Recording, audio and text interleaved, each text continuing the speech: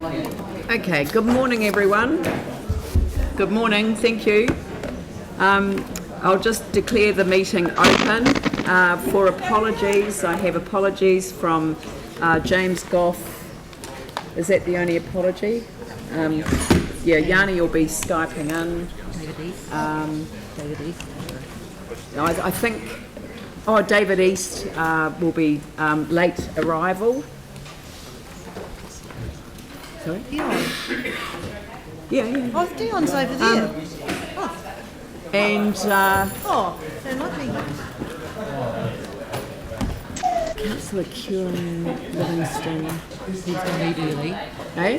He's an early departure. Yeah, Councillor Kieran for early departure. I think we'll just accept Deputy Mayor Turner for late arrival. Okay, so I'll put those. Someone move those apologies.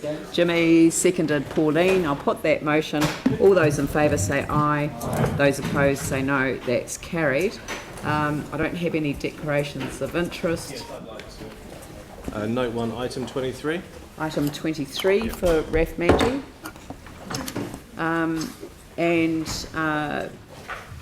And now we'll move to supplementaries. So would someone like to move the supplementaries? Tim Scandrett, seconded Glenn Livingston. I'll put that motion. All those in favour say aye. Those opposed say no. That's carried. No. Just have my vote recorded. Yeah, I've said that the Yanni will attend by, I said Skype, but video conference. Has he arrived yet? He is, yeah. And He he's is. just voted against that item. Oh, okay. Did I hear that? I did. Okay. Can you hear me? Or? Yeah, no, I can hear you now. Thank you. Thank you.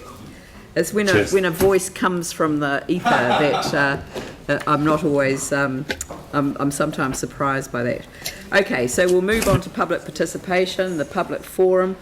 We have a presentation from Tim Loftus and Mike Pekaski on the SALT model, which I understand is the district that is bordered by St Asaph, Litchfield and Chewham. It's an excellent name for this part of our city.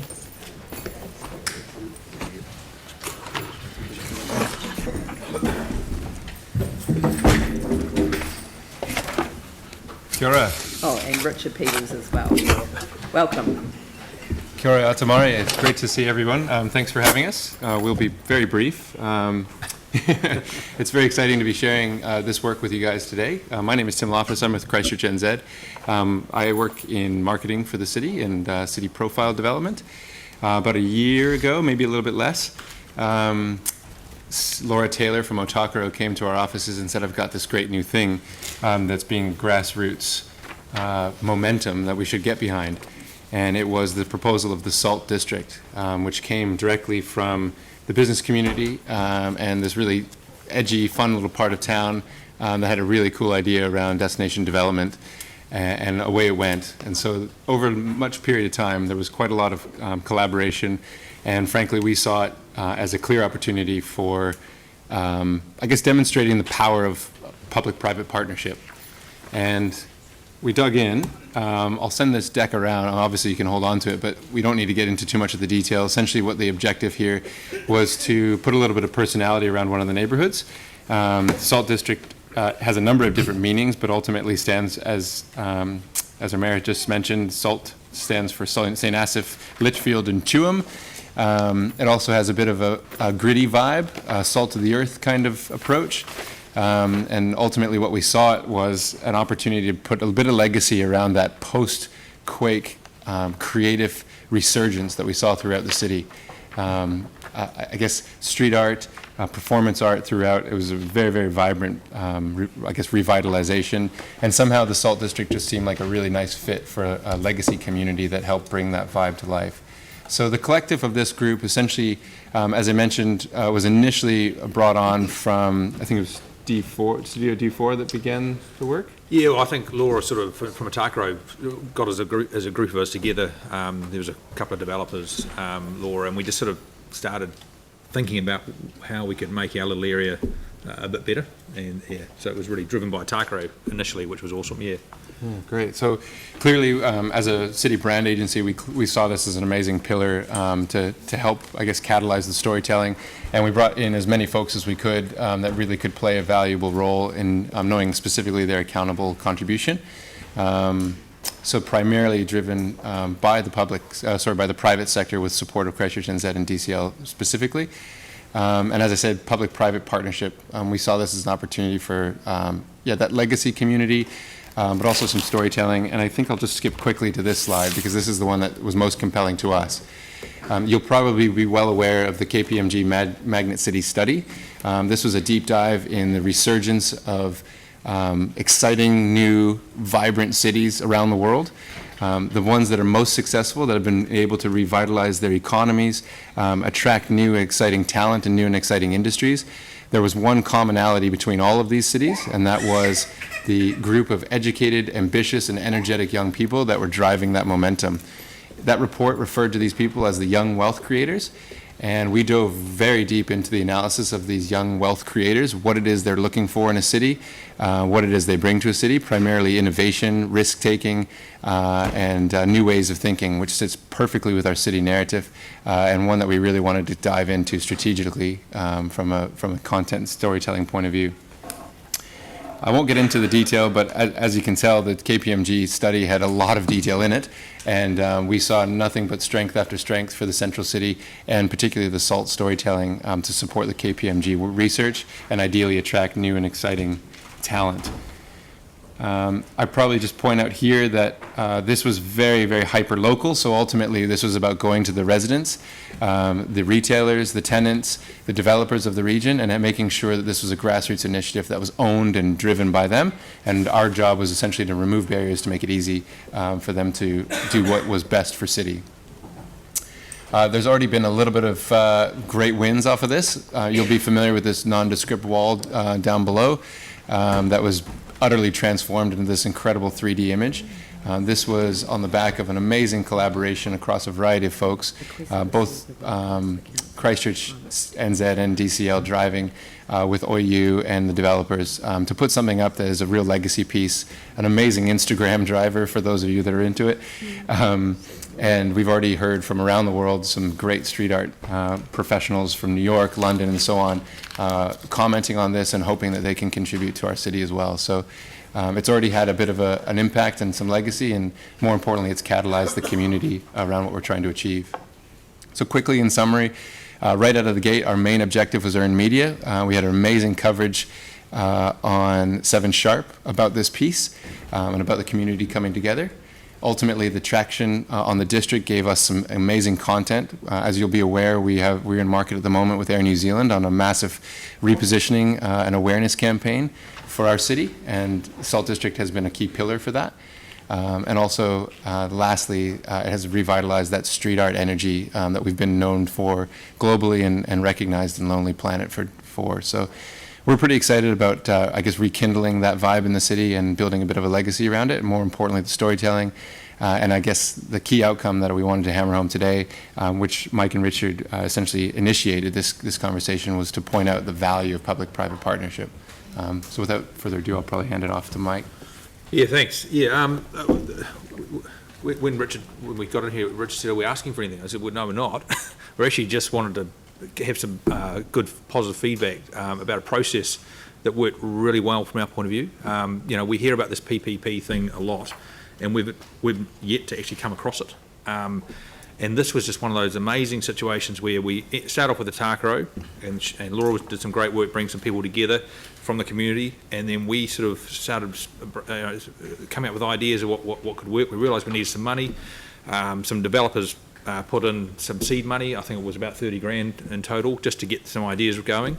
Then I had a separate conversation with Stephen from DCL, and he was talking about some stuff that they'd been sort of tasked with, which was getting some winter activation done with some projectors and bits and pieces. So we sort of cobbled that together with it, and then went to Christchurch NZ, and they just amplified this idea and just got it immediately. Tim was awesome. He just got it immediately, said, "Right, what do we do? How do we help you?" And it was just so refreshing to actually have someone from an organisation that's attached to the council helping us in such an amazing way that just got us So surprised. from 0 to to 100 miles an hour in no time. It was like in about a week. We went, "Whoa, this is amazing," and I just want to sort of just tell you guys how great this process can be. Yeah.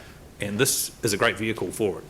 And from our point of view, I couldn't sort of sing their praises more.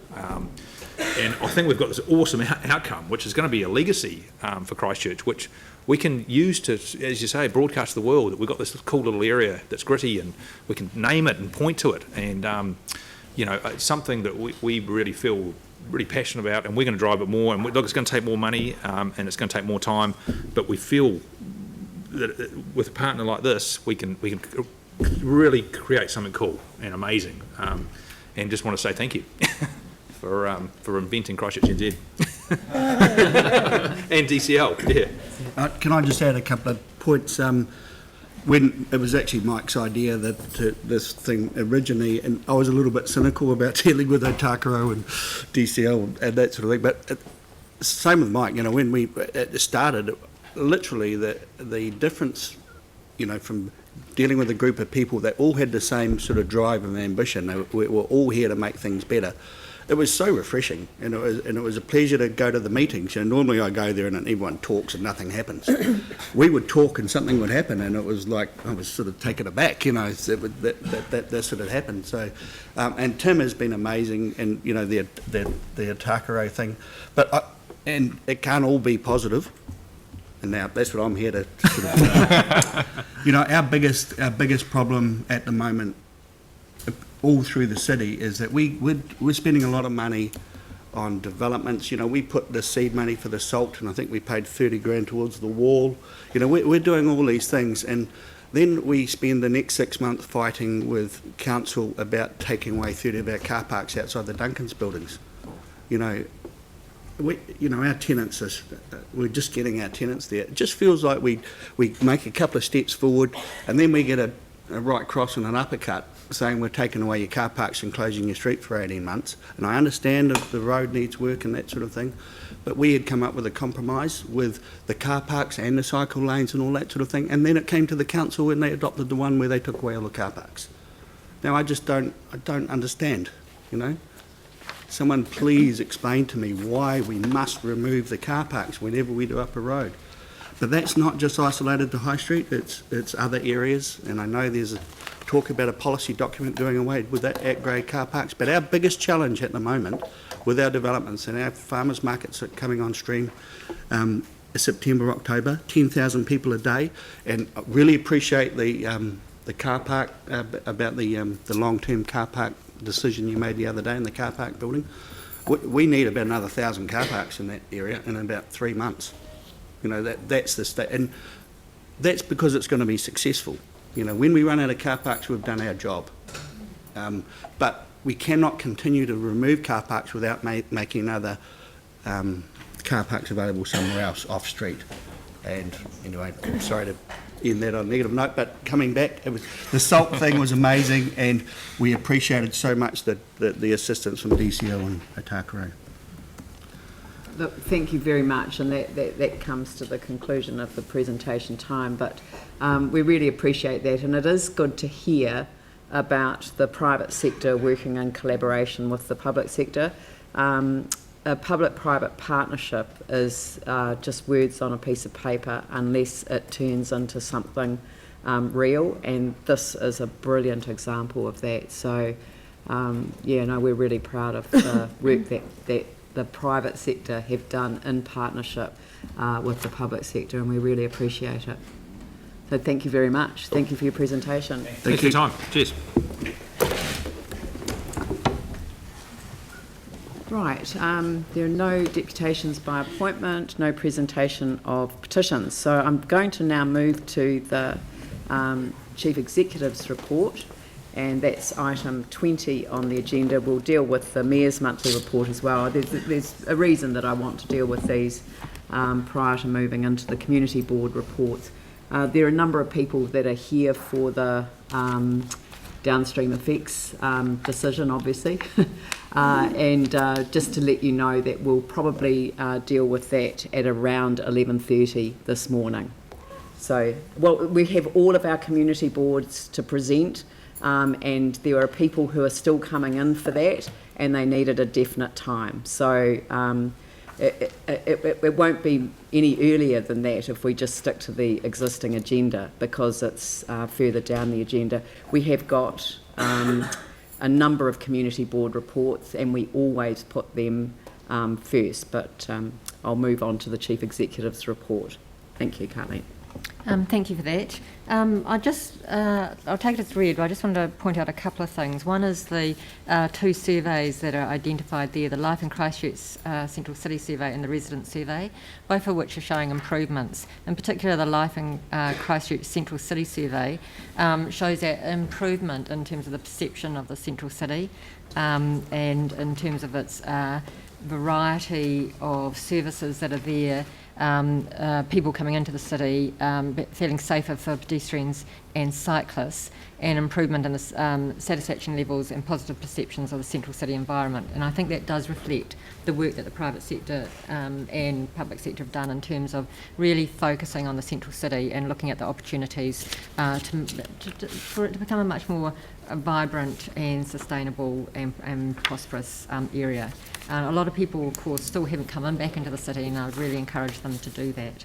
And parallel to that is the improvement in the resident survey, where virtually everything's gone up, save for the satisfaction with water, and that's really around the issues around chlorination when you look at the verbatim comments. So I'm just pleased to be able to say that things continue to improve, somewhat slower than we might like, but actually continue in the right direction. Thank you. Do you want to refer to that? Oh yes, and so just from the discussions, want to just add in a resolution a request that the Chief Executive provide advice to the Council as to the requirements for technology enhancements for the remaining community boardrooms by the end of September 2019. That's in terms of people being able to hear the conversations within the community board areas. Thank you. Right, so are there any questions? Yes, I had a question. Yes, Yanni? Thank you. I did raise concern about the New Brighton boardroom enhancements, and I just want to understand why we have to wait until September, given that the prioritisation has already occurred by the governance teams, as I understand it, and we're currently in the middle of a budget process. So can we hear back sooner than September so that we can have oversight? Because I'm really confused. Previously, when we've asked for microphones, we've been told it needs to be a formal council decision through the annual plan, and yet we've got 100k being spent on one boardroom while the others are waiting. We can say by December 2019. There is a bit of work to do to understand, because each of the rooms are different and the technology requirements are different, to make it work, how we might manage that. By September, not by the... Sorry, can I just check? If that's the case, then how the staff have prioritised New Brighton ahead of Lynwood or other boardrooms? I if the believe work that, hasn't been done. I believe that is in relation to the fact that there are some acoustic issues for one of our council members, as is the case here in council, which is why, we prioritise the council chamber for both the council member and for the community, obviously, to be able to hear. And both considerations were taken into account, I think, in terms of prioritising that particular ward. It was seen as urgent because you've got to be able to participate in the meetings as a community board member. So that was why... We have the same issues at the service centre, and they have not been addressed for 20 years. Yanni, that's accepted. We're requesting now a formal report for the balance of the requirements for technology enhancements.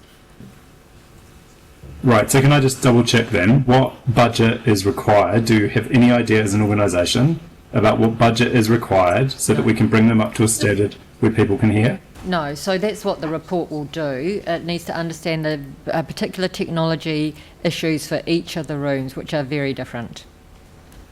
and then to cost that out. And then that will be Right, and no money your will be spent decision. in the meantime on other boardrooms. No. John, would you like to add to that? Thank you, Leanne. The part of the prioritisation process has been to align with other building developments in boardrooms, such as Fendleton or Papanui. The Banks Peninsula facilities were prioritised because there was a need to install SCAPE facilities because of remote access. There is a process underway upgrading Fendleton, so it would be wrong to say that there would be no component of any enhancement that was not going to happen over the next few months. Certainly, no new projects will be entered into until that report has been presented, but there are residual projects going on at the moment which we would not want to stop. Yeah, I think we can acknowledge that Quick, we can acknowledge, Yanni, that your community board has raised this as an issue for a long time. Yeah, Sarah. 20 years, Sorry. we just need microphones.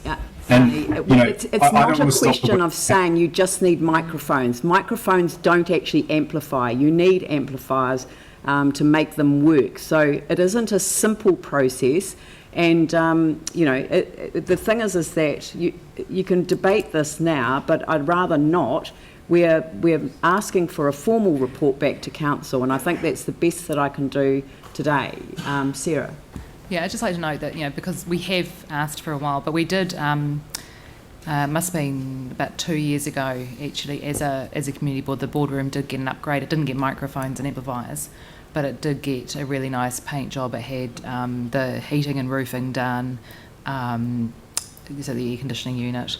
It had old bifold doors and things removed and was done up. It just didn't get microphones, so there has been some work. Yeah, it needs amplification, there's no question about that. Vicky. I wanted to raise an issue, Carleen, and I just have to say how much I enjoy reading this report. It's really, really good, and the format is stunning. But I want to raise an issue that's not on here, and not because it should, but I would love it to be on a future one. And You can have whatever You're going to agree to whatever. Just say yes. and that's the issue of the council's shared equity scheme, which is supposed to go live on July the 1st, and just exactly where it's at, because it tends to sit in a subcommittee that doesn't get publicly reported, and just to an update on the $6 million scheme, because it's been a very, very long time. Yeah, so it is a major scheme, important for the city, so it's be worth updating. Absolutely fine with that. Yeah. Sorry, Tim. No, Phil. On the shared equity scheme, so is the potential though for Christchurch to be able to have clearer discussions with central government to make sure, in fact, as does finally proceed? We've got the money from central government. Yeah. Yeah. Exactly. So it's getting them to proceed. That we want. But it's not the central government. It's us. Okay. So, It's the management. Thank you. So, Mike, I've got a question, Carleen, around the resident survey. So, just particularly in the area of parking, it seems from your report that it was really about the usefulness or how easy getting into parks on some of our streets was more of a concern than say any lack of parking. Is that because there's no reference to a shortage of parking? Yeah, my recollection was that it wasn't about the access to parking. It was more about some of the issues around safety and feelings around buildings and so forth. And the cost was in the verbatim comments. People also comment around the cost. Thank you. So there wasn't like a strong concern about a lack of parking per se? Not from my recollection, and I read all the verbatim comments around that. Thanks, Carleen. Anne? It's more of a comment, actually. Just given the stunning architecture that we've got in our city, is there an opportunity for, as a question as well, Christchurch NZ to perhaps develop some kind of profile of our architecture in a tour, or to really, I guess, promote the city and what we're doing here and the amazing things that are happening. I think we could do something in that space. It sounds like a useful thing to do as a architectural destination. Yes, absolutely. And then celebrate that. Yes, yes. All right, any other questions? Jimmy? First one regarding to the new community facility. I am not sure what's the criteria you just highlight, the Lynwood, the poor complex and the new St. Albans Community Center. For instance, like Southwest, those Yes, so these multifunction these are facility highlighted. lying here. Sorry. So what's the criteria? Apologies. So these are only highlighted because they've reached some milestones. Yes. So the agreement around the concept design and agreement around the final design for St Albans Community Centre. So when that happens for Southwest, then that will be commented on. Although I think there is in here comment around that the community board has moved towards changing the reserve status of Kyle Park. Okay.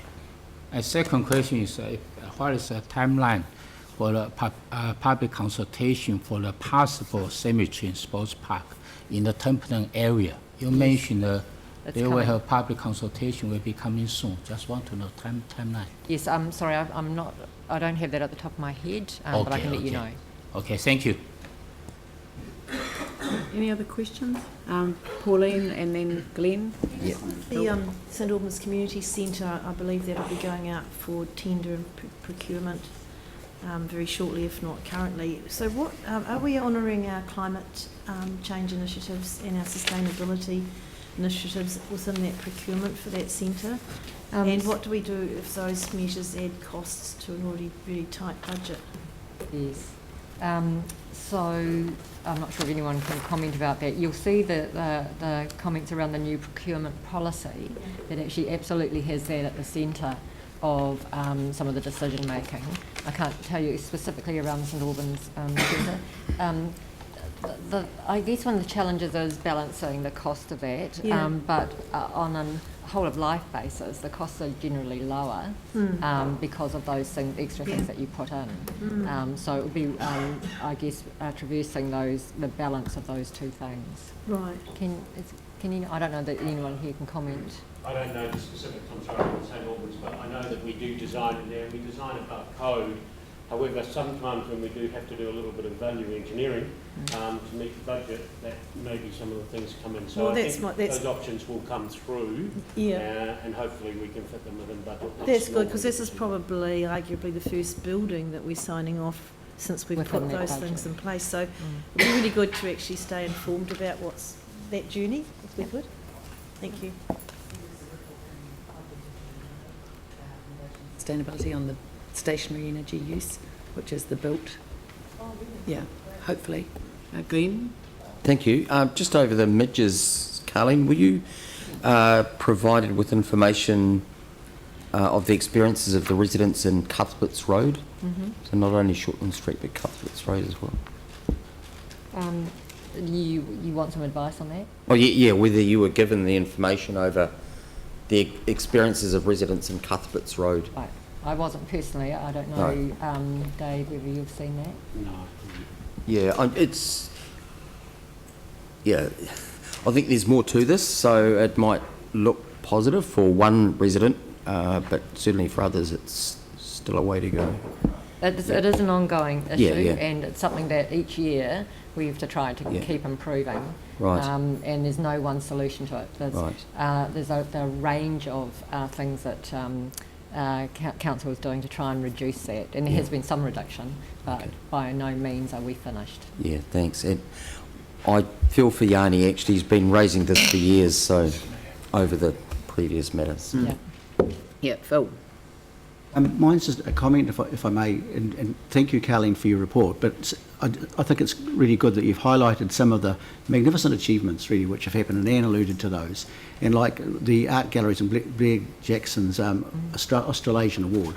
It's just fantastic. So, and they are on Newsline, but it's great that you have reported them all here, as well as Alistair Pearson's team, and the heritage buildings, which have also won awards. So thank you for highlighting those for all of us.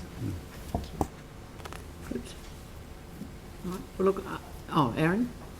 Just quickly, I didn't want to speak on any just one thing. I realise this is actually the last report that you'll do. Are you going to say something? I was just going to move the resolution, but add one.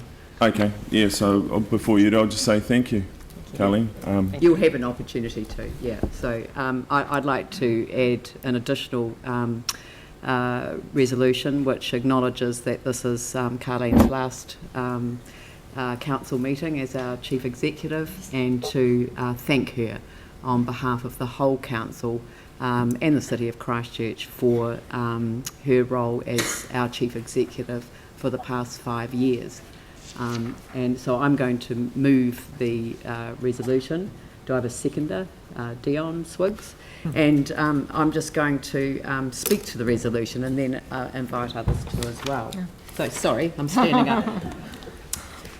So 5 years ago, Carleen Edwards took on the most difficult and complex role in local government in New Zealand. There is no question about that. The challenges have been absolutely enormous. In that time, you've seen us through the settlement of one of New Zealand's largest insurance settlements in the country, and the reinstatement of our building consent authority status, which we'd lost a year before you had arrived. Your kindness to individuals will always be remembered here. People have spoken to me about the care and attention that you've taken in putting into relationships and always being available to staff. So that is very much appreciated from a governance perspective, because it is something that is always needed, and it's sometimes not easy to do. I remember you going around every section of the council's vast network and getting to know all of the crews on the ground when you first arrived. And I saw you in hard hats and high-vis vests and safety boots, just getting to know the intricacies of the organisation, which is vast. And I don't know that sometimes people realise just how significant a role the Chief Executives is, and in terms of how the council touches our lives in every respect. From the minute we sort of get out of bed in the morning, we have a shower to start the day, we turn on the tap to fill the jug, we walk on the footpaths or ride or drive on the roads, we walk in one of the parks or through the gardens, we clear the gutters and taking away the rubbish, to visiting the library or going to the concert at the town hall, going to sports grounds or going for a swim, and even visiting a loved one in a cemetery. There's just almost no part of our lives that don't in some way interact with the work of a city council. So I wanted to acknowledge that. I think the challenges that have been thrown at you would have daunted a lesser person. I know there have been issues, but all we can do is learn from them and make sure we always do better in the future. And I read your comments in the paper about the chlorine decision being the low point in your time here. There is actually no one around this table that wouldn't feel exactly the same way. And it must have been the hardest piece of advice the organisation has ever had to give. But as you know, none of us had any choice because we would have been ordered to otherwise. And then I think as you leave, you can actually see that there is an end in sight. Which is by no small means down to your decision to put in place a water safety improvement program to lift the organisation's eyes out of the silos and create a holistic approach that prioritises the wellheads and now looks forward today to what is required beyond the wellheads. So that is in no small measure to you, Carleen, and the decision that you took as our Chief Executive. You can leave assured that we will return to pure, clear, unadulterated water. It is our intention to keep it that way. As you say, it is very much a part of our identity and who we are as a city. We all wish you well for the future, and we thank you for your service to the Christchurch City Council. Thank you.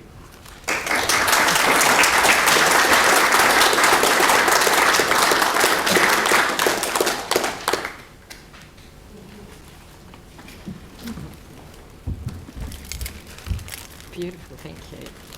Thank you very much. I don't know if you want to say anything.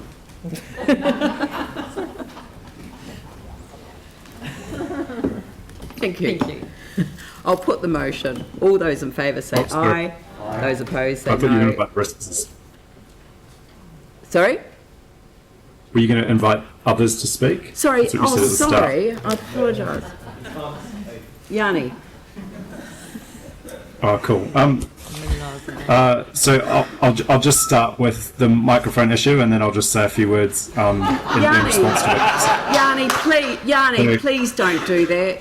Please, can we deal with this at the next meeting, please? Just speak to the final point of the resolution, please. Well, okay, but there is another resolution on the thing, Yes, and it is my right to speak. I understand that. That's fine. Can I just really wanted to just acknowledge the effort that Colleen has put in as Chief Executive. You know, it's really interesting that Christchurch is regarded, is known for earthquakes, and especially me being overseas at the moment, people do relate to that. But to have to go through the earthquakes, the flooding, the fire, the terror attacks, that's just the most extraordinary set of circumstances a city has faced, I think, certainly just about anywhere in the world over such a short period of time. And so I can't imagine the stress and the huge difficulty to deal with those very complex, serious and significant things that have happened to us. So really, Colleen, I just wanted to extend a huge thank you and debt of gratitude for the extraordinary work that you've put in as our Chief Executive and what have been incredibly extraordinary times for our city. Thank you very much. Sorry, Aaron. Yeah, I'll say thank you as well, Carleen. There's probably not a person in the city that hasn't complained since the quakes about something. Even yourself, I'm sure you drive to work some days having a mumble under your breath. And essentially, you're in charge of the second largest organisation in the South Island, and not a role that many people would want to pick up. They might think they would for 5 minutes and then do a reality check and not. And for me, the reality check was 100 days after February 22nd, when Mayor Ed Lee had invited our council to join them in San Francisco to talk about how you recover and move forward from a disaster. And they brought in a number of speakers from all over their country. We were quite surprised at the effort they'd put in, and it was because their city was so destroyed in 1906, and they got a lot of help, so they always offered to help every other city that went through something similar. And the one lesson that I learnt that I completely didn't agree with at the time, because I come from a different place, Christchurch, New Zealand, and that was that they said 5 years after New Orleans and every other disaster pretty much in the world, no one's left. All the CEOs change, all the heads of departments change, most of the elected officials change, the mayors are gone, the MPs get tuned out, all of this change. And I thought, yeah, maybe in your country, but not in mine. I was dumbfounded. I thought that would never happen in New Zealand. And of course it did.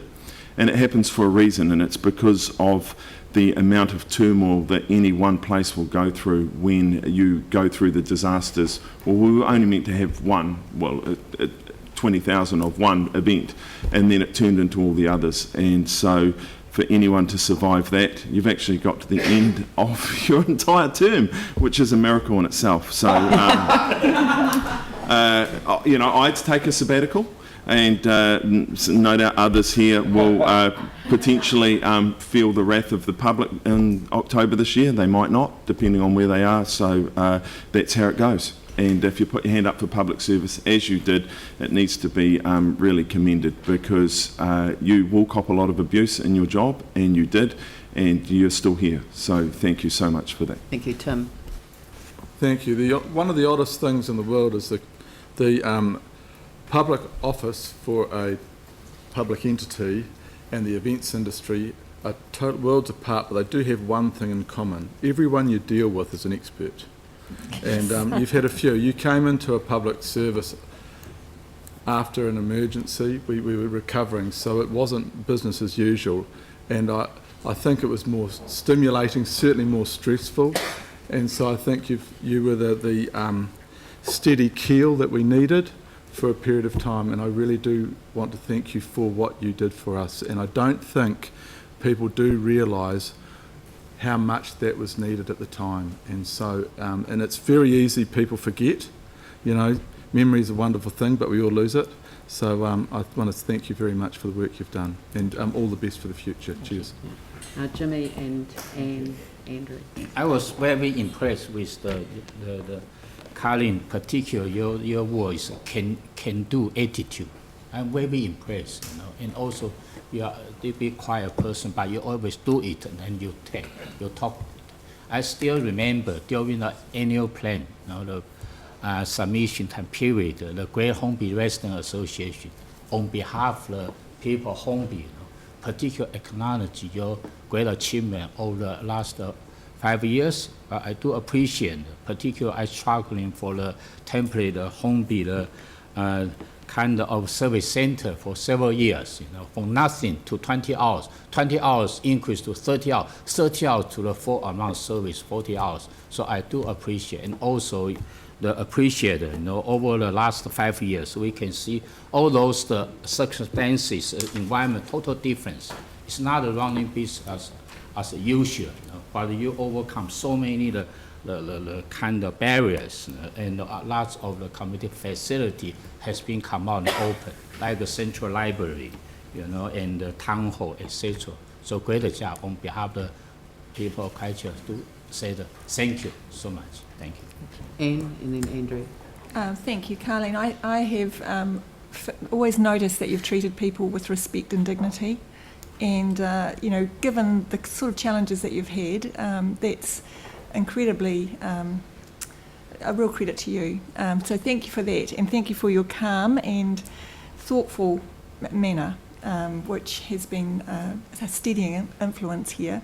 And I think the work that you've done post our water situation has been astonishing in terms of the way you've brought the organisation along, and I think it's going to be held up as a national leader in the national situation with water. So really appreciate all you've done, and thank you very much, and all the best.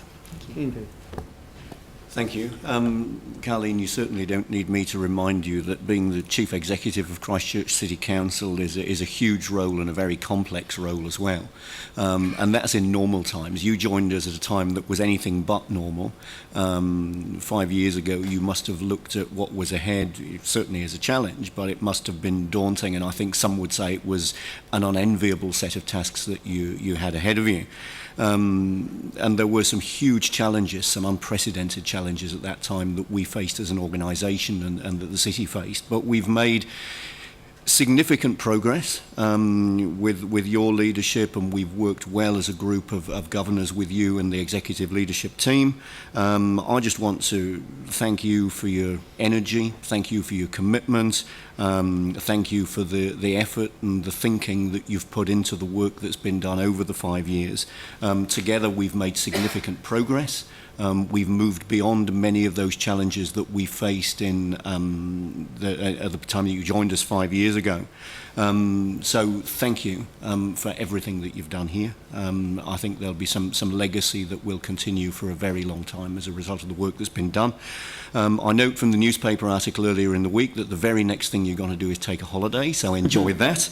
And all the best with whatever you might end up doing in the future. But thanks very much indeed for everything you've done here. Thank you. Can I just? Oh yes. Can I just make I'll a let point? you Is that close. all right? Oh. Colleen, I'll be incredibly brief, but I just want to thank you for your amazing calmness, actually. I don't know how you stay that calm, but especially as I know that you don't drink coffee. Or maybe that's the secret to it, I don't know. There could be something in there. But just also your lovely wry humour during moments when it's really, really important to keep that humour.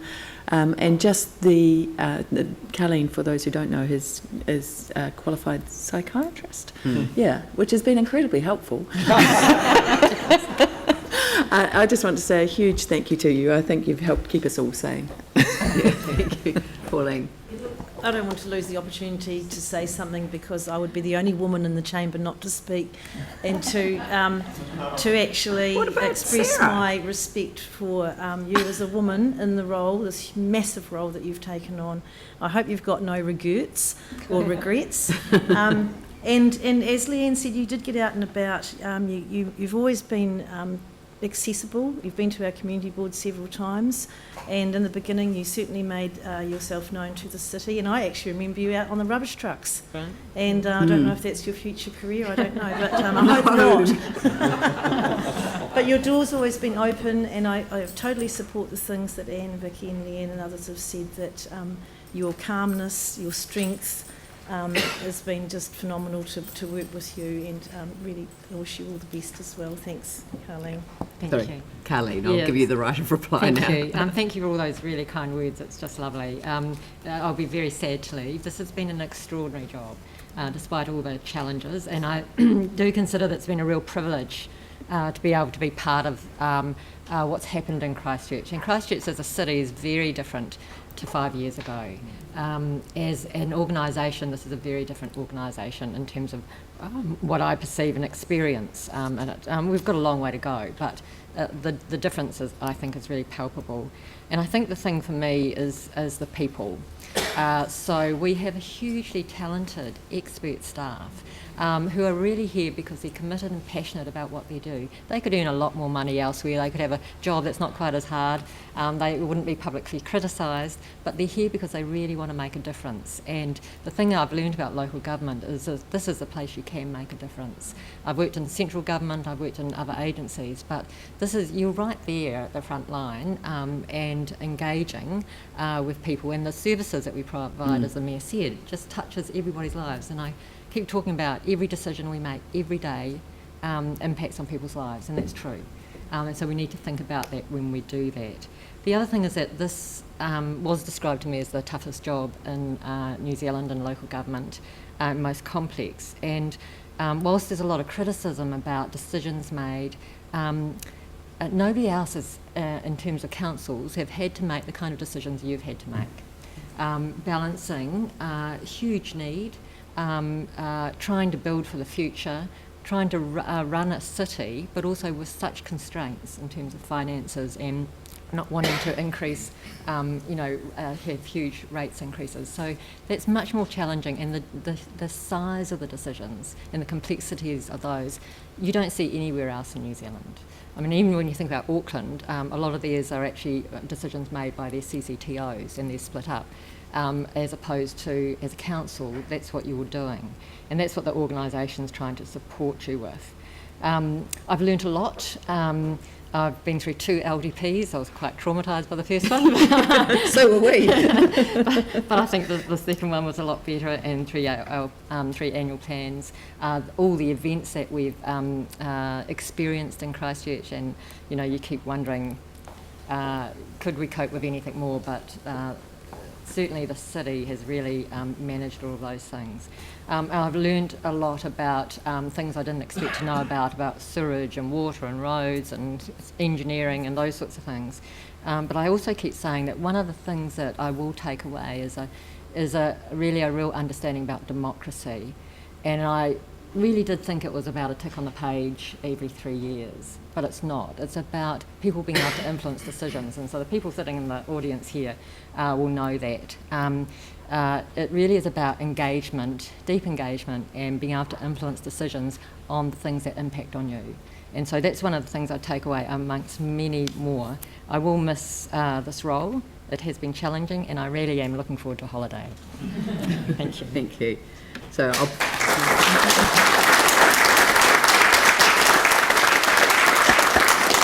I think I'll just declare the motion carried by acclamation. Thank you. And would someone just move and second the receipt of my report? Andrew, Dion, I'll put that motion. All those in favour say aye. Those opposed say no. That's carried. Oh, that's me off the hook. Right, Waikura Lynwood Central Heathcote Community Board.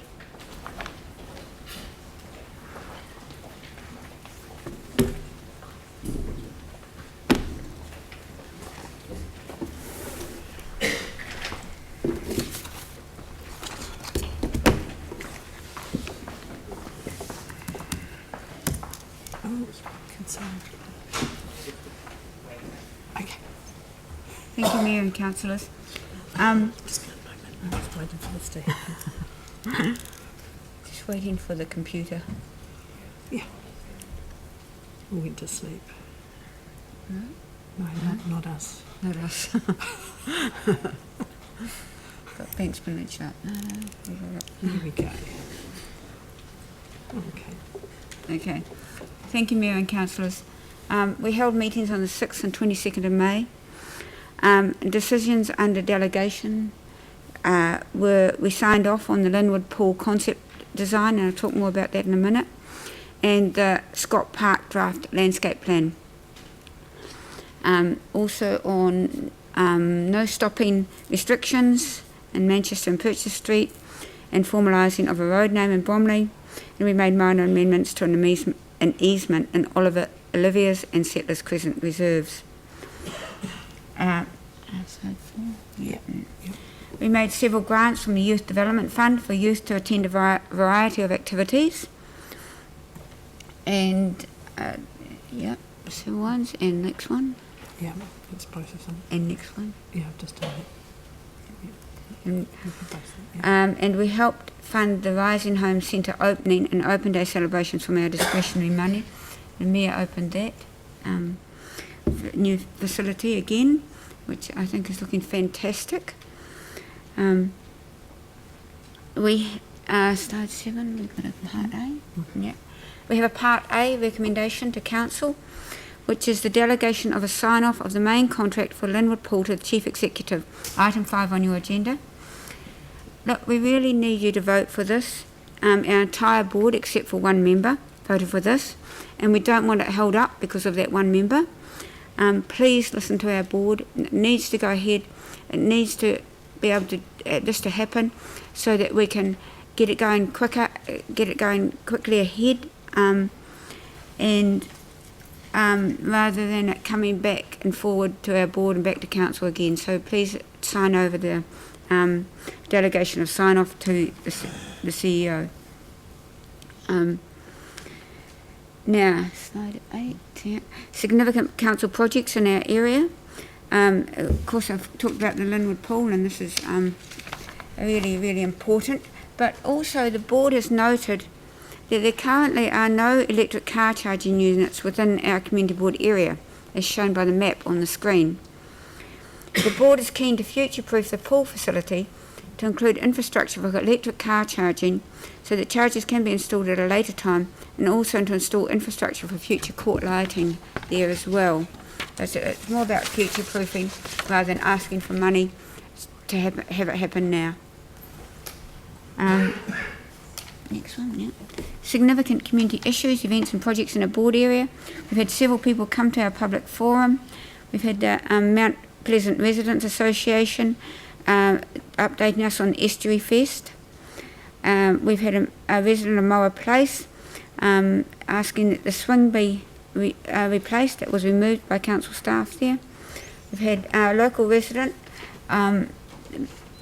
spoke to us about the possibility of a bus passenger lounge being situated at Eastgate Shopping Mall. Given that this is a hub there and they all stand on the outside of the road, not like in Riccarton or in other places.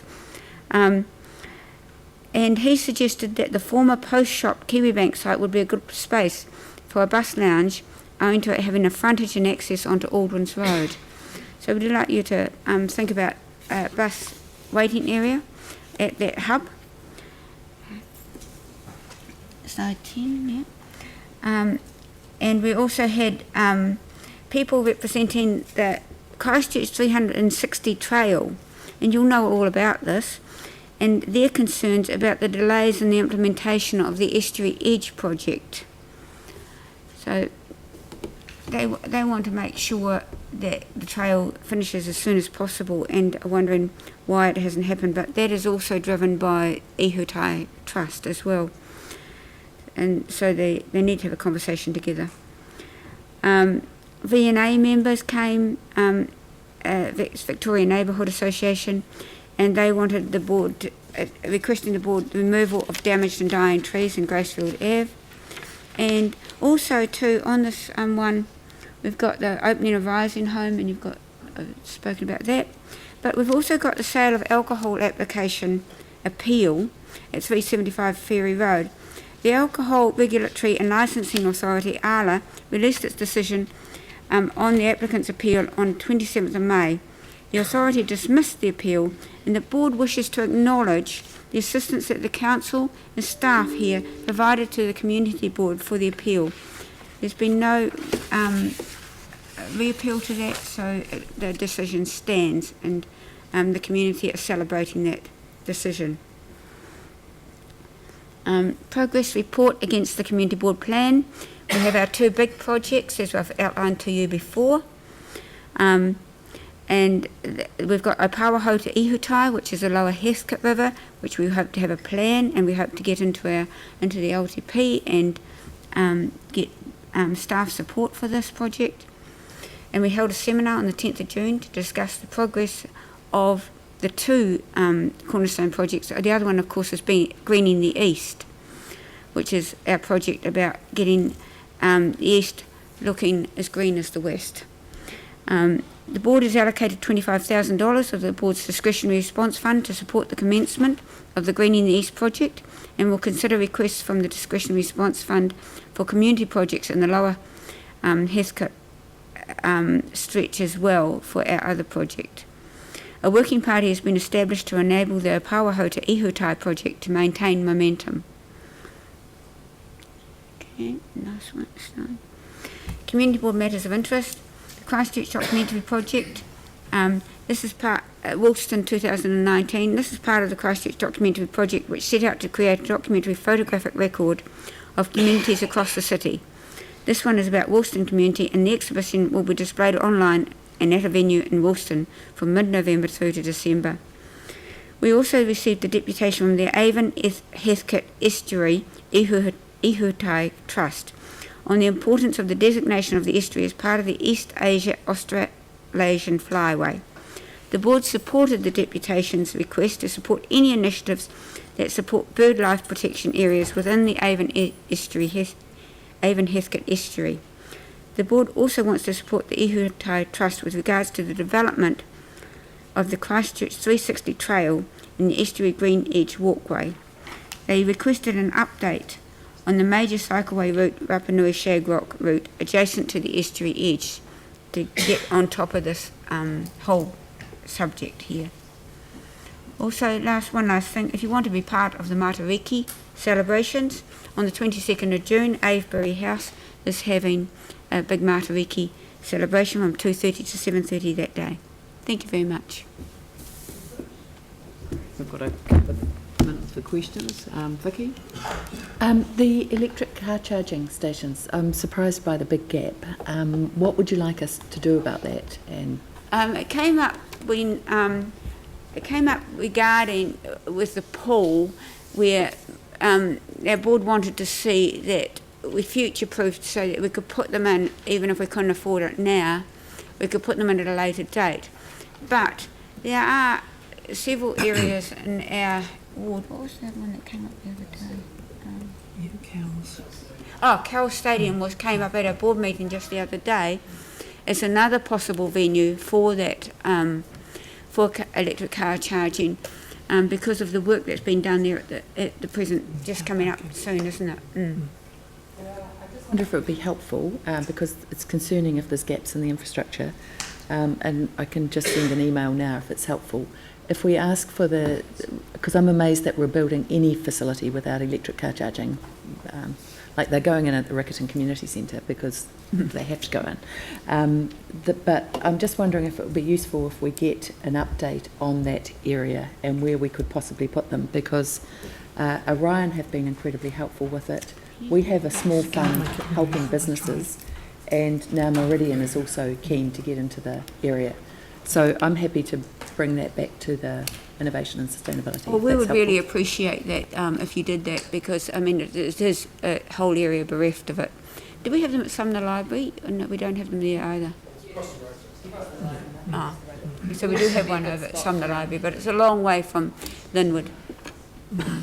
So it'd be also a really good spot maybe for some Yugo share, because it's right opposite the council space as well. Yeah. Good, okay. So would someone like to move that? Moved by Dion, second by Sarah. I'll put that motion. All those in favour say aye. Aye. Yep. I just wanted to acknowledge Sally actually and just say thank you for the work that you've been doing, and especially given the situation.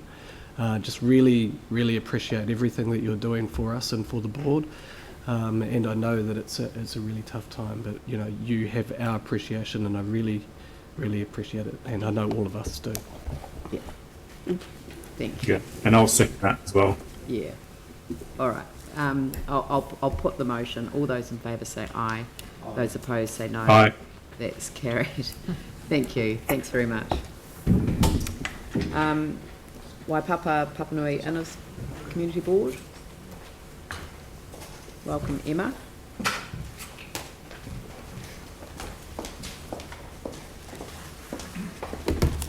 Good morning.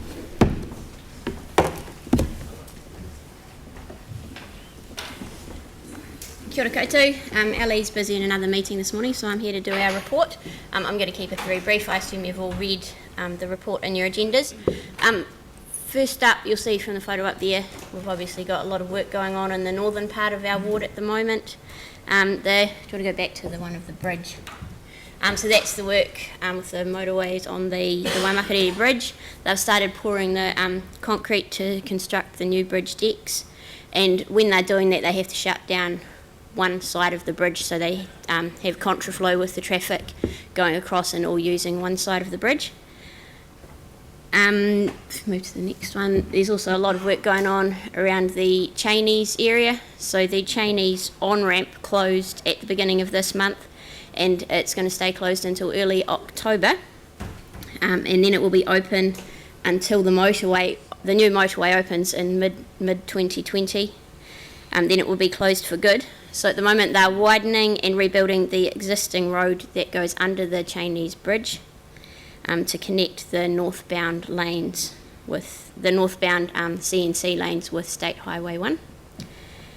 Seems a bit ironic to be talking about that considering what we've got coming up in our Part A, but there's an update for you.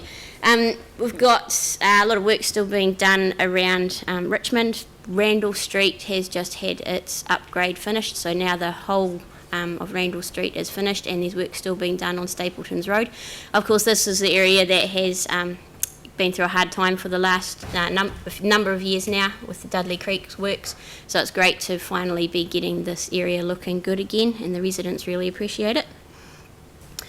It seems like a long time ago now, but this is a report on our May meetings when we had our reports on Anzac Day. So Ali laid a wreath at the Papanui service and I laid a wreath at the Belfast service. They were both very well attended.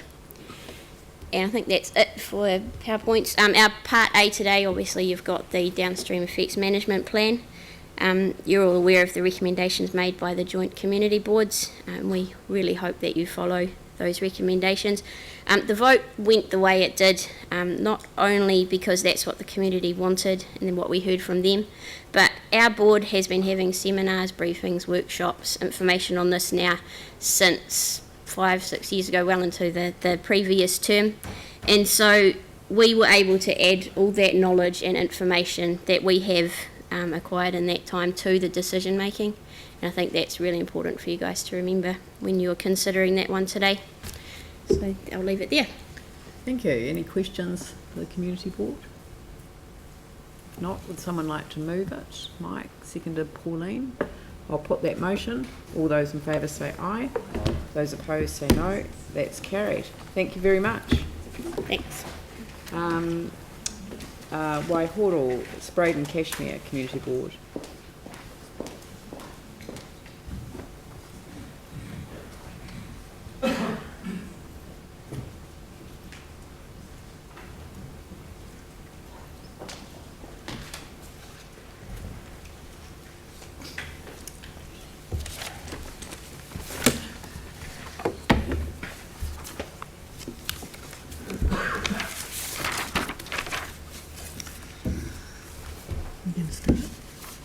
Kia ora tātou. Hello everybody. That's you. Oh, right. Right, mother of all cleanups that happened along the Pauhau Heathcote River was a big event. It's probably been reported on before, but we always, our board, it hasn't all been. No. Yeah, it should be reported on by all the boards that this goes through, the Heathcote River. But, you know, there's a huge effort into that every year. And, of course, Helene Mountainer from our board was instrumental in setting up this, as well as the river network. And thanks to City Care as well for collecting all the rubbish that gets brought in. It's tonnes and tonnes worth each time. And we have a Part A. We have two Part A's, the 40k an hour variable speed zone extension down Hoonhay Road. And as I have mentioned before, we are proposing, the board has had another thought about closing the loop on the 40k an hour, and behind these two schools that are involved in the Part A, and talking about Maryhill Road. And so while we're going to be putting this in the Part A, we'd like the council to understand that we may be closing the loop and asking for a 40k extension on another road as well. And the second one is for the lease on the sign of the Tākei at long last.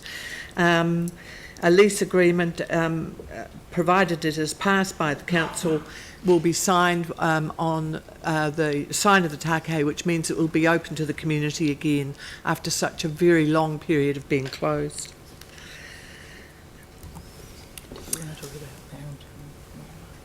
And lastly, not in the pictures, but also we'd like to address the issue of Barrington Mall. Residents came to us many years ago proposing that the right-hand turn out of Barrington onto Barrington Street be abolished and that it be left-hand turn only. We have at long last got agreement with Barrington Mall and the shops within, but we are still waiting now for a resource consent. It looks as though the delay is going to go beyond June and July, which was expected, and we have to say that the community residents and the Spraden Neighbourhood Network specifically will become quite agitated if we don't get that resource consent through soon. And this is just a classic story led by Phil Clearwater, who, in response to residents who were shaded by these poplar trees, who have outgrown their lifespan anyway, came and saw Phil, and Phil talked to the board about this on several occasions, and thanks to staff who have been very cooperative and kind and thoughtful about this, those poplar trees will be coming down, and they are probably not, in terms of trees, a major loss to the community, and they will restore sunshine to the people who live in the retirement village. Yes. Yeah, so we had our Edible Garden Awards, and I think this was the second year that we had these, and we had a lot of prizes to give out to all the recipients. And what was great about this year, we didn't get everyone coming back, because I don't know about Edible Garden Awards elsewhere, but a lot of people are very shy about putting their name forward to say that they've got a great garden, and that's, you know, I probably didn't do enough to encourage them myself this year, but we got a lot more younger people coming this time, and that was really great to see. We get a greater range of ages and cultures and things coming to this, rather than the Garden Pride, which are quite a different kettle of fish. So we all had a really great time and really enjoyed it.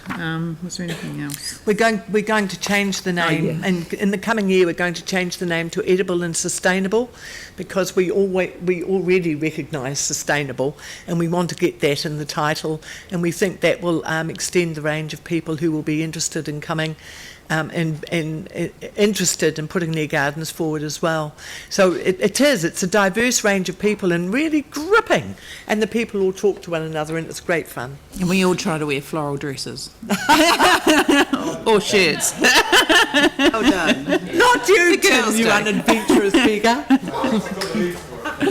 You have got the lead thanks for it. What a skite.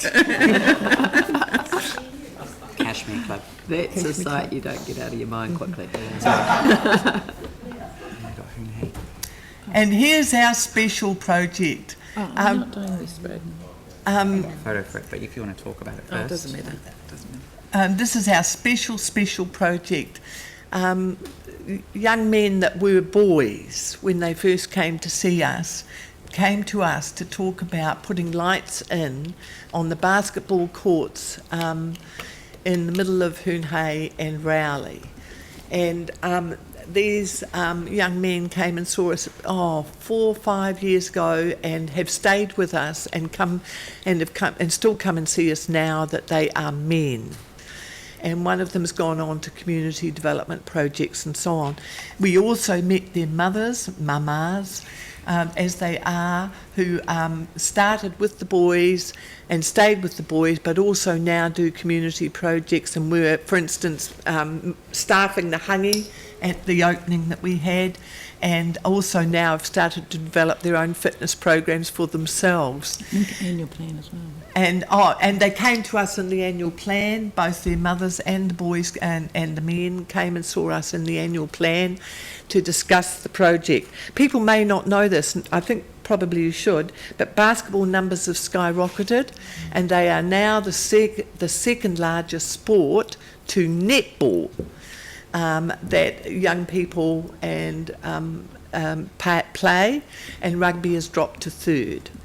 And it is a sport that encompasses all ages. When you go down to the courts, the older boys and the men are looking after the young children. And the girls are not playing at the older level very much, but at the younger level, there's girls and boys playing on the courts. Unlike other areas where the lights are often objected to, in this community, the community supported the lights going in and said, A, it made them feel safer in their own houses, but B, they enjoyed looking at the people playing on the courts, in the courts, etc. Because of the energy of Emma Pavey, our staff member, we got seats, we got barbecue, we got painting on the courts, we got and they painted, originally they were going to paint them red, and Emma was in there like boots and all, wanting the exact colour.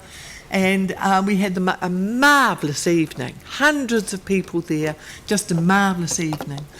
And we've got a video. So hopefully we've got 4 minutes left. I don't know, we don't have 4 minutes left, so... no, don't cut the video off, Elaine. Don't cut the video off. We might have to run it a little bit. You turn the volume up, Roy Sarah. brought them along and thought that they would be really good for set up and pack down. Hey, my name's Fatia Sangi Bailey. My name's Kala. Kia ora. My name's Jalanda. My name's Crusader Lali. My name is Christian Siavia. My name is Antonio Miracle Nu. My name is Michael Pule. My name is Emma Pavey. I'm Community Recreation Advisor for Christchurch City Council, and my role in this project has been the driver of the journey. The skate jams were not what they were interested in, and all of the children locally played basketball. So part of the agreement of running the basketball competition, because it was what they wanted, was they would need to do the planning and work out what that looked like. My name is Greg Spence, part of the Crossover Trust, focus in on the Origin Sport program. Probably my hands-on involvement mainly comes from the Hornby Hoops. The first one was in 2016, but the manpower largely came from half a dozen local boys. Hello, my name is Michael. His name is Christian. It was such a success that it took place in 2017 as well, and then the initiative was copied at Hornby.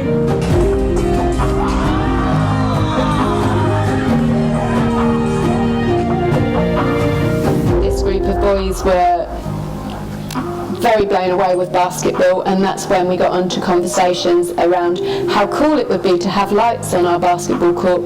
We encouraged them, that's Sol and I encouraged them, to come along to one of the board meetings and tell them what your plans are.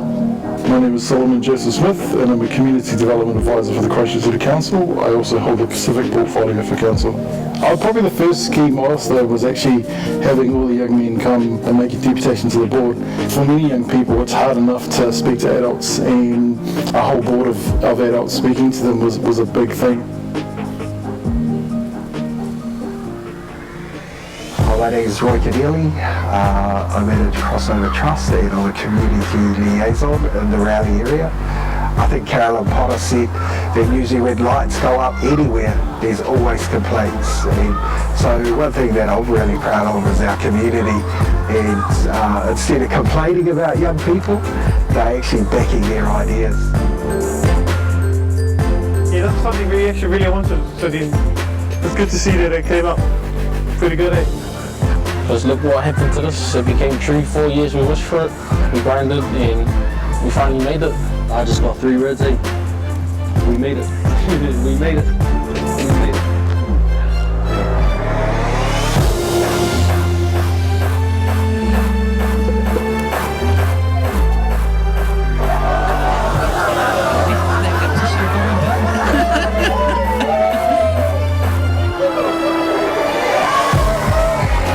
Chief from the Australian Youth Community Trust. It's amazing to have a place like this, a hub. My house is just down the road and I can see the platform there and seeing it lit up and seeing young people have a safe place where people can come hang out. In 2015, when I first was introduced to these group of boys, they've taken me for the past 4 years on the most...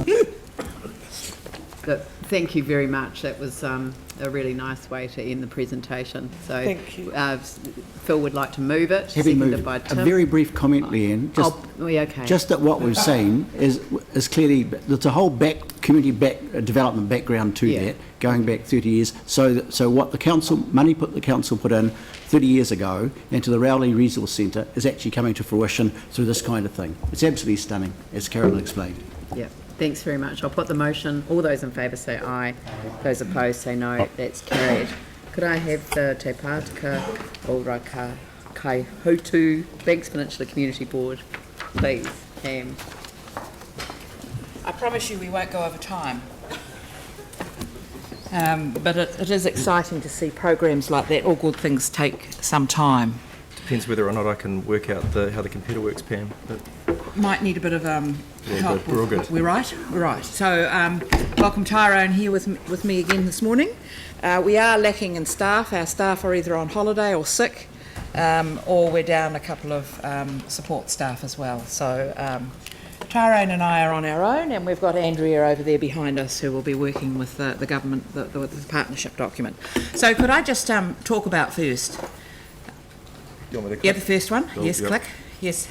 So this is about community partnerships, and on Banks Peninsula we've got about 15 reserve management committees plus many other committees that we work with. So these committees work in partnership with the council rangers and park staff across the whole of Banks Peninsula, whether it's for checking for walking tracks, repairing wharves, planting trees, maintaining the head to walkway, or working with cemetery groups. Our council staff are always keen to work alongside us, and they always say this is what a ranger's work is all about. So recently, this is my community, the Pigeon Bay community, rolled up their sleeves and raked the camping ground area following some grass seeding. And with a good drop of rain, the grass dropped. So there we are, we're doing our job there over in the camping ground right by the sea and having a cup of tea together. And Paul Devlin was with us on that day. So the next one is about seaplanes. These are not unfamiliar on our waterways on our harbours of Banks Peninsula. In times past, we had seaplanes. But Peninsula Air Limited updated the board on its proposal to construct a waterdrome for seaplanes in Littleton Harbour and its application to the CAA, Civil Aviation Authority, New Zealand, for permission for this project. We as a board made a submission to that for permission and noting that we, the board, is unable to endorse the proposal without further information on the impact. So the issue is that they need to go to CAA first before they do any further work. So if the CAA turns it down, well, it'll be flat in the water and then there'll be no further consents required. Oh, it won't be in the water. Oh, sorry. So our community is finding it difficult to accept that situation. And so we're looking for, the community have been looking for further information. So we look for opportunities where we might have input to it. So we encourage our local residents to become involved there and give input on any future consultations so that they have a real support or whether against it, so down the track. So we're waiting for that to happen, but the community is really concerned. Well, it's a pretty hot topic in the community, both for and against. I think that, there's a little bit of NIMBYism where, people would be concerned about it, of course, naturally, if a plane started landing in their backyard. But on the other side, people say, well, that's quite exciting. I remember when the seaplanes used to come and land in Littleton Harbour when I was a kid, and it was a fabulous thing. So, there are both sides of the argument. But I think it's just really important for, there is a risk that it could all just happen without any community input, and I think that's what people are really concerned about. And Pam's going to talk a little bit more about social licence on Banks Peninsula a little bit later, but I think it's one of those things where we could risk, just that social licence to operate, or where that social licence for things to happen might be compromised if all of a sudden planes turned up on Littleton Harbour without people really having the chance to go, hey, hang on a second. Did anybody ask us if we were cool about this? So it's interesting. We're really interested to see how the process is gonna pan out. It's obviously an ECAN thing more than anything, I think the community would really love to have an opportunity to be involved at any step of the way. So the next exciting thing is light shows seem to be a thing of interest, particular interest. So this was particularly stunning, and the board approved a small amount of funding to Lumiere de Akaroa, a free light and installation festival in the Garden of Tāne. Now, I'm not sure whether you're aware of the Garden of Tāne and its importance in the centre of town. It's a novel ecosystem, but this was an amazing event that we had. They thought they were going to get 200 or 300 people. They had 1,500 people. It was well behaved, well organised. Food ran out, of course, but it just lit up some of those majestic 140-year-old trees. You can see that there, and also that memorial there was a memorial put in following a visit by the previous Governor General Jerry Mataparai. And he planted he put that plaque in at the centenary of Passchendaele. And there are several other tree plantings. There's a walnut tree around there for the arrival of the Comte de Paris, and then there's a lone Gallipoli pine tree there as well. So it was an amazing evening, and we just congratulate the organisations on this very successful event. And there were people from the city as well. It was just amazing. Little groups took up their lighting stations and they produced, and it was amazing. Could we move to the next one that talks about something that's a bit more of a challenge for us at the moment? And as you're aware, the cruise ship season continues to roll on. We've just completed this last one. And I know that we've said it many times before, but it's vital to manage the impact of 200,000 plus cruise ship visitors in Akaroa and prepare for their return to Littleton, as well as many other international and regional visitors that come to Akaroa. Akaroa has become a destination point, particularly around its wildlife values and swimming with the dolphins and things. So the board has been advocating strongly for some time for the development of a destination management strategy for Banks Peninsula so that Littleton and Akaroa can be sustainable with tourist destinations, where visitors add value to the community. Both visitors and residents have positive experiences. So look, we thank the Cruise Ship Action Group, which is a staff group within the City Council, Environment Canterbury, and other teams that are involved in the management of the cruise ship season, and that we have really improved a number of issues around there about traffic management and a whole range of other things as well in Akaroa and Little River. But there is ongoing concern that we've still got one more season to go with the huge numbers, but we will continue to have cruise ships and visitors coming back from Littleton to Akaroa. But there's no indication that there's a strategy in the pipeline. So, I mean, if we haven't got a strategy, we can't bring our communities with us. And at the moment, we're losing the social licence in Akaroa to have tourists in our town. So we are looking for a way of helping ourselves and helping our communities and making sure that we have the infrastructure in place to deal with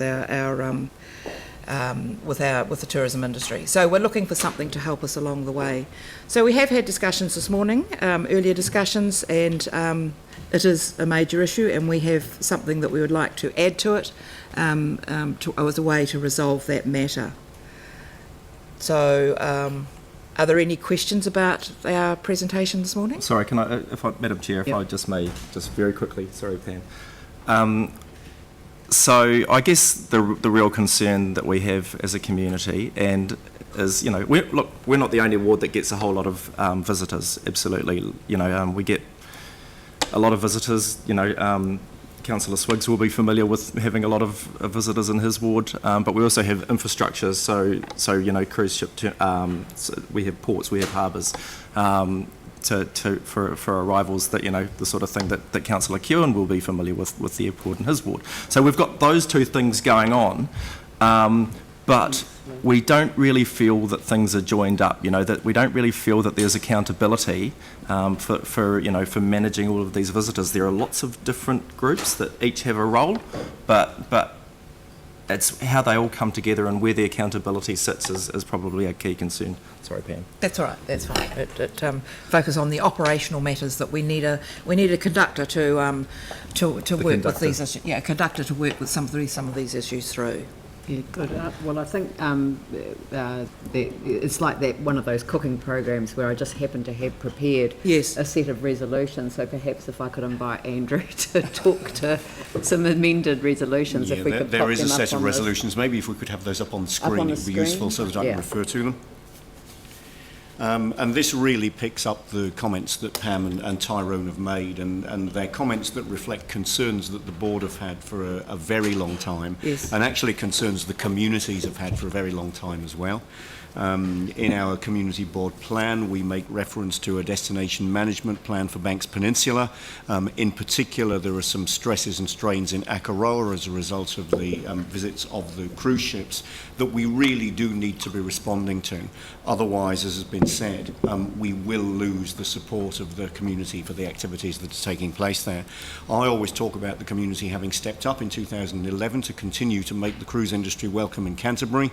I'd like to think that we can continue to say that, but there are some things that need to happen so that that can happen. So there are really three different things that we're looking for here. One is the approach that we've been told is going to happen to destination management on Banks Peninsula, realising that the whole peninsula gets a large number of visitors. Cruise is just a part of that. Akaroa gets a lot of visitors. Littleton, of course, is going to be receiving a large number of cruise ship visitors. There's the conversation about the Banks Peninsula Geopark, which we've discussed at this table before, that plays into that space as well as other initiatives like those that we'll be hearing from the Rod Donald Banks Peninsula Trust, and there are other groups working on the peninsula around recreation and visitor attraction and so on. So there is a need for a coordinated approach.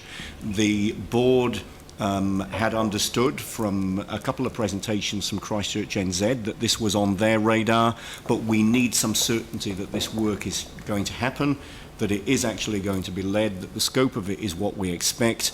We need to know what's either happening now or what's planned to happen and when. So that really relates to the 2A and B.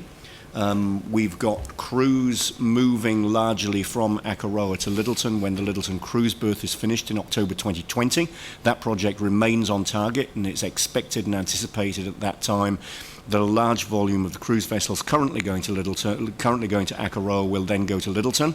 That means that there are two effects. The first of which is the number of visitors to Akaroa will drop significantly.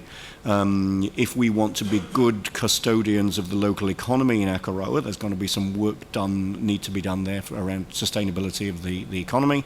And obviously there are some things need to happen in Littleton to make sure that we're ready for cruise so that we don't see the same problems around infrastructure. Toilets would be a good example, occurring in Littleton that we're currently dealing with in Akaroa. So there's some need for work to be done at both ends if this is going to be a success. You're moving that. I am indeed, yep. And then item 3 really relates to the need for a coordinated approach to the next season in Akaroa and to the moving of a large amount of crews from Akaroa to Littleton. There's a lot of work goes on in different units of council. There's work goes on in Christchurch NZ, there's work goes on in Environment Canterbury, and a little bit like we said about Naval Point when there was a quite scattered approach to that project, as soon as we put a project manager in place, we saw success, things joined together, and we actually came up with a proper proposal that was supported by the community. Our belief as a board is that this requires the same approach. It needs a project manager or somebody in a coordinating role, somebody conducting this orchestra, not all of which is in our control at the moment. So that's the reason for the request in 3. There's some work been done already that's referred to in 4 that may actually inform this. So a bit of a review of that work, and this was a suggestion that came from staff, may actually inform some of the work that needs to be done in 1, 2 and 3, but realising that 1, 2 and 3 are urgent. So I'm happy to move what's up here. Do I have a seconder for that? Phil. So is there any discussion on that? Oh, so, yeah, well, Sarah was first and then Tim, then Dion. Yeah, thanks, Andrew. I've just got a question on 3 and 4, I guess, especially around sort of council priorities generally. I completely recognise then that your board is very keen to have that happen. Probably each of the board areas have similar things, especially in the master plan areas that, you know, need reviewing or looking at, those kind of things. And it's difficult to ask for something in one specific area without looking at it holistically. And I'm just not sure that indicating now that we want specific resource to go into this one thing when it should be being covered already. It doesn't by say staffing. That. It doesn't say that. It asks for the need, whether there's a need for a specific project management resource to coordinate. I know, but if we were going to look at that, we'd look across maybe some other areas that might need something similar to. Yeah, I know that the organisation is stretched and having to write a report on the need for an extra staff member in one area. No, it doesn't. Yeah, that's just that kind of how the wording reads. That might be how it's being worded. So if we could play with the wording, because the intention is to actually deliver something some concrete, more coordination, absolutely. Yeah, to the community board so that they can consider what's required. And the resource might be sitting within Christchurch NZ. Absolutely. It may not be sitting within council. So it's, but there are a number of players, as Andrew has said, that need to be brought together. But I don't know if you can just play with the wording and just see if you can... I'm certainly happy to change the wording. Well, can you just do that offline, because I'm worried about time now. Dion and Tim. No, mine was covered now. Yeah, Tim. Totally understand where you're coming from, because it's not the only area that needs a conductor, in my opinion. So I totally understand where you're coming from. But Carleen, to question to you, with this request, with the would there be any financial implications, and would there? What about the pressures on staff? I mean, of a project resource. Well, it will just really depend on whether it's an additional person or whether it's somebody who's already involved that takes over the role of project managing it, and what does that mean? Is it really a coordination role? The alternative might be that actually Christchurch NZ is the best person to look at coordinating the whole lot, including the work within the organisation, but we just have to look at that and what the work entails. But once we approve it, that's really, it's whether it's looked at internally or not, it's been approved, therefore it's got to go forward. Yeah, well, it really is about how we would deliver on that. Okay. Yeah, because I mean, would that detract from any other areas needing the same things? Well, you know, All right, so we've got request staff to provide advice to the board as soon as possible on what is required to coordinate matters across council teams and other agencies relating to. Mm-hmm. I mean, it might be that they can just simply provide the advice that they've already been working on. It may well be that they can advise what is required. Yeah. Yeah. In the last paragraph, I've just changed review to consider, because we're not actually asking for a full review. Yeah. We're just asking for them to have a look at those documents and see how that informs the work that needs to be done. And again, it doesn't actually necessarily need to be a report. It could be provide advice to the community board. Or maybe that does require a report. I just wouldn't want it to be slowed up because we're using the word report. Yeah. Yeah. Have you got, is that okay, John? Yep. Okay, so that's been moved and seconded. So is there any discussion? I'll put the motion. All those in favour say aye. Aye. Those opposed say no. That's carried. I'll just do one more community board before morning tea. That's it. Thank you. Thank you. Thank you. Coastal Burwood Community Board. White To get it investigated and stuff.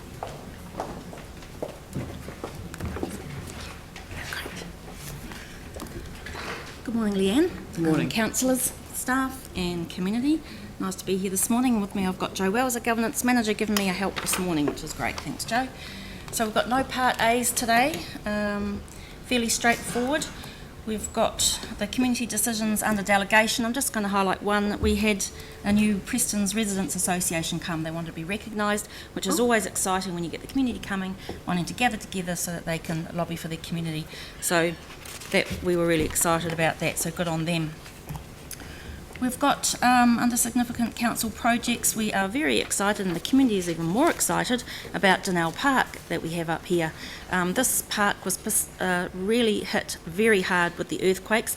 We're talking about the bottom left-hand piece there, a tennis court, and what else we got in there? Basketball court, of course, and the toilets, which are just on the right-hand side, but it looked more like a skate park after the earthquake had hit it. It was really just undulating. So absolutely fantastic to get this started very soon. It's going to be completed approximately in September this year, which is amazing. It has been a significant project for the Burwood ward and since the earthquakes, and they're really excited to start thinking that they can be using this. They're going to have a celebration at the end of it in collaboration with our governance team and with us and the community, so that we're looking forward to that. So good on them. The other celebration that we have this week, in your report it talks about it's still continuing, but we're glad to report as of now the Thompson Park refurbishment and upgrades have been done. These photos probably are a before and after, but they don't really show you how bad it was on the left. It was where that tree is on the top left was a real dust bowl. That's what the community used to call it. And especially I Love New Brighton events in the summer, when the nor'west picked up, it just blew through there. So I would just really like to thank the staff at this point, because they went above and beyond. They worked really hard on this. So it's Ian Davidson and his team with Jennifer, Bridie, Harry and Tara. They did an outstanding job. The communication with the board and the us and the other people involved, key stakeholders, was amazing. It's a real credit to them. It's now been all finished, and we had an amazing celebration opening, as you can see there. There's a part of the staff up there on the top left, which I'm in there, but so I'm not staff, but I got to be in the photo, which was really nice. Real credit to them. And the car park has been finished. It's now tar sealed. The basketball court is a FIBA standards, and the kids just loved it. We had some of the Rams and the Wildcats down there to play some games and do some skills with them. The kids just love it. They were so exciting.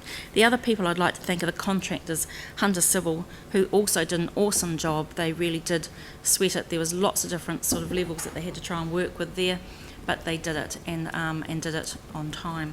So very excited about that. And the Rafferty Primary School had a game with the Rams and the Wildcats, so they were very excited about that. We had a sausage sizzle, and we also like to thank the Youth Alive Trust, who helped provide the day, Eastern Community Sports and Rec, the North Beach Residents Association, our governance team and board members, for this wonderful event we had, and just a wee special mention to Jackie Miller, who sort of pulled it all together, part of our staff. And we just have to also say thank you to all of you for helping us make this an improved space for our young people to enjoy for the many years to come. And I was so excited to see the Hoonhay Park development there, seeing our young people get involved, and that is absolutely awesome. We weren't able to have lights on our particular court because police and the youth workers advised us not to have that, so we didn't have lights in this particular area, but it's a little bit off the road and not quite as seen as the one in Hoonhay. So I was very excited to see those young people in Hoonhay do what they did. So more of that would be fantastic around the city. Significant community issues. We have the South New Brighton Park erosion management options due to earthquake damage.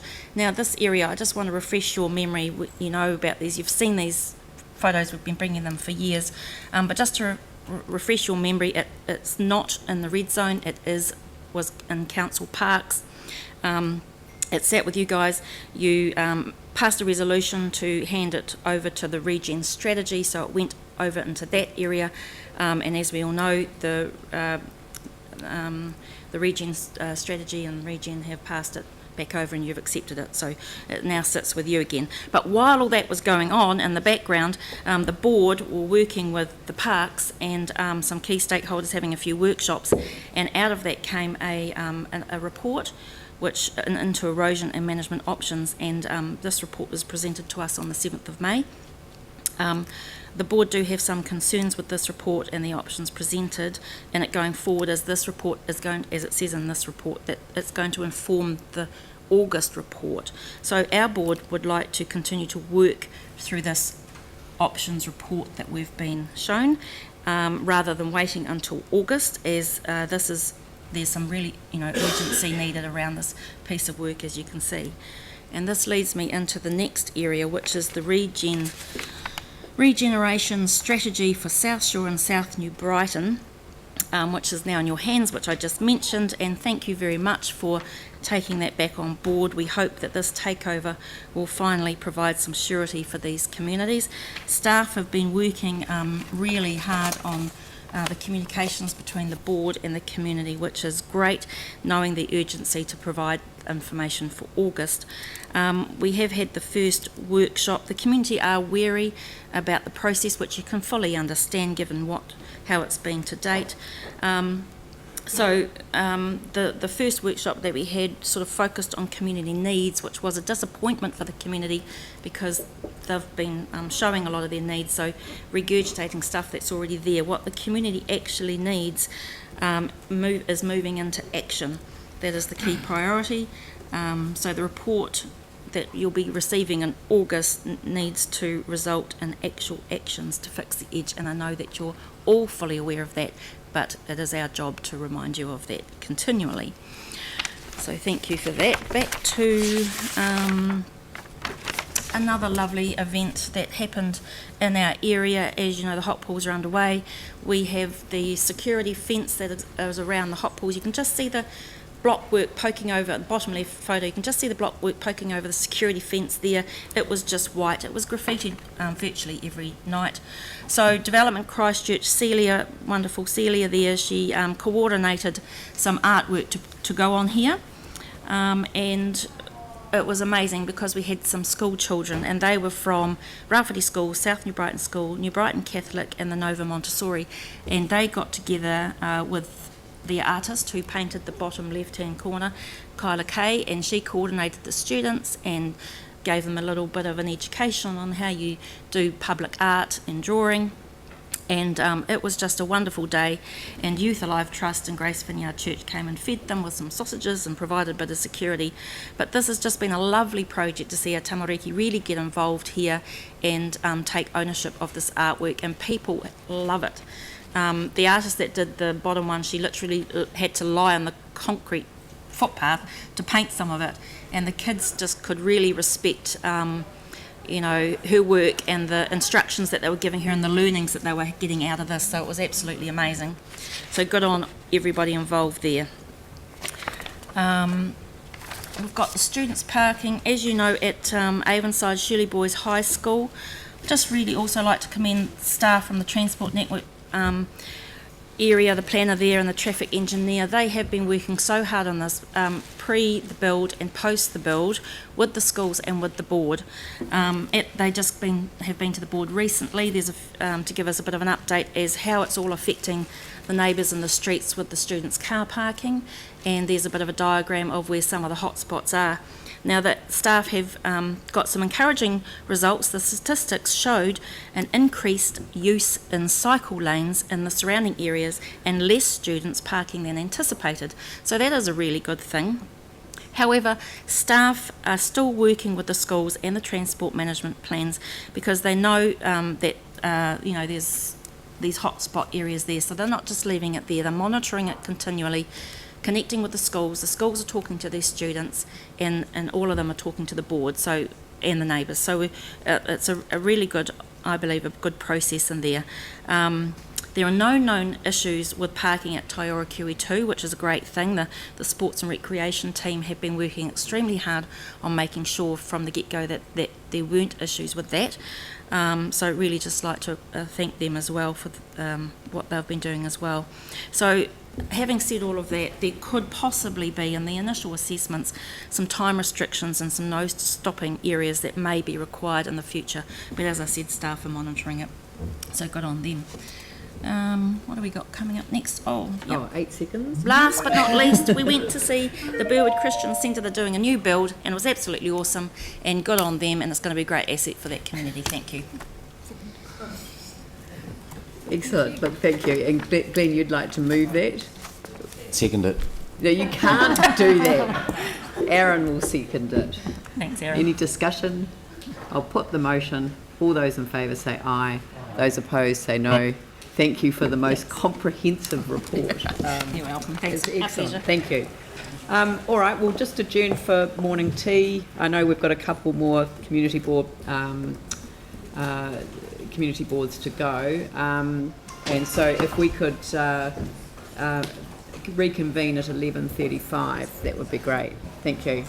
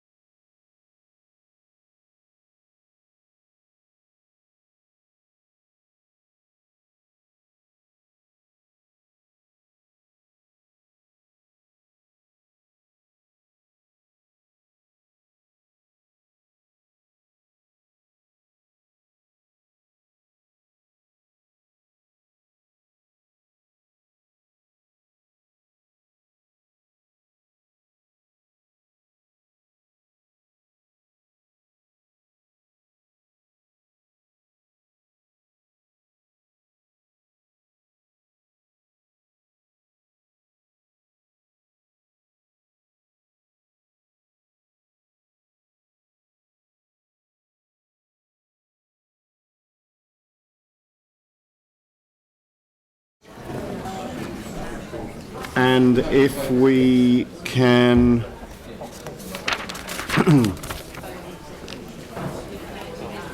please call the Waimairo, Fendleton Waimairi Harewood Community Board to the table. And if I can welcome Sam MacDonald, Chair of the Board. Thank you.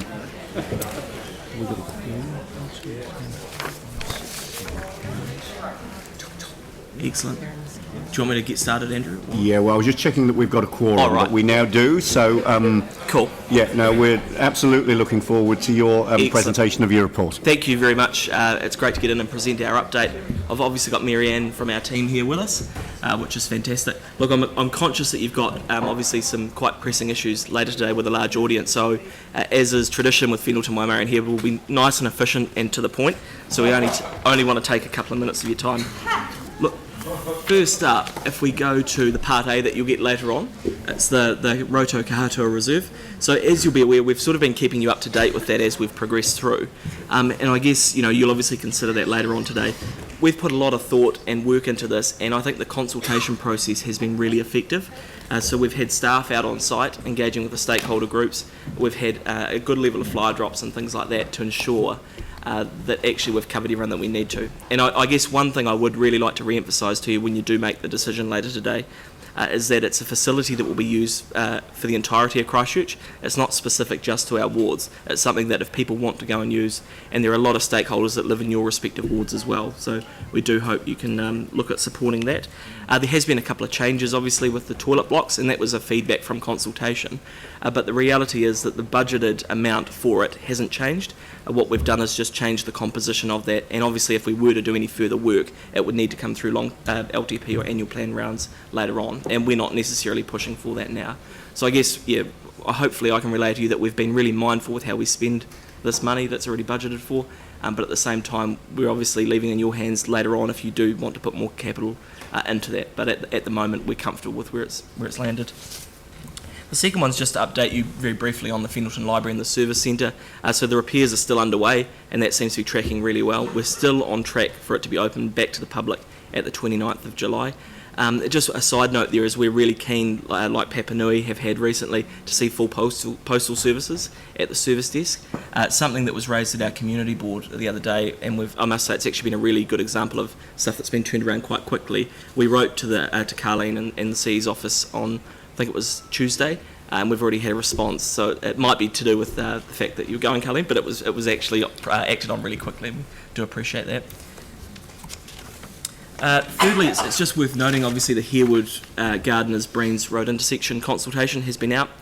There's been a record number of submissions for that, which is fantastic.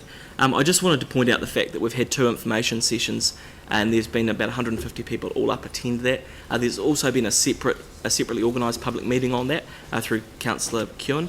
And I guess one of the things I just wanted to reiterate, and it'll be something you consider when it comes through, and I certainly hope that's before the election, is that as chair of the board, I've been really conscious to step right back out of all consultation. So I haven't been to public meetings, I haven't engaged in it at all.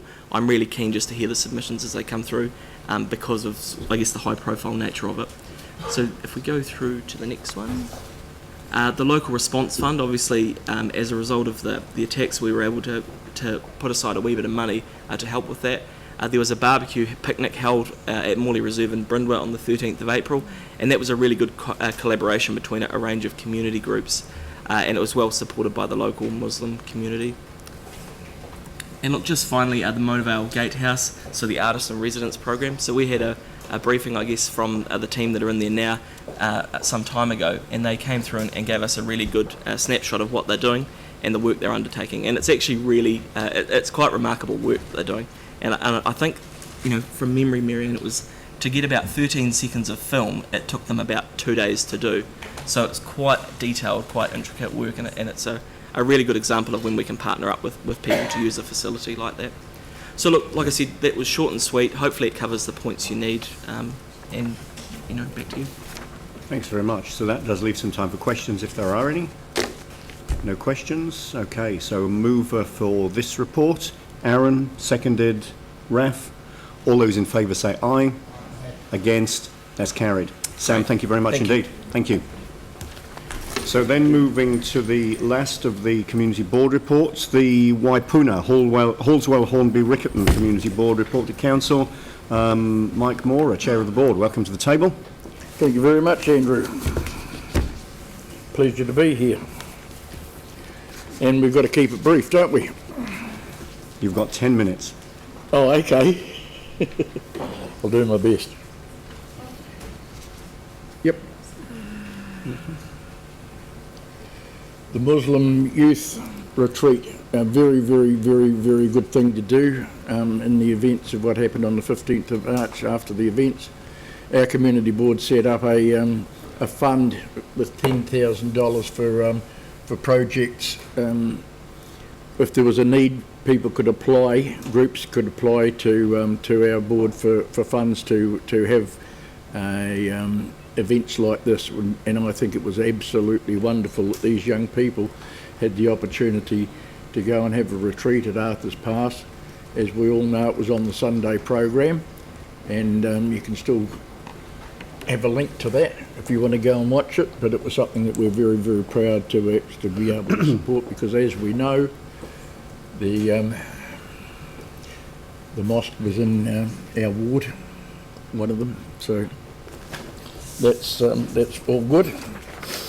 And pleased to be able to present some progress on our Hornby Riccarton Community Centre update. As we can see, the foundations, well, there's more happened since these photos were taken, but the exciting thing about it is it's underway and it will be open in December this year, all going well. So that's 126 on the corner, the food shed. Just like to acknowledge the support that we got from Smith's Hornby Mitre 10, who actually constructed that little food shed. So well done.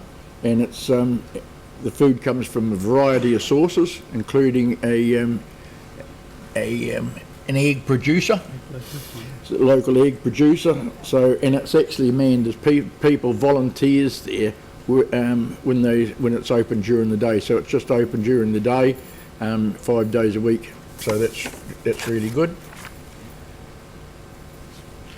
So the hyper helpful random facts is the Ilam Homestead, which was originally built in 1856, and it was burnt down in 1910 and then rebuilt. And as we all know, people that have been around there, is the beautiful azalea and rhododendron gardens that still exist today. And it's was the rector of the Canterbury College, and now houses the University of Canterbury's Staff Club and Function Centre. And I don't know whether people were around at the time of the Hume murder and the film, the movie that was made of the Heavenly Creatures, which focused around that very, very building. So that's a bit of helpful random information for you. Just moving on, we've got I don't think there's, unless there's any questions, actually. The quarry submission, absolutely, thank you. We have finalised our submission regarding the Fulton Hogan quarry application for the Royden Lodge quarry area, and that has been lodged now in opposition to that quarry. And I think it's a very good submission that we're our community board are actually the City Council in this matter. It's been delegated to us, as you know. So we're in a good position to represent our community and the City of Christchurch in opposition to that quarry at that location. So we're all teed up, ready to go. Bring it on. So Jimmy, you're happy to move this. Do we have a second? Anne? Great. Are there any questions for Mike before we do that? It's okay. Thank you. Yeah. But regarding to the paragraph 8, the quarry issue, because in terms of the council dedicated to the local community board, make a group and a submission. But as a local councillor for Hornby, so I make my individual personal submission. to this issue. Just want to mention. Thank you. Thank you. Any further questions for Mike? So this has been moved and seconded. All those in favour say aye. Aye. Against? That's carried. Mike, thank you very much indeed. Thank you. Very short and sweet. Okay, now I'm hoping that we can deal with the last matter pertaining to the community boards quite quickly, which is item 16, governance, partnership and delegations. I know we've got a number of community board chairs and deputy chairs have remained for that item. I'm also very aware that we've got a number of people waiting in the public gallery for item 15, the Northern Corridor Downstream Effects Management Plan. So if we can next turn to item 16, community governance, partnership and delegations. Now, John, you're at the table in case there are any questions on this. Yes.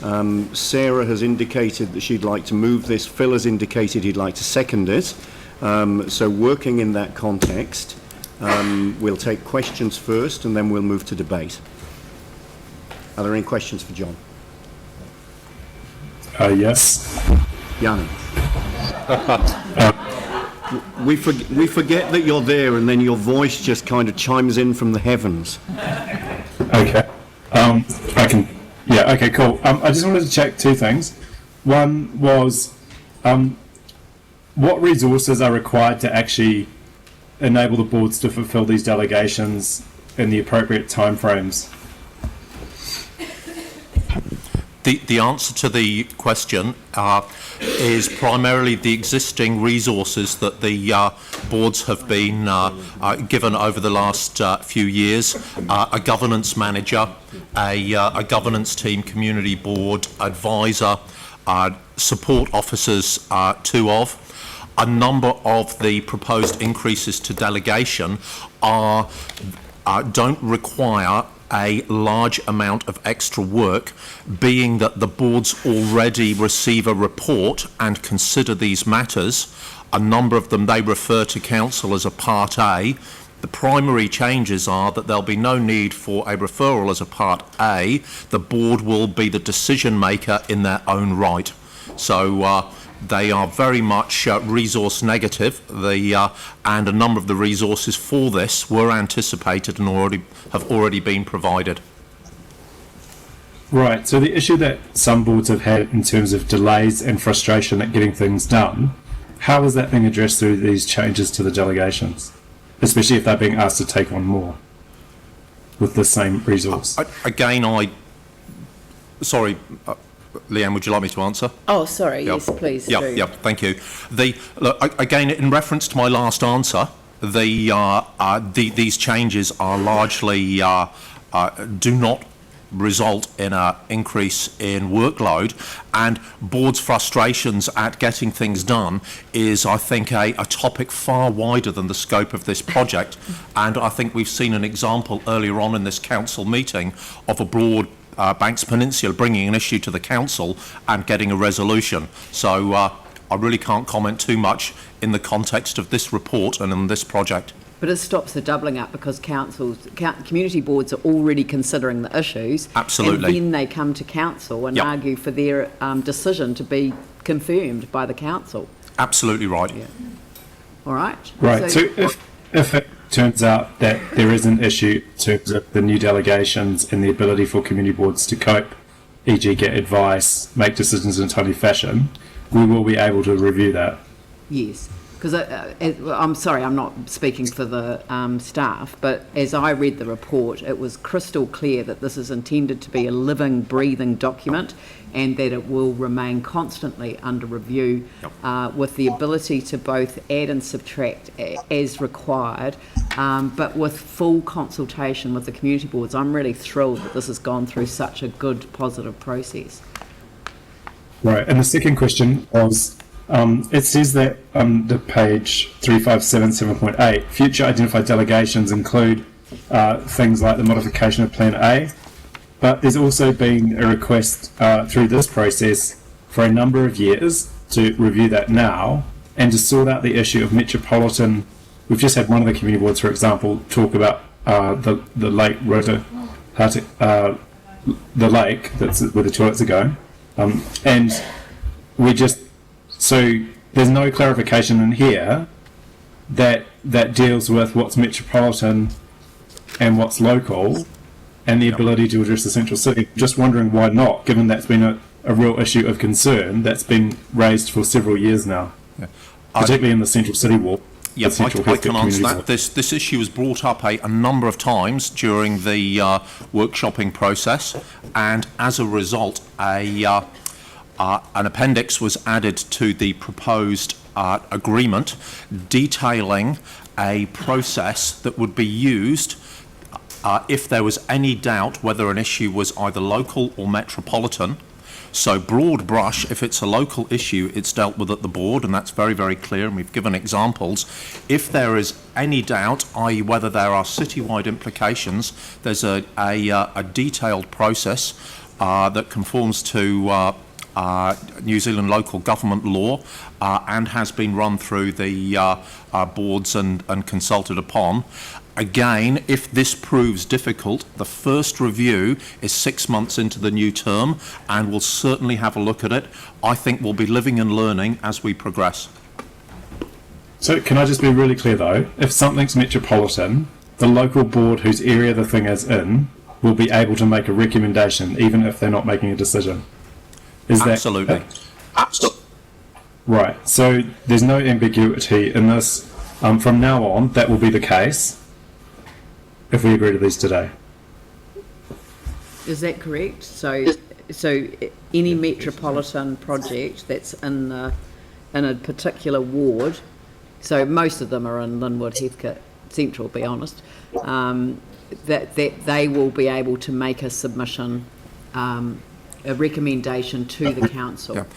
That is a very, very high level question. That was the question he asked, so that's why I wanted to clarify, because I didn't want you to say yes unless the answer was yes. I'm going to ask for just a little bit of advice on that before I answer.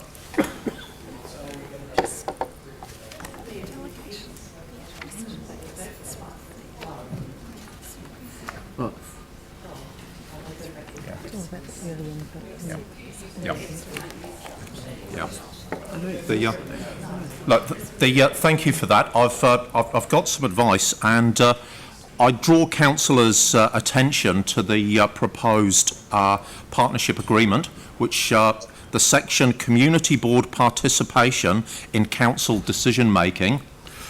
There are 6 bullet points that quite clearly spell out the agreed position of the council and the boards. The council will engage the community board early at a point where board feedback can be utilised in decision-making process.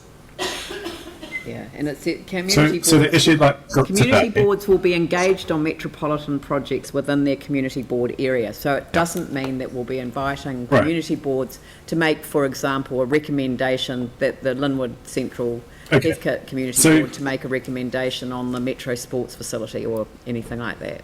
Yep. Right. So the lake issue that's in front of us, council, today, if these delegations go through, that board would provide engagement, but not recommendations as we're getting today on that issue. Sorry, which decision is Councillor Johansson referring to? Rotu Kahutu Reserve, new toilets, car parking and access road improvements. It's a citywide asset, it's a metropolitan asset, but that board has basically done all the engagement with the community. And I'm just trying to understand, going forward, if we agree to the delegations today, what that means. Someone used that as an example. And Could I say that if we'd been advised of this earlier, we would have done a bit of research and been better placed to answer this. We're not really placed to go in and do an assessment, follow the process, and come back with you with an answer now. Well, how much time do you have? I have raised, sorry, with respect. Excuse me, Yanni. What I intend to do is just adjourn this item on the agenda because we've got another item that we need to deal with. I had hoped that this could be relatively smooth because it had been through such an intensive process with the community boards, but I'd rather that questions were asked and an opportunity was given for a reply, and perhaps if you use the example that's there, I would have thought that would become a community board decision. I understand that it has metropolitan interest, but it is not a thing that I would call it's not a, because it's within a local area. As another example, I'm not keen to delegate that to a community board. I just think, like, instead of the Southwest Leisure Centre is definitely still a council because it's got network implications and it's not purely a local facility. Yeah. And the red zone? The red zone won't be, because there won't be a single decision required. Anyway, Just as long as we're clear on I'd that. rather adjourn this item and move on to the downstream effects paper. Yeah, sorry, Yanni, I wasn't aware that this was one of the Good point, three Yanni. items that you raised. So, it was raised. I will come back to that item. If we could move on to the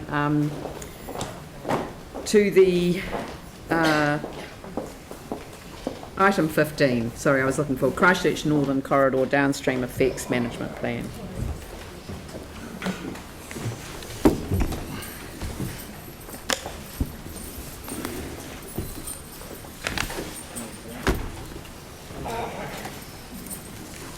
Now, Richard, do you want to give a presentation at the beginning, or just a brief overview? Yeah, Madam brief Chair. overview. Yep. Thank you. So before I do that, Andy Richards is the project manager to my left, and Dr. Shane Turner, who is the independent expert, to my right.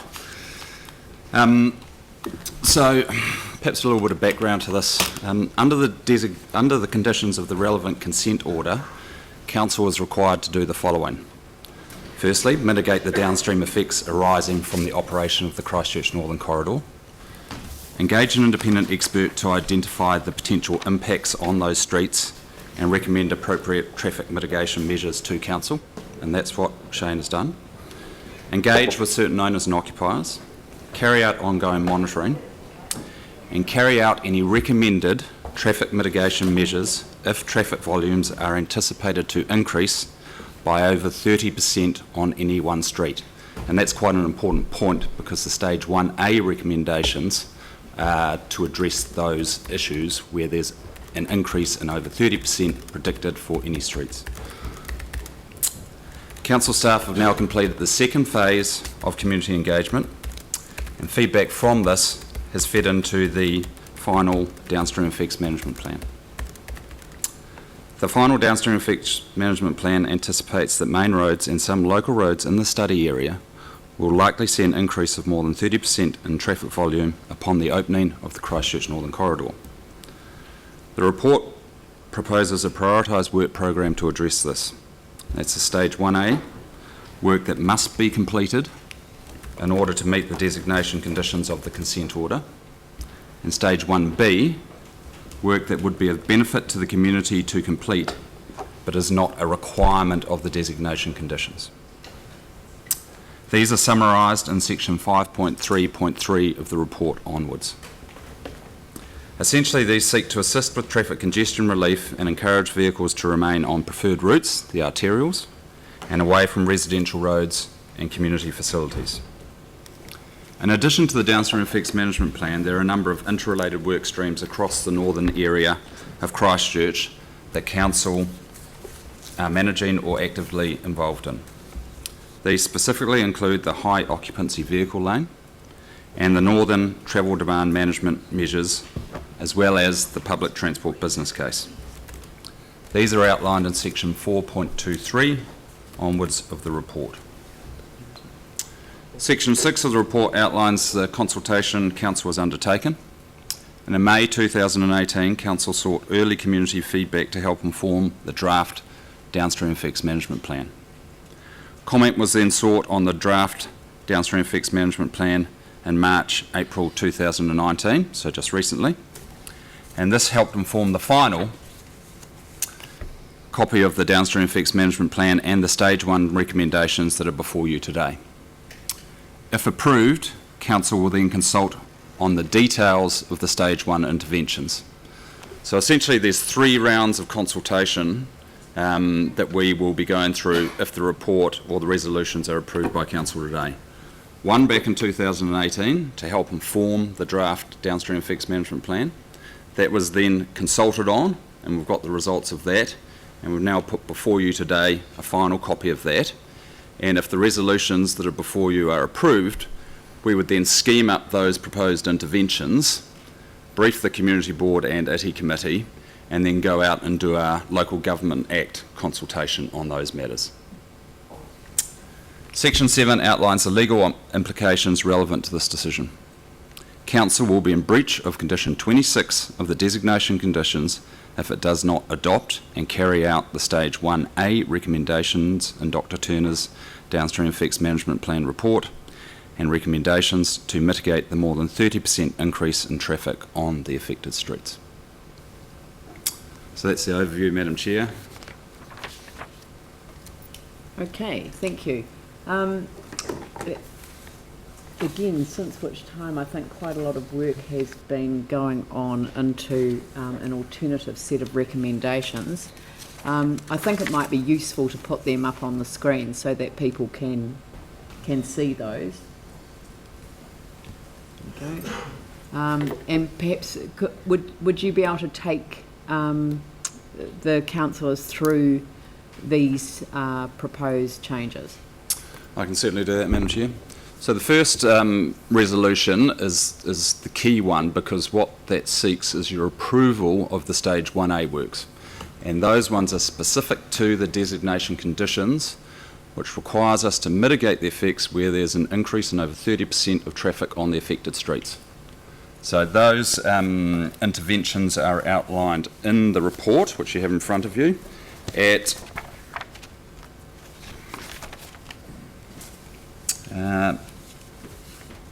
5.3.4, and they include major road upgrades to Cranford Street or Berwick Warrington, intersection upgrades, traffic calming and traffic monitoring. The second resolution is not an obligation of the designation conditions, but these are the issues where the community have provided us with feedback which we feel are good to do. So we don't think these things are a requirement in order to comply with the designation conditions. They are simply things which will be good to do, and they include environmental monitoring, reduced speed limits around the local road network, interim improvements on Cranford Street to increase the safety of pedestrians crossing Cranford Street, and studies to ensure safe access to the schools across Cranford Street and safe cycling routes. The third resolution speaks to the interventions or travel demand management measures which are outside the downstream effects management plan. And these are the issues that we've been working closely with our strategic partners, New Zealand Transport Agency, Environment Canterbury and Waimakariri District Council, in order to deliver. And there's three main issues in there. The first one is the high occupancy vehicle lane on the Christchurch Northern Corridor. So NZTA have recently approved the business case and the funding for that. So they are now working through the details of how that will be implemented when the CNC opens in June 2020. The second one, to support the high occupancy vehicle lane, is a package of measures, travel demand management measures, and these are outlined in section 4.28 of your report. And the main ones in relation to this are really the rapid buses using the Christchurch Northern Corridor. And as you'll be aware, while Christchurch City Council provides the infrastructure for the public transport network, Environment Canterbury runs the bus services. So this is an obligation on them. The second one is the park and ride sites, and the recommendation from the TDM business case was that there be 2 interim park and ride sites that are established before the CNC opens, one in Kaipoi and one in Rangiora. And there's a host of other measures in there as well, such as education, communication plans, marketing and promotional campaigns, mobility as a service app to ensure that the last mile, first mile was connected. The other thing which is incumbent upon us to do as part of that is to look at parking within the central city, and that was certainly one of the things that came through loud and clear in the submissions, because parking is either free or very cheap in the central city, and that can be an incentive for people to bring in their single occupancy vehicle. So that's an obligation on us, and we'll be looking to brief the next ICI committee on the scope for that work stream, with a view to getting something approved prior to the opening of the Christchurch Northern Corridor. The third piece of work, which is going to be fundamental to this project, is the public transport business case. Now that is currently before the NZTA board, and we're hoping that that will be approved this month. And what that will do is there will be 3 business cases which stem from that. One is the rapid transit one, and that's looking at routes to the north and to the south. The second one is the foundations business case, and they'll look at the key high patronage routes that currently exist and whether there's a need for any more and what can be done to increase frequency on those. And the third one will be basically pick up the rest of the network. So our intention is that we progress those, assuming that the overarching business case is approved by the NZTA board and they fund the business cases because they're not cheap. We would look to finish those off next financial year, so that anything that comes from that is going to be available to council in time for consideration for the next long-term plan. So those are the 3 key work streams around broader travel demand management in addition to the downstream fixed management plan. The fourth one is really about keeping the committee up to date, following essentially a monitoring program, and the designation conditions are quite clear that this is not something where council should put something in place and then ignore it. We do need to monitor it, and we do need to see what the downstream effects look like, because models only tell you so much. And what that seeks to do is prepare a monitoring program to essentially give effect to the downstream effects management plan. Number 5, these were requests that came through as a result of the briefing or the report being considered by the community board. Those 3 are park and ride facility near QE2 Drive, pricing mechanisms to manage future traffic demand, and north and southbound peak time public transport lanes on Cranford and Sherborne streets. So we will investigate those and report them back to the Infrastructure, Transport and Environment Committee. And the last 2 up there are notes, not resolutions, and they're about continuing to engage and consult with the community on further interventions, and also continue to work with the appropriate community boards, which we've done to date and intend to continue to do. So that's an overview of the resolutions and notes which are before you, and the report as well. Okay, so Pauline, do you have a question? Thank you, Richard. That was a really good overview. Can I ask a question about 4.28 when we talk about the communication plan, which I think is a really integral part of this whole behaviour shift that we're going to be asking for. Who will be leading that? I think it's NZTA. Correct, yes. But who will lead the communication plan?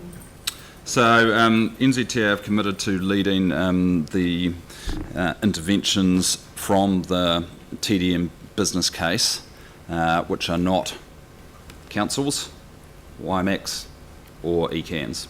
So essentially our only one that we're leading at the moment is the parking plan for the central city. ECAN are looking at the rapid buses down the HOV lane, and WIMAC are of course looking at park and ride sites. So all those communication plan, marketing, promotional, mobility as a service, training and education would be led by the agency. But just so you know, we have formed a program steering group which we've been working with those agencies on this. While we haven't met for the last wee while, a month or so, that's because this has been before the organisation. Yeah. And we've been meeting on a fortnightly basis since about September last year. So we are working closely with the other parties, and NZTA will work with us on those softer measures which you see as part of the TDM package of measures. Right, so NZTA will be leading the comms plan apart from central parking, but Mm. the steering group of which we're part of Yes. will be heavily involved in that. Yes, so so essentially we've got a two-tiered approach. One is a kind of program control group, which is the technical advice, and then we've got a program steering group, which sits above that. Okay, thank you. Okay, any other questions? Tim, Aaron? Yeah, thank you. You mentioned before about the parking in the central city, and it's relatively cheap, etc. Now, we can't do anything with regards to controlling private parking providers, but with our own, we've got like a double-edged sword, which you would think could be quite easy to deal with regards to we need people to come into the central city for the vibrancy and the retailing, etc. So what with the parking, what about limited parking? I mean, for the first 2 hours is whatever it is, because your concern sounded like those single occupant drivers coming from, say, Kaipoi, Ringi or further afield or whatever, coming in and parking in town relatively free for the day. Yes, so look, we haven't started the work yet, so I'd be hesitant about jumping into solutions. We've got to scope it up, and there's a range of issues. You're right, we only control some of the parking. We've got 2 car parking buildings, Litchfield Street and the Art Gallery, as well as we control the on-street parking. Yeah. So at the moment, a lot of the paid on-street parking generally reflects the commercial parts of town, but not exactly. So a lot of the stuff which is not paid parking is around the residential areas. And obviously there's implications if council did want to go in and meter that on those people who live there. So that's something we'd need to be quite careful about. And then you have what are commonly known as the gravel pit car parks, where they're vacant sites and people are using them for pretty cheap long stay parking for the most part. And I think that is an incentive for people to come into town, but it's also an incentive for them to come into town and bring their private vehicles. And if we are serious about mode shift, then that's something we need to look at. Now, I can't tell you what the answer is, and it'd be inappropriate for us to do that, but I think that the thing that's incumbent upon us is to do the work, keep the ITI committee informed of it, and have something which is ready to go prior to the opening of the Christchurch Northern Corridor, which is a year's hence from now. Just following up, when I was overseas in a couple of countries I've been to, I kind of thought it was odd that your residents close to the city have permits which, that they're not charged for them, they're just showing that they are local residents. But now I understand why, because it discourages people to drive in and then park in those surrounding suburbs. Yeah. So, yeah. So that's, I mean, nothing's new, but it is new for us. Yep. Aaron? Yeah, so a couple of questions, Richard. First one's around timing. Because I see up to Innes Road, there's roadworks for Africa, yes. And past Innes Road, there's a couple of road cones. At which point do you have to start mitigating to avoid the insane amount of rat running we'll get if we don't do it? So yeah, you're correct. The Christchurch Northern Corridor is due to open June 2020. So a lot of work has been done on that. And certainly our obligation as an organisation is to put in place stage 1A and preferably the stage 2 works prior to it opening. So that leaves us with a pretty tight time frame to both go out and consult and construct the works. So from a staff perspective, we wouldn't like to see any delay on decisions being made. Oh, yeah, and if we don't do that, what are the outcomes? So the implications would be that if the decision were delayed and we couldn't implement the recommendations, particularly stage 1A, we'd be in breach of our designation conditions. Spell that out for me. So we'd be subject to potential enforcement action under the Resource Management Act. I'm probably not the right person to tell you what that looks like, but there was a little bit of a debate when the community boards were here. I might have something here. There's abatement notices, there's fines, there's various other things. There's obviously reputational risk. So certainly we are keen to see a decision made today to progress with both the stage 1A and 1B package of works.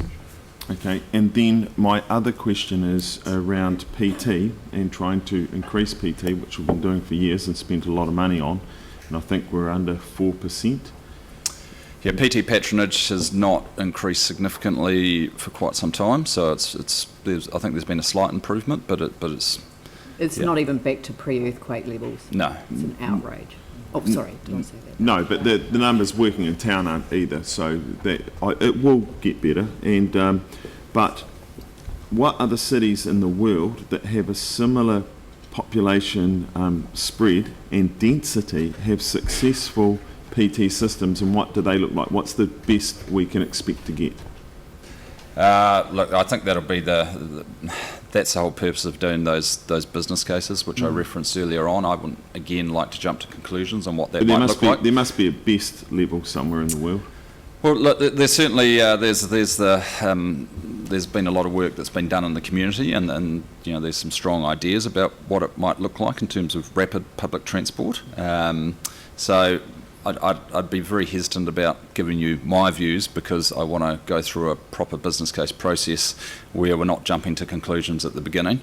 But we will be looking at other similar sized cities and using those as examples as part of that process. And density, you're right, it is a key, because the reality is Christchurch is a reasonably low density city, and you know, we've got oodles of flat land. We have some natural and other barriers such as the airport noise contour, but we have tended to sprawl, and there's a lot of peripheral low density urban growth that goes on around Christchurch, both within Christchurch City's boundaries and within Waimak and Selwyn's.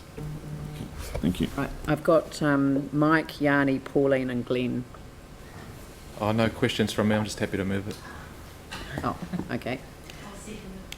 And Pauline, all right. So, Yanni, you're up.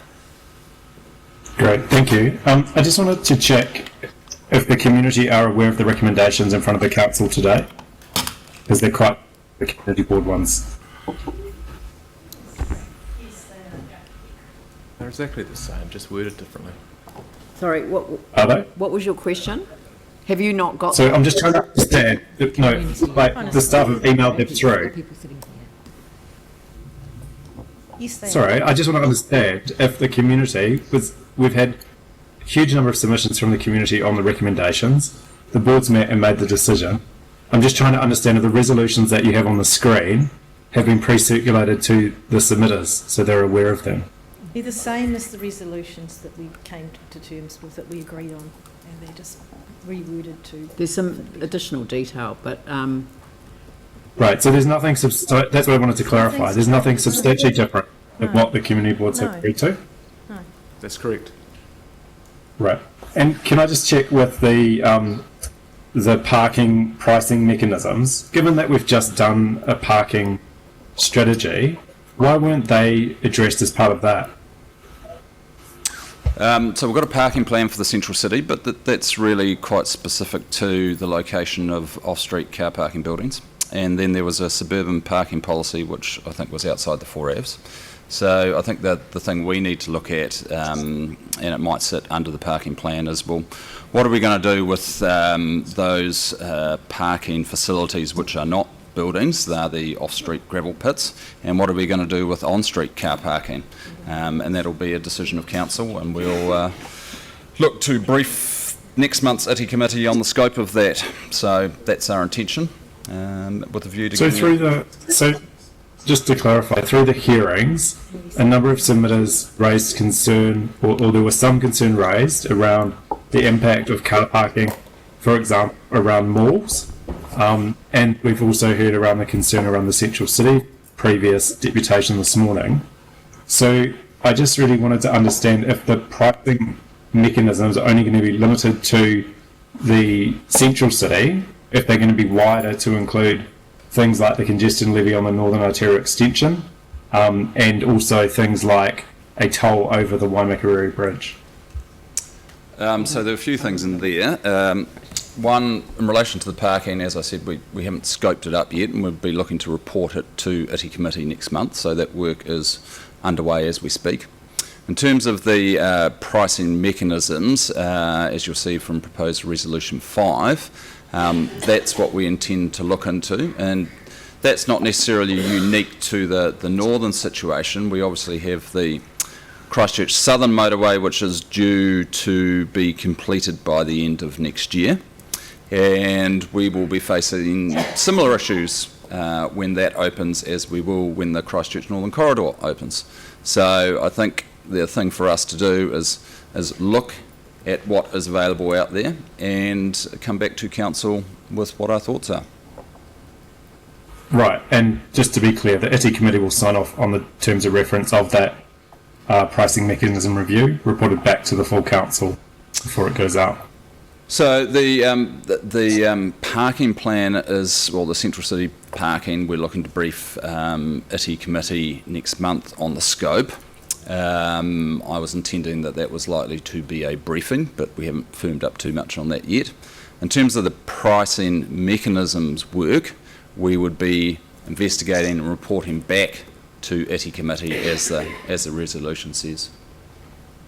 So I just note in the board's meeting that there was opposition to the issue of the congestion charge. It seemed to be one of the more contentious things at the community board at the joint meeting. No, it wasn't. And It was carried, Yanni. It was carried by the community board, and we've got pricing mechanisms to manage future traffic demand in there. So the staff are going to investigate and report back on that. Just investigation. So what?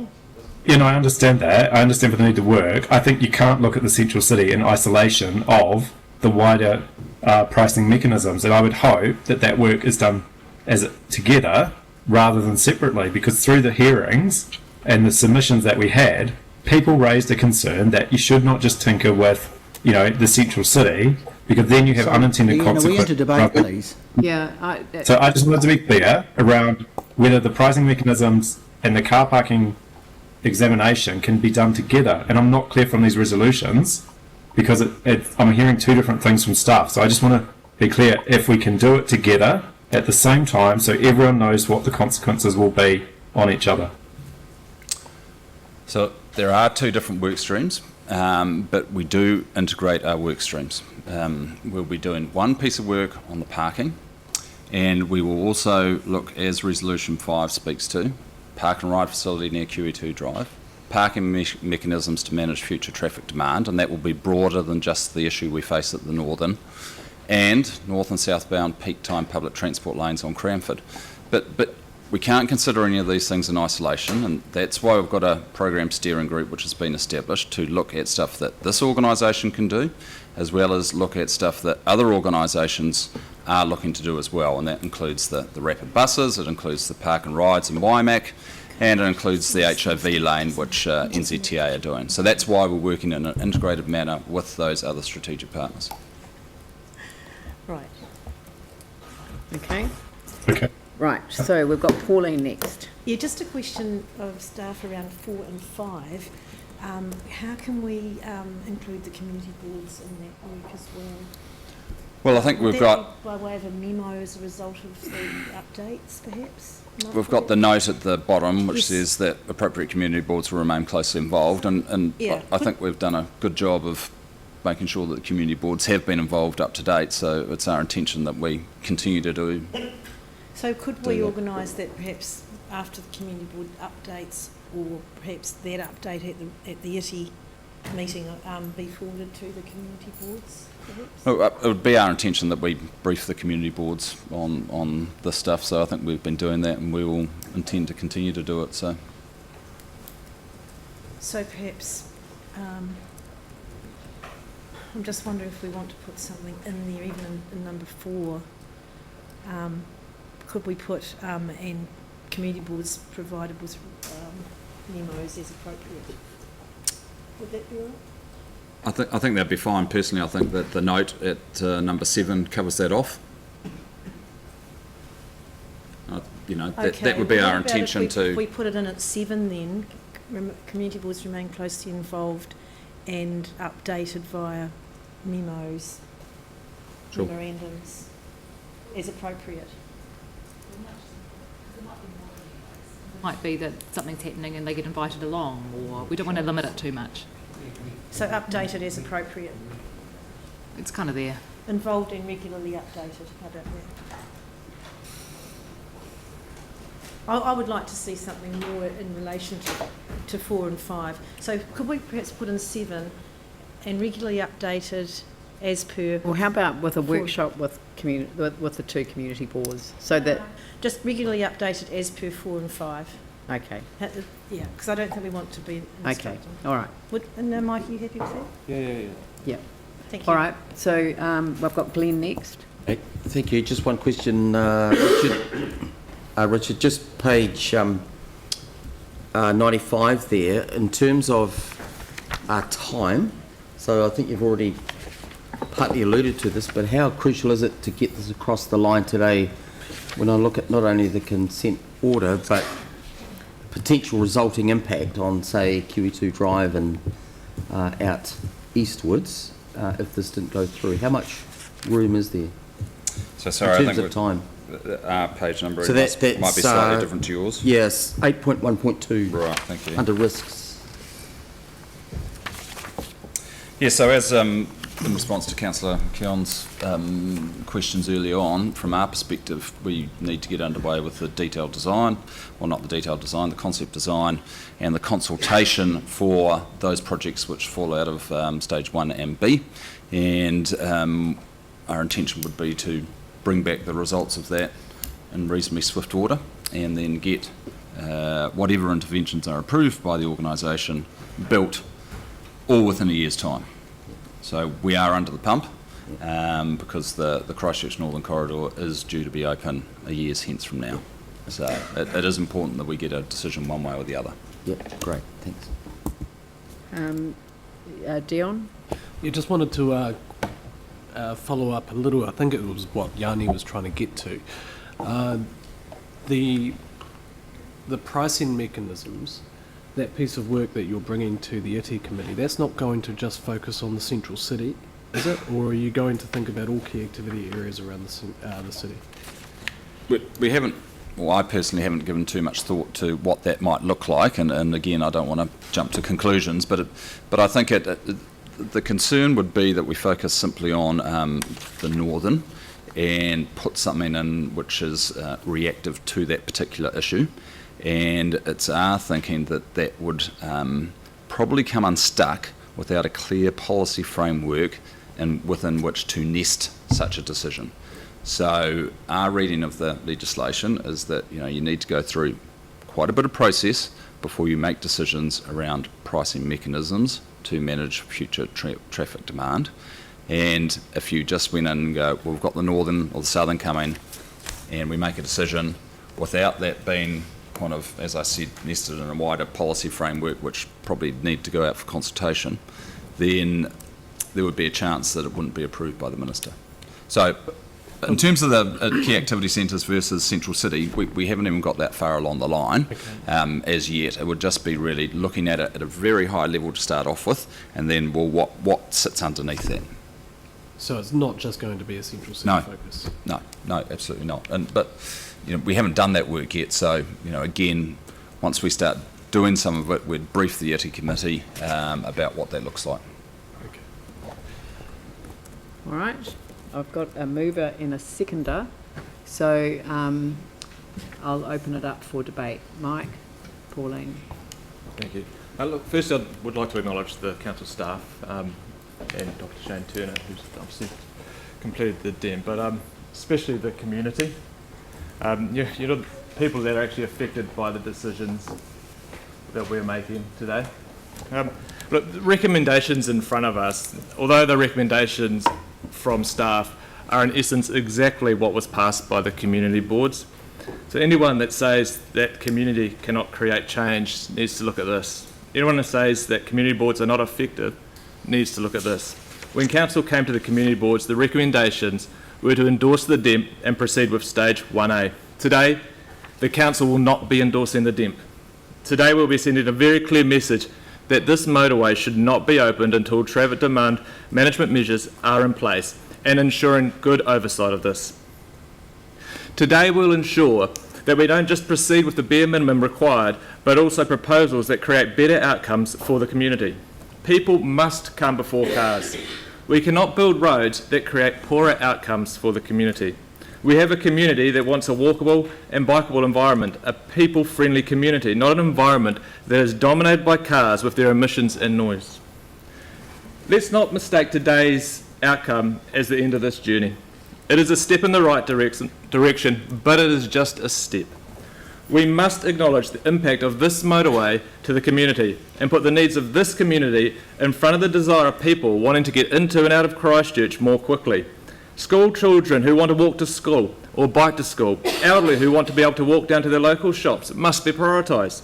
And as we proceed with the first stage, this must remain the focus. And as for the motorway, just think of what could have been achieved with the $300 million plus being spent on the Northern Corridor project. Instead of a motorway, the money could have been invested in public transport like passenger rail. Status quo no longer belongs in the transport space. Although we have a motorway coming, the council and other partners need to be more ambitious moving forward.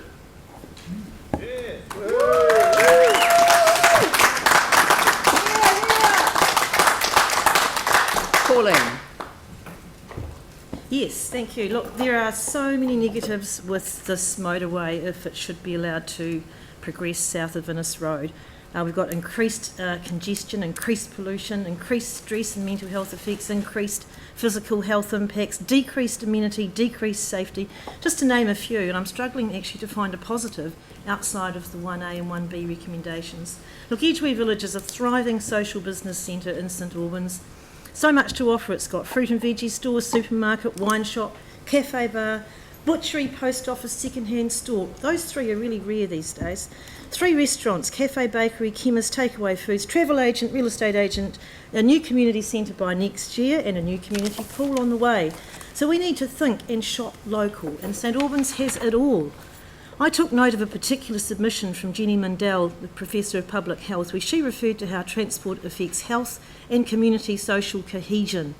She actually puts dollar figures on vehicle pollution and social impacts of busy roads, and this is in the millions, with increased hospital admissions for cardiovascular disorders and even premature deaths. She talked about barrier effects of busy roads and community severance, the reduction of amenity and the ability for people to feel safe. Is this what we want to impose on the people of St Albans? I say no. We, the council, talk about strong communities, but St Albans is a strong community. Look at how they've mobilised again, but with intelligent, proactive and forward-thinking mobilisation. Today we are demonstrating that we agree.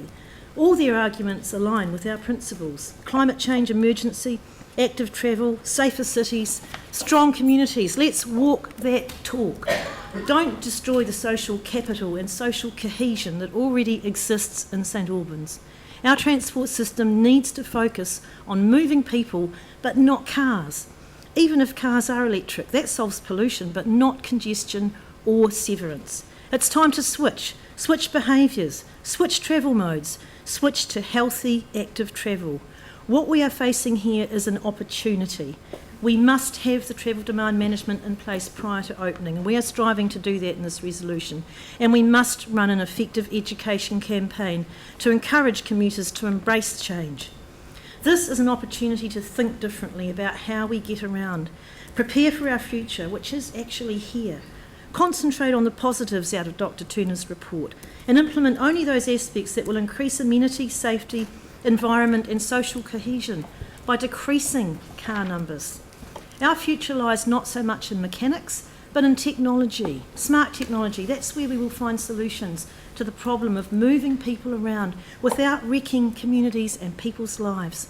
And I want to thank the people here today who've put untold hours into this, and to recognise that it is their democratic right to do so, and that they have in part influenced our decision making today, along with the squillions of seminars and meetings that we've had over 5 years or maybe more, and the shards of reading we've all undertaken to arrive at this point today, with what I believe is a good resolution that actually will protect our communities by increasing safety and enhancing amenity and human health, especially with 1B, and which implements additional community requests, and both of these will be fully consulted on today. So I really do hope that the rest of the councillors will support the 2 community board recommendations which has arrived at this resolution.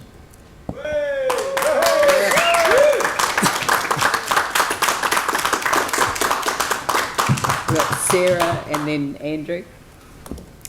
Thank you. The resolutions in front of us today are an excellent example of relationship building between the community, the board and council staff. And that's why we have a path forward that better meets the needs of the community and focuses on the future needs of residents and the city's transport network. I'd like to specifically thank Councillor Davidson for crafting the resolutions that were passed by the Joint Community Boards meeting. They show a clear understanding of all the issues faced by both the community and staff with our legal obligations, and have provided the basis and structure for the staff recommendations today. And this is why engaging boards early in a process, rather than only at the end of it as a recommendation, is essential when metropolitan projects impact local communities. And this will be a key component of the new partnership agreement coming up next. Andrew. Thank you. The community has spoken loud and clear on this one. And my understanding is that the community has spoken loud and clear over a period of time, which is much longer than most of us have been involved, about what has been a broad proposal to move more cars more quickly through the northern part of Christchurch to get people from outside of the city into the central city more effectively. And of course that comes with a sacrifice around community amenity, and it has an effect on the neighbourhoods that people have chosen to live in. And that's been well expressed by speakers before me today. But what we're seeing, I think, reflected in the community board resolutions, the resolutions that are in front of us here now, the community board view and the community view, is that rather than seeing more cars moving more quickly, and many of those cars actually only carrying one single occupant, we need to start to look at things differently. And as a council, we have started looking at things differently in other parts of the city and across the city anyway. But a vision where we see more people on public transport, which has got more people on it moving more quickly, more people cycling, more people walking, and less people in less cars. And of course this speaks to some of the issues that we've talked about as part of this debate today. The HOV lane, bus priority, park and ride, and looks like a couple of park and ride interventions that could be workable, and intersection improvements. And it's my hope that those intersection improvements would look at ways that life can be made better for public transport users and people who are cycling and walking.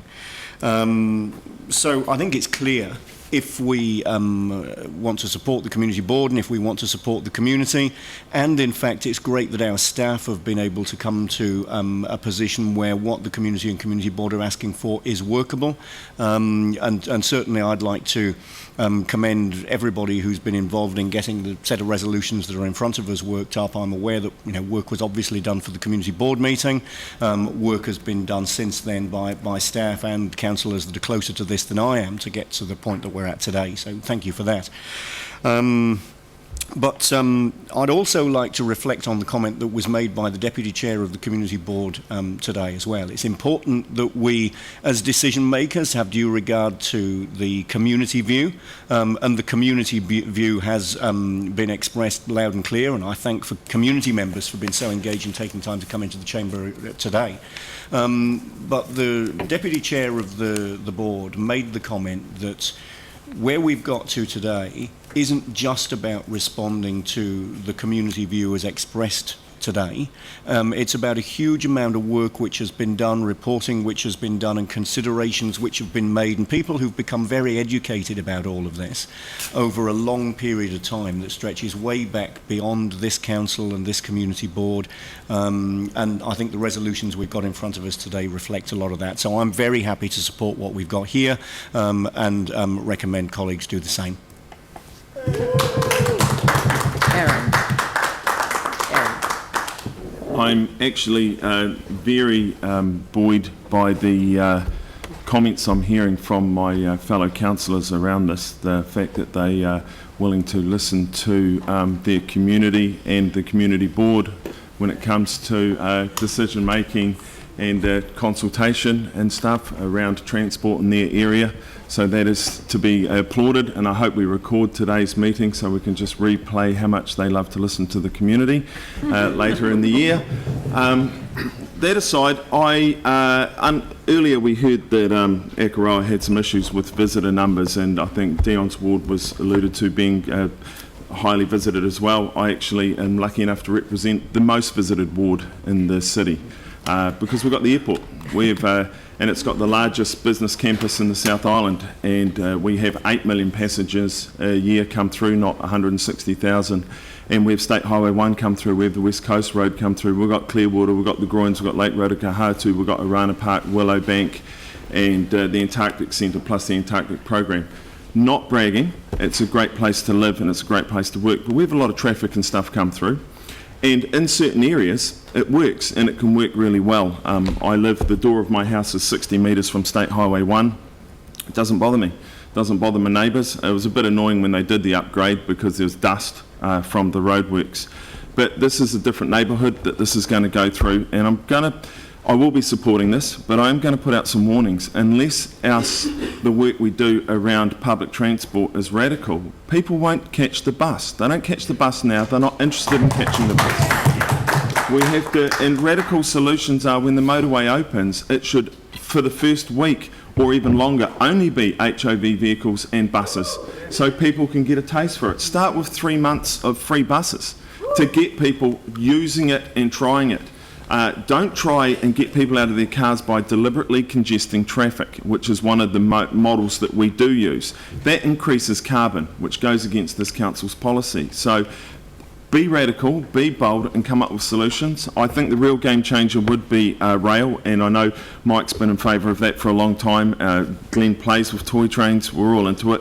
It's one of those things that would get people changing, and there will be a radical shift, I think, in PT, and that'll be around autonomous vehicles, which will pick people up from different spots and take them to things. It'll be massively different to what we currently have, but that will have a form of congestion. But will it look like it currently does, or what will it be? And finally, people will get into cycling, not because we tell them to, but because it's the smart thing for them to do, that they will live longer, healthier lives. If you enjoy your life, start biking, because you'll live longer, and you'll get to live longer with your family and your friends and do the things you enjoy. That's why you should bike, not because we told you to.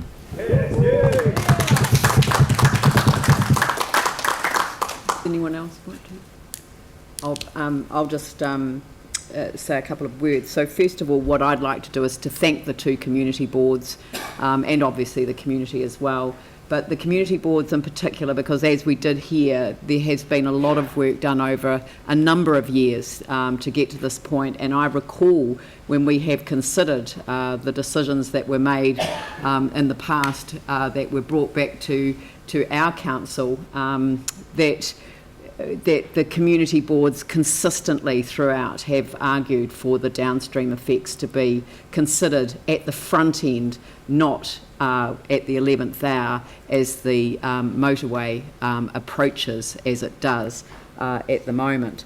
I have to say that this is an issue that was inherited from an earlier time, and I don't think that anyone in their right mind today would actually prioritise these so-called roads of national significance over the top of the absolute need to face up to the reality of our dependence on fossil fuels, that single occupancy vehicle use absolutely encourages instead of resolves. And until we face up to that, I mean, this is what the climate emergency was all about, is actually facing up to the reality that things do need to change.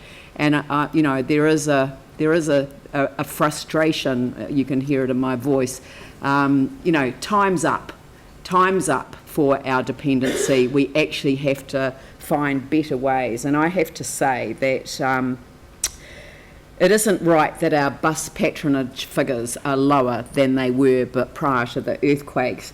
And I agree with Aaron that it is time for courageous decisions to be made, but we need our strategic partners around the table. We have heard over and over again about who is responsible for what element.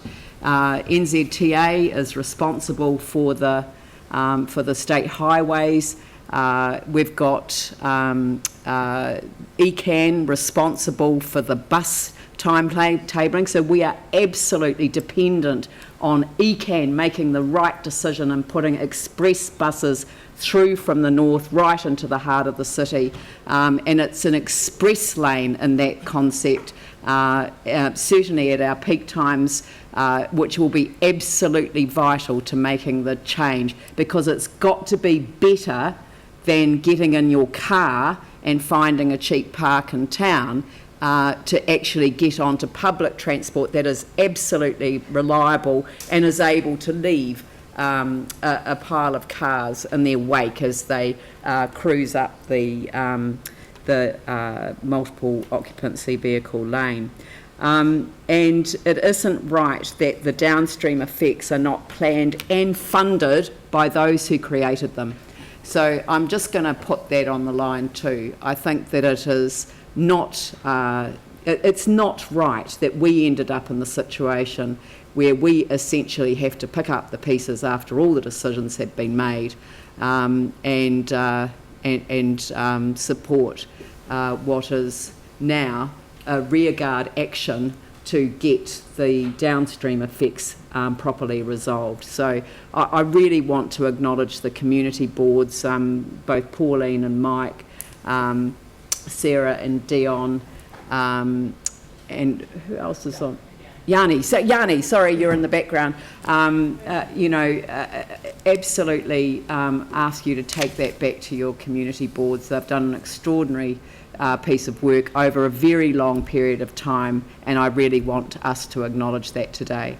So on that note, I'll put the motion. All those in favour say aye. Those opposed say no. That's carried unanimously. Thank you.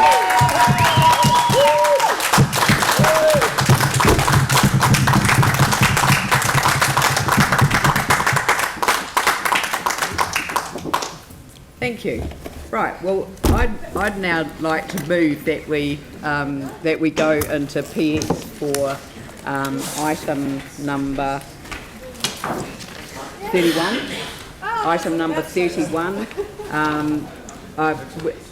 I'm hoping to that we'll have to come back to council for the open part of the agenda. We'll do that at 2:30. So just to let people know, we'll be back in the open part of the agenda. So if I could, I will. I need a seconder to go into PX. Yep. Dion. I'll put that motion. All those in favour say aye. Those opposed say no. That's carried.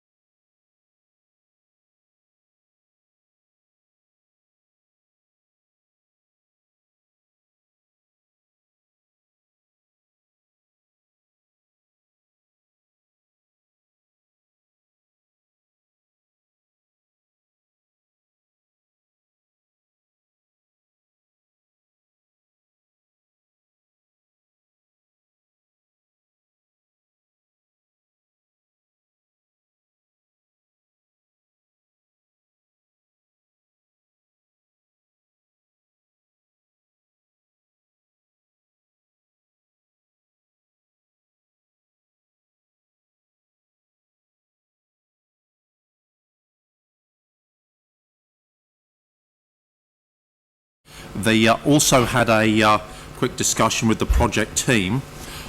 Councillor Johansson asked a question: would the community boards be given rights to make recommendations on metropolitan issues? The answer is under the proposed governance partnership agreement, boards will be engaged on metropolitan projects within their community board area. They will be engaged early in the planning and development phase at a point where the community board feedback can be utilised in the decision-making process. So this project doesn't go so far as recommending all boards have the right to make a recommendation on every metropolitan issue. It was actually outside the scope and intended coverage of this project, but through quite extensive discussion with community boards and with councillors, the community board participation in council decision making is quite tightly defined within the proposed agreement. In responding to the questions on what might be metropolitan and what might be local, the only thing that I'd have to add is, if it is the wish of the council, this matter can be considered as a priority for the first review of this agreement, which, if council approve these recommendations, is within 6 months of the new council. So we can see how it goes and all commit to gain any greater clarity on this that's required. Thank you very much for giving us the time to do that, Madam Chair.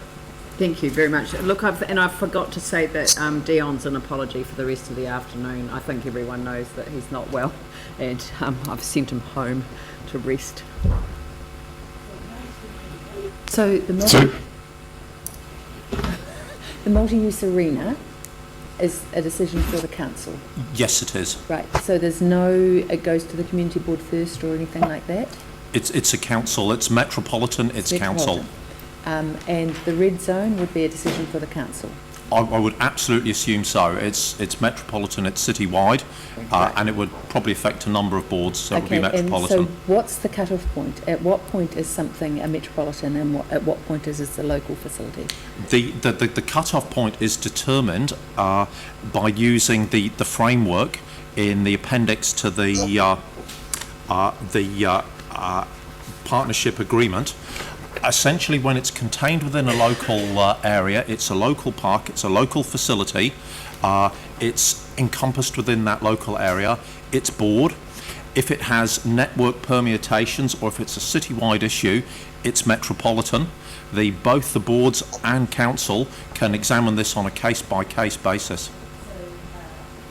Southwest Leisure Centre is still a metropolitan facility? Yeah, Southwest is at this point in time a metropolitan facility because it's part of a wider network of swimming pools across the town. Lynwood is a metropolitan facility? Lynwood's a metropolitan facility, but earlier in the year council specifically resolved... I get that. Yep. I get that. Is there a capital funding cut-off point, or is it just the sort of vague definition? No. If it's a facility contained within a local area and has a local application, local influence, it's local. So, for example, the Riccarton Community Facility is a board delegated process. The Southwest would not be. Same with sorry, Leanne, just I appreciate getting the response from staff. It still feels to me that the whole issue of metropolitan versus local is not clearly enough defined. Previously, we've had an understanding that if something reaches across more than 2 board areas, and that was under the old system, that it would be metropolitan. It just seems to me that we need to get some clarity so that we don't get submitters coming to a community board for what is a council decision, or we don't get submitters going to council for what is a community board decision. It just doesn't feel. Are you saying that the mechanism that is attached to the partnership agreement is not sufficient to clarify that matter? Because it It's looks to not me clear. like And- where there's doubt, there is a simple process to establish whether it's one or the other. Yep. Well, there should be just a really simple principle, and the principle that Peter Mitchell put forward when the Central City A delegation were removed was that boards, because of their terms of reference, would have the ability to make recommendations even if they weren't making decisions. And that's kind of been the thing. So if you take places like the Groins, Kiwi 2, the lake that we've just been talking about, there's no doubt that they are metropolitan facilities, and they do have a wide range of people that use them from across the city, from various community board areas. Yeah, I thought we were moving away from that sort of very strict analysis and looking at more at what was an appropriate decision-making framework. But anyway, John, do you want to respond to that? This question has been raised a number of times throughout the project process, and as a result, we asked legal services to examine the legislation and come up with the process. The process is contained in Appendix 1. It's been workshopped extensively. It has been refined. The position that was reached in the workshops and the recommendation to council is let's go with this for 6 months. If we feel that it needs a review or tightening up, let's do it. But this is precisely what the project was asked to do. It's taken considerable amount of time and engagement to get here, and we'd just like to field test it a few times and see if it works or not. Yeah. Right. Okay, well, look, but just so okay, you're not removing. I don't really want this debate in questions. So it seems to me that the concerns that people are raising is that there seems to be an issue as to whether more clarity can be provided around this. I mean, there are some of the facilities that you mentioned so far, if they don't if they don't fall within the council metropolitan decision framework that's here, you know, the point I would make is clear, but it's sure. I'm frustrated because this has been through a really good process and we've got to this point and we need to move on. But I've got two people that want to speak, so I'll take Sarah and Mike, and I'll see if I can come up with some. Thanks, John. My understanding was that what we were going to plan under the community facilities was that facilities which had a network impact, such as the 2 new pools, the location would be the location and scope would be council, but all of the design stuff, like the Lynwood pool, would be at the community board level. Yep. Yeah, and so that's what the intent is of that. But that's not quite the wording that's in there. But would it help if, so for example, if we just put that wording in for the Hornby one? Because the wording there's for Lynwood. All I would like is 3 sentences so that I could explain to Mrs. Brown what the rules are. Yep. What the rules are set out in the attachment, which basically says that decision-making responsibility for non-regulatory activity of the council, particular to a community board area, should be exercised by the community board. It's a local decision. Yep, By the council, if the nature of the activity is such that decision-making on a district-wide basis will better promote the interests of all communities, having regard to the following factors: the impact of the decision, effective decision-making, etc., etc. If the allocation of decision-making responsibility becomes an issue to be dealt with by application of the principles referred to above, it must first be raised with the general manager responsible for the activity proposed. Any recommendations to be made will be approved by the ELT before being considered by the council, which will decide whether or not a matter should be dealt with by the council as a whole rather than a community board. So it seems to me that you know, the multi-use arena ain't going to pass that test as a local project, as a local decision. but QE2 might pass that test depending on what the decisions are. Yep. So there are some decisions that we have to make sure are network compliant, but there are other decisions that we actually want the local communities to make those decisions about the, you know, the shape and design as we have with Lynwood. So, you know, there are various approaches that we will take. I actually think this clarifies the matter much better than the previous thing that sort of had this ridiculous rule that said if it covers more than 2 community boards, you're automatically a metro project. I thought we were trying to fix that problem. Yep. Yep. So I just think that people can, and it might be that if you just add to that, dealt with by the council as a whole rather than a community board or more than one community board, because it may well be like we've done in terms of you know, some instances is to refer it to 2 community boards to form a hearings panel to make a recommendation or a decision. Technically they'd be able to if we decided that. So we can certainly do that. Yeah. Yep. Or just put S in brackets after it. So one question. Yeah. Thank you. The paragraph 5.1. Of the report, Councillor Chan? 5.1. You particularly mentioned this agreement should be signed by the mayor and the 7 chair of the committee board member. But regarding to the staff recommendation, the paragraph 3, if mayor today sign this one, whether those the 7 chair of the committee board member they agree, or if they are not agree, how to remediate this effect? Yeah. Look, thank you for the question. It's proposed that a report will be prepared for each community board so they can consider the partnership agreement and ideally authorise the chair to sign on their behalf. All I can say is this project has been workshopped numerous times with all community boards. Okay. Board chairs have been copied into every change, every iteration. We've incorporated every bit of feedback, and last Friday at board chairs meeting, we discussed this, and there was a great deal of optimism and support. Okay, yep. That's good. And a great deal of thanks. Can I just point out something that'd be really useful? So if a community, with the metropolitan thing, there's a thing in the partnership agreement that's a clause that says if a community board considers a particular decision is better made at the community board level, it may ask for a report to the council regarding the delegation. And in the meantime, before the 6-month review, that's probably the easiest way to go forward. I can't see many more facilities actually in the next short term.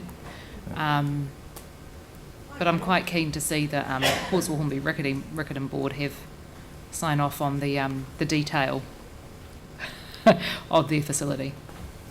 But that'll have to go through it'll still have to come back. It has to come back to council because of the network impact. Yep. So I just think that the scope of it does. They've come up with a neat solution. So I'd much rather have somebody. We've had a mover and a seconder. So I'd like to open it up for debate. Sarah. Yeah, I was just. Yep. Sarah. Or do you want to close off the debate, or do you want to open it? Open it. Yep. Right, so in my office at home, I have a folder full of papers and notes from the early work on this from 2014 and 2015, when I was chair of the Headley Ferrymead Community Board. And I know it's taken a while, but I'm really glad that we're here at last and getting the extended delegations and governance partnership agreement in place and ready for the next council and community boards. It's not perfect, but it's a really, really good start, and I'm looking forward to getting it underway and then reviewed in the new term with the new council and community boards. As an organisation, we've often had to be reactive to the many things being thrown at us, and the urgency of that work clearly needs to be taken as a priority. But what has sometimes needed a nudge, like a notice of motion, is the important but non-urgent work, such as developing our partnership with boards more fully, so that we can govern together in the best interests of the city. Christchurch already has one of the broadest sets of delegations to community boards in the country, and it mostly works really well. Boards have delegations to make full and final decisions on issues in the area such as parks, playgrounds, parking restrictions, reserve management plans, and community grant funding. They also consider reports and make many recommendations to the full council on facility rebuilds, leases, park names and other local issues where I've never seen the council make a decision contrary to the board. Boards have a greater knowledge of local communities and consider the same reports as council on these matters, so it's been silly to have the duplication of decision making, and I'm pleased to say that that's changing, with the responsibility for the final decision now laying with the boards for those. For me today though, it's the partnership agreement that is the most important piece of paper.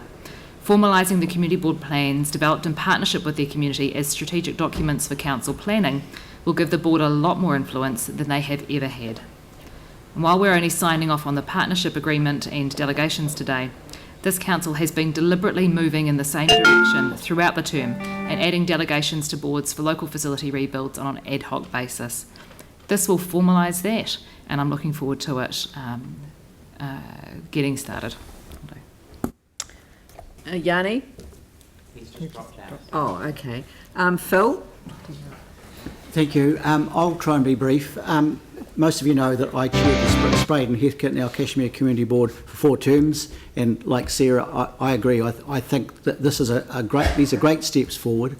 I think Christchurch has had a tradition of community boards overall working really, really well.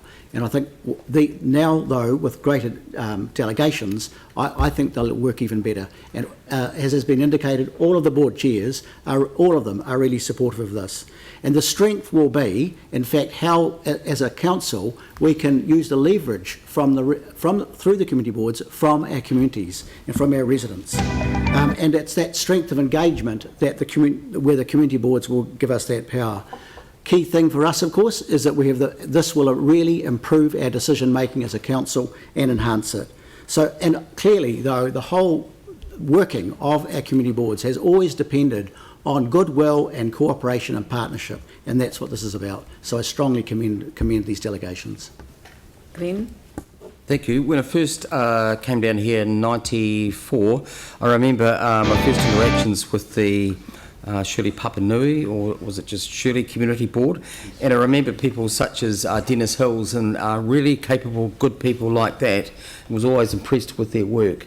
And it struck me too that the boards at the time had a good degree of power. So this is another good way by which to attract people, good candidates in the forthcoming election to community boards, I think, actually giving them some power to do things, and fully supportive of this. It's also a good sign of a local democracy, the decentralisation of power. It's a very healthy thing. So I hope we'll all support it today. David? Thanks. As one who was on a community board in 1995, it was great back then. We had, as an area board, greater delegations in certain areas. We had our own transport engineers, our own green space person, and a whole host of things, and it worked quite well. We've centralised, and now we're looking at decentralising again, and I'm all in favour of that. When it comes to the current document we've got before us, the original draft that was presented raised a fair amount of controversy where community boards saw it a wee bit in favour of council rather than community boards, but I'm pleased to see that there's been a lot of work and collaboration amongst the community boards to come up with a document that appears to be agreeable on all fronts.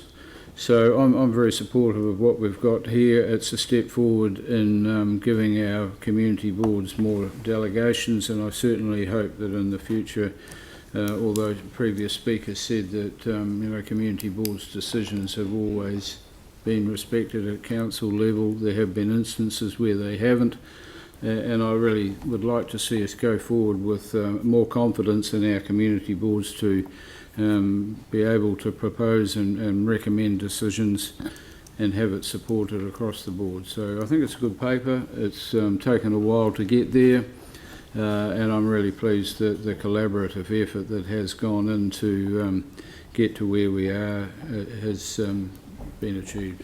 Thanks. Mike? Thanks. Yeah, I agree, David. It has taken a while to get here. As a chair last term on a community board, we tried to make this happen, and for whatever reason it didn't. But community boards don't give up. Councillors that champion community boards don't give up, and the reason why we don't is because we want the best outcome for the communities. It is a community board that's at the grassroots. It's a community board that knows their community, not the city council. Local decisions need to be made at a local level, so I'll be supporting this.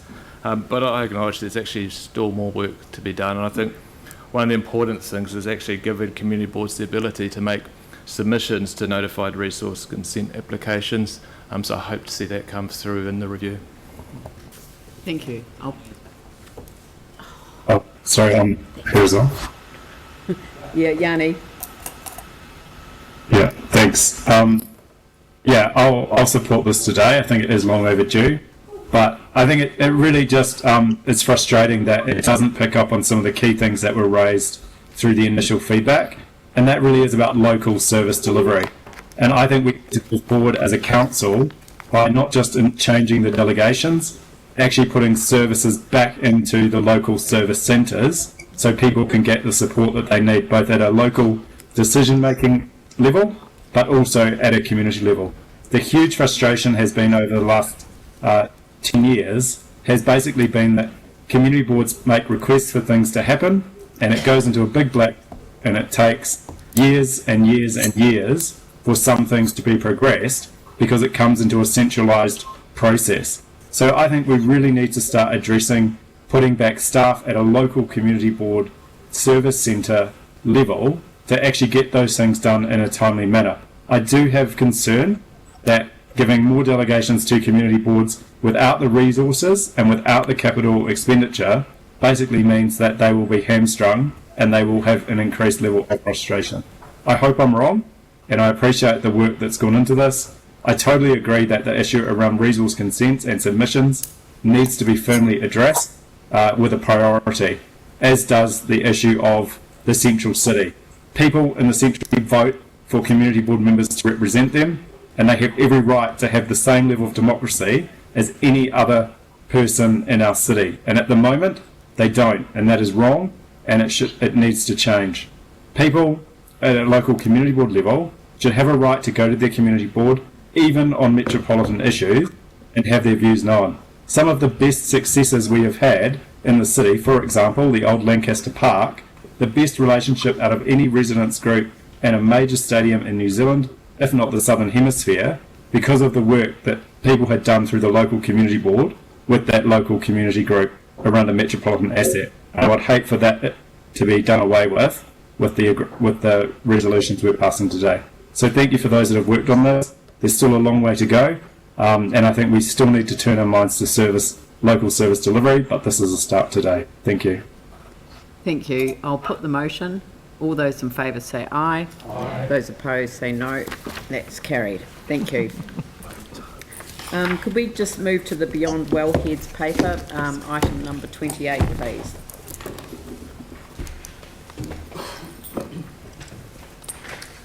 It's a supplementary agenda item.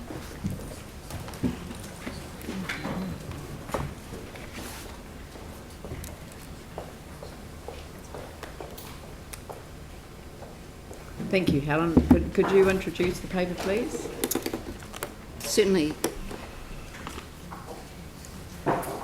This report puts together a proposed program to respond to central government's call for demonstrably safe drinking water.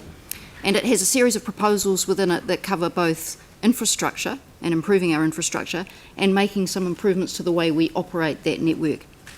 So if I can just cover three main points.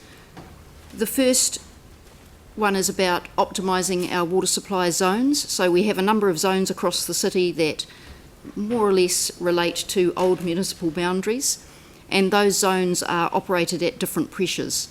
And we'd like to optimise the number of zones, so have more evenly sized zones, and optimise the pressures across the city, which means reducing the pressures in the central area and out east. Secondly, we want to lift our renewals program, so that's upgrading the condition of our network. Primarily, that is our mains and submains. We have some 3,500 kilometres of mains and submains, and 12% of those are in very poor condition.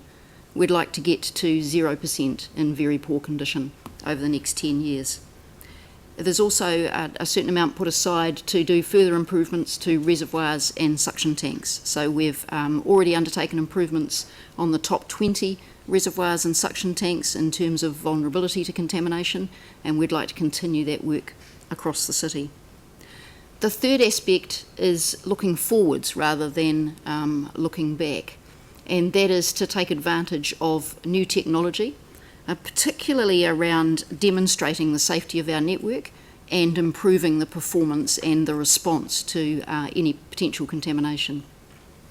So the first aspect of that is smart meters across the city. So we understand where water is being used and we can pinpoint any leaks or anomalies in the network as they arise. At the moment, our dumb meters are only read once every 2 years. So we have very poor information really on patterns of use of water. The second is rolling out pressure and acoustic meters across the network, and that's literally listening to what's going on in the pipes. And if we can listen to what's going on in the pipes, we can understand where there are pressure transients, so that's water hammer in the system, that are putting our network under stress, and we can also listen for leaks and pinpoint the location of those leaks and get to them before they become bursts. The third part is the most exciting part really for me as a chemist by training, and that is real-time information on water quality. So there are much more sophisticated applications today in terms of metering and data analysis where we can put probes into our water supply system and have that information in real time on a dashboard which would tell us if there's any change in that water quality, and hopefully tell us that there's no change, because no news is good news, and the water is indeed demonstrably safe. So there are just 2 recommendations today.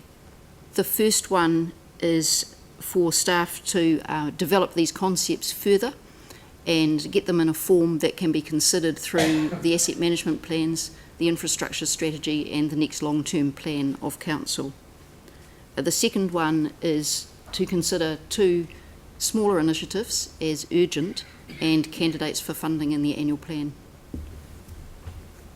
Thank you. I mean, it's an excellent report, and you know, I've sort of kind of mentioned it earlier on because it's so important that we keep that high-level focus on all of the issues that we need to be addressing.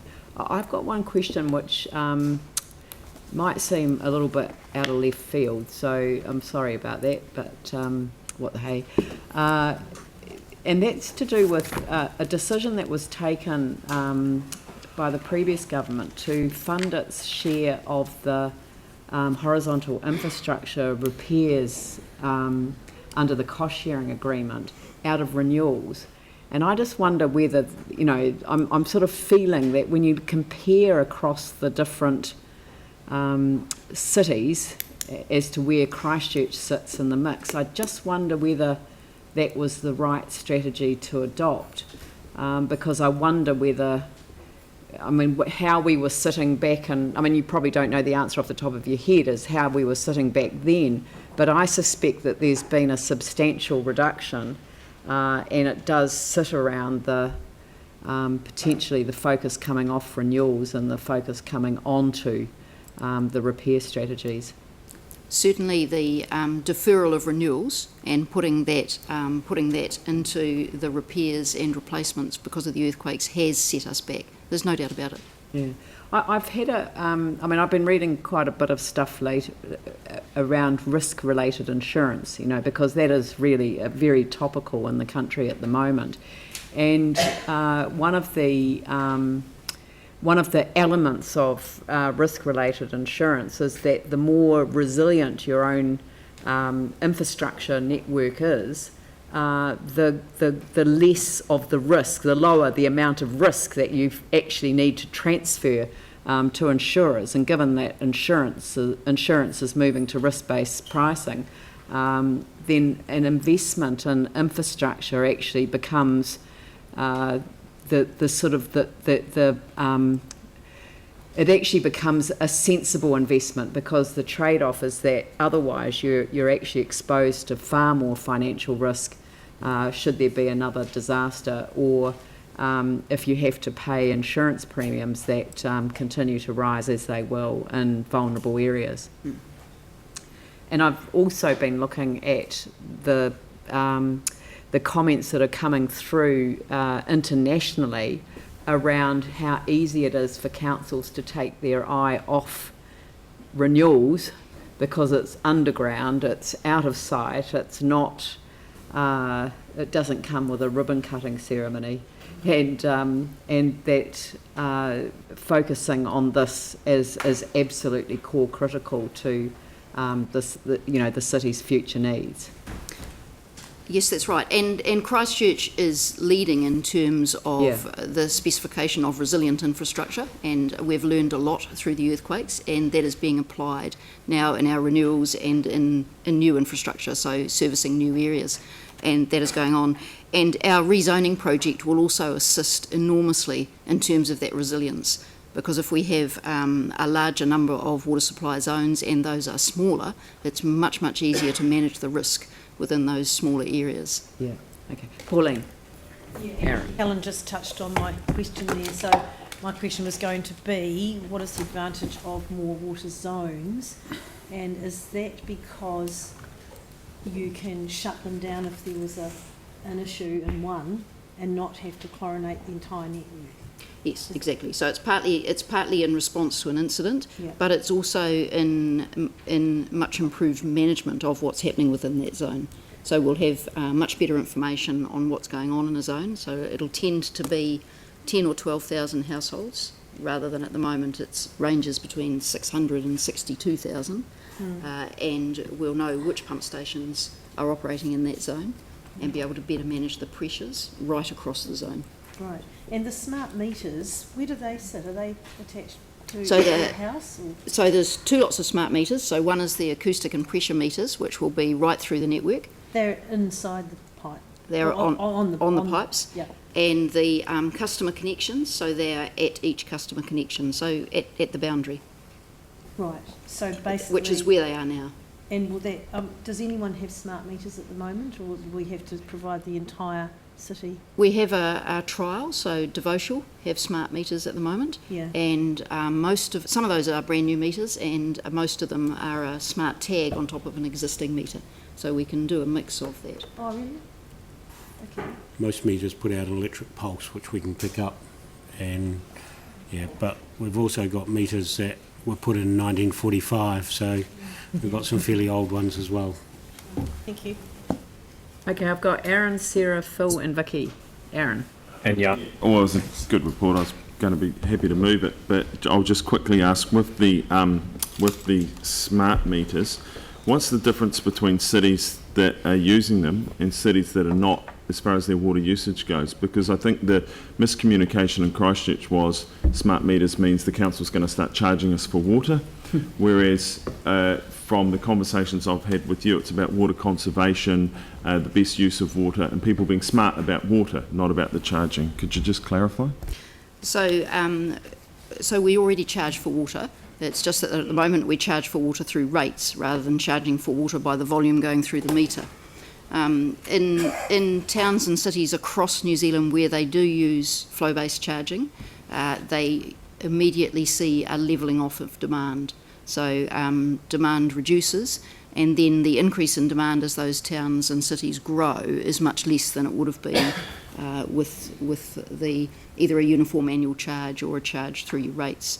So there's no doubt that flow-based charging provides an incentive to people to manage their water use. So that's the first thing.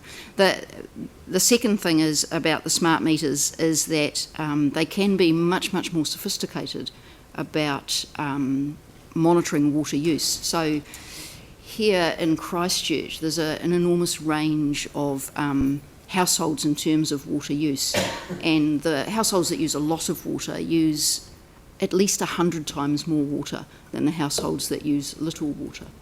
So that's an enormous difference, and you've got some extraordinarily high users who are arguably not paying their fair share. Now, under our water and waste bylaw, we do have the ability to pay to charge very, very high users commercial rates rather than charging them through the residential rating system as they do now. But we've seldom used that, as I understand it. I think there might only be a couple of examples. So that is one thing we could look at. So for those very, very high users, we could perhaps look at putting smart meters on those properties and having the charging done under the existing bylaw in a more sensible way. So it's a question of how much excess water use is being subsidised by the rest of the city.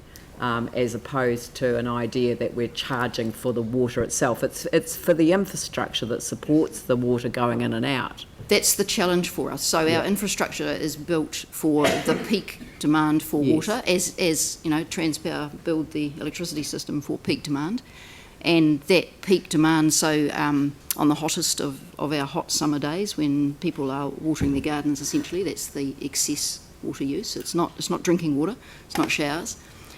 We're having to use all 140 wells and every one of our 53 pump stations to maintain the pressure in our network.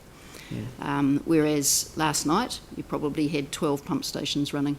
So you know, that difference between a sort of low level winter demand and a peak high summer demand, that peak high summer demand is driving your infrastructure. If we can manage that peak summer demand, we may be able to defer some new infrastructure. So at the moment we've got a program of new wells for anticipated increased demand. We may be able to defer some of those if we could manage that peak a lot better.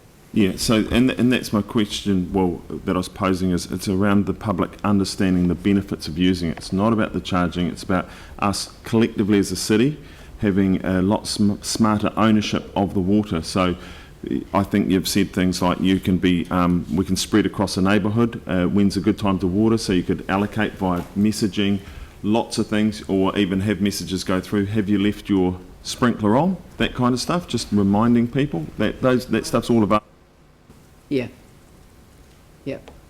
Sorry, Sarah, Phil and Vicky. Thanks, Helen. So the reticulation system is currently our biggest risk potentially for mandatory chlorination, or not being able to get an exemption under any new standards. My understanding is that we're looking at having safe water at the tap rather than at the wellhead. Is that right? That's right. It needs to be safe from source to tap. Yeah, so that's all right. the way through. And to date, most of the focus has been on the wellheads. Yeah. Although we have done the well deepening program in the northwest, right. So that work has been done. So that's making sure that our source is secure.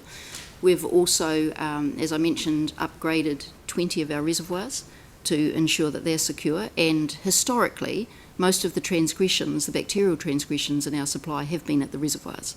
Yeah. So we've got a strong focus on that. And then the third part is through the pipe network. So pipe bursts do provide an opportunity for contamination to enter into the network. Yeah. And we often spot chlorinate at that point when the repairs are being done. We always do chlorination following repairs to make sure that everything's clean before it goes back into operation in the network. Yeah. And do we have a handle on which pipes are the grade 5 ones? Yes. So we do. Yes. So this report asks for us to be doing planning to start doing those grade 5 pipes at a higher level in the LTP. And I'm wondering, do we have capacity as an organisation to start ramping up in the next financial year, if budget wasn't a problem? Do we have the capacity to start ramping that program up next year? So we already have a renewals program, and it's a substantial renewals program, as noted in the report. There would be some capacity to ramp that up. Yeah. It's not enormous, but yes, there is some capacity to ramp that up. So would you be able to come up with a figure for us that, not necessarily now, like if we asked for it in the resolution with the other stuff, that we could consider in the annual plan? So how much potentially additional renewal could we do in the next year to actually start making more of a difference if we chose to budget for it in the annual plan? We can certainly do that. That would be really good. Yeah, we're delivering things like panels, this work through panels and things like that. So what you're looking for is a figure that if you gave us extra money, what could we deliver? That's right. So if we were able to get a resolution up there which asked for staff to, Aaron, if you're happy with that, come back. We can bring that through to ITI without having a resolution. Well, the other ones are resolutions for the water. considering funding. So I just figured that might. Yep. Now, because I'm an apology in 3 minutes for a meeting with the Minister. Oh, right, okay, yes, sorry. Oh, we'll take Health you off this that time, list. we'll have a wee drink of I water. thought I'd grab you while I could, sorry. Yeah. All right. So I've got Phil and then Vicky and then Mike. Yeah. I was happy to move it. Thank you. I'll second it. Oh, you'll move it. Mike's moving it. Mike's moving it and Pauline seconded it. Sorry. I wanted to ask you Phil. about the section on economic sustainability, and I guess in a way that this is drawn to our attention how hugely important these water assets are at 7.5 billion. So, and the concern though that you've got around sustainability of it. So, although our operational costs are the lowest in the country, in fact, in terms of further improvements, we're already your line is that our level of investment fallen well behind depreciation. So in a way that's concerning. So is just the figure that funding that we might put in the long-term plan, is that going to start to cut the mustard, or do we need to do more before then? So these are concepts at this point, and they are estimates for the long-term plan. Okay, so you should take, for example, the pipe work, the mains and the sub-mains estimates as sort of plus or minus 20% in terms of what would need to be invested, because we do need to do some more work to make those more accurate for you. In terms of the sustainability, it's as the Mayor has pointed out, there has been some deferral of renewals, and so this is catching up on those deferrals, and it's also taking into account the extensive wave of renewals coming at us from development through the 50s and 60s. So there was a lot of development through the 50s and 60s, and a lot of that is going to come to us in terms of renewals all at once. So we're looking at both of those. I think you'll find also, if you look in the LTP, that it really vamps up years 7, 8, 9.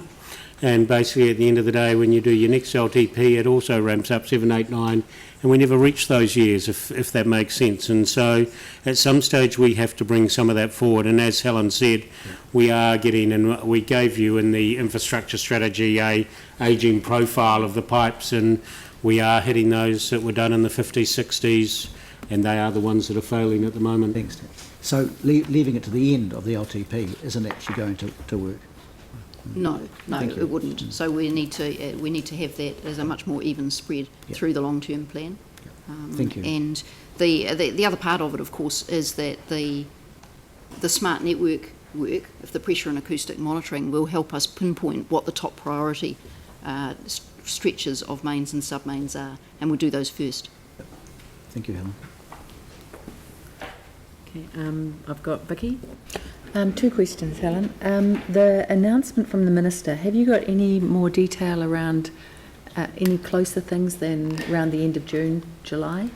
No, I've checked with Department of Internal Affairs and they have confirmed around the end of June or July for the Cabinet paper. So we have nothing more precise. Okay, and just looking at this spend, which, and the report is excellent, but just looking at the safety of our drinking water, it does seem like there's one thing that's been omitted here, and possibly in the government announcement that's about to happen as well, and that's the inclusion of nitrates into our drinking water aquifers, not just here, but wherever there's been massive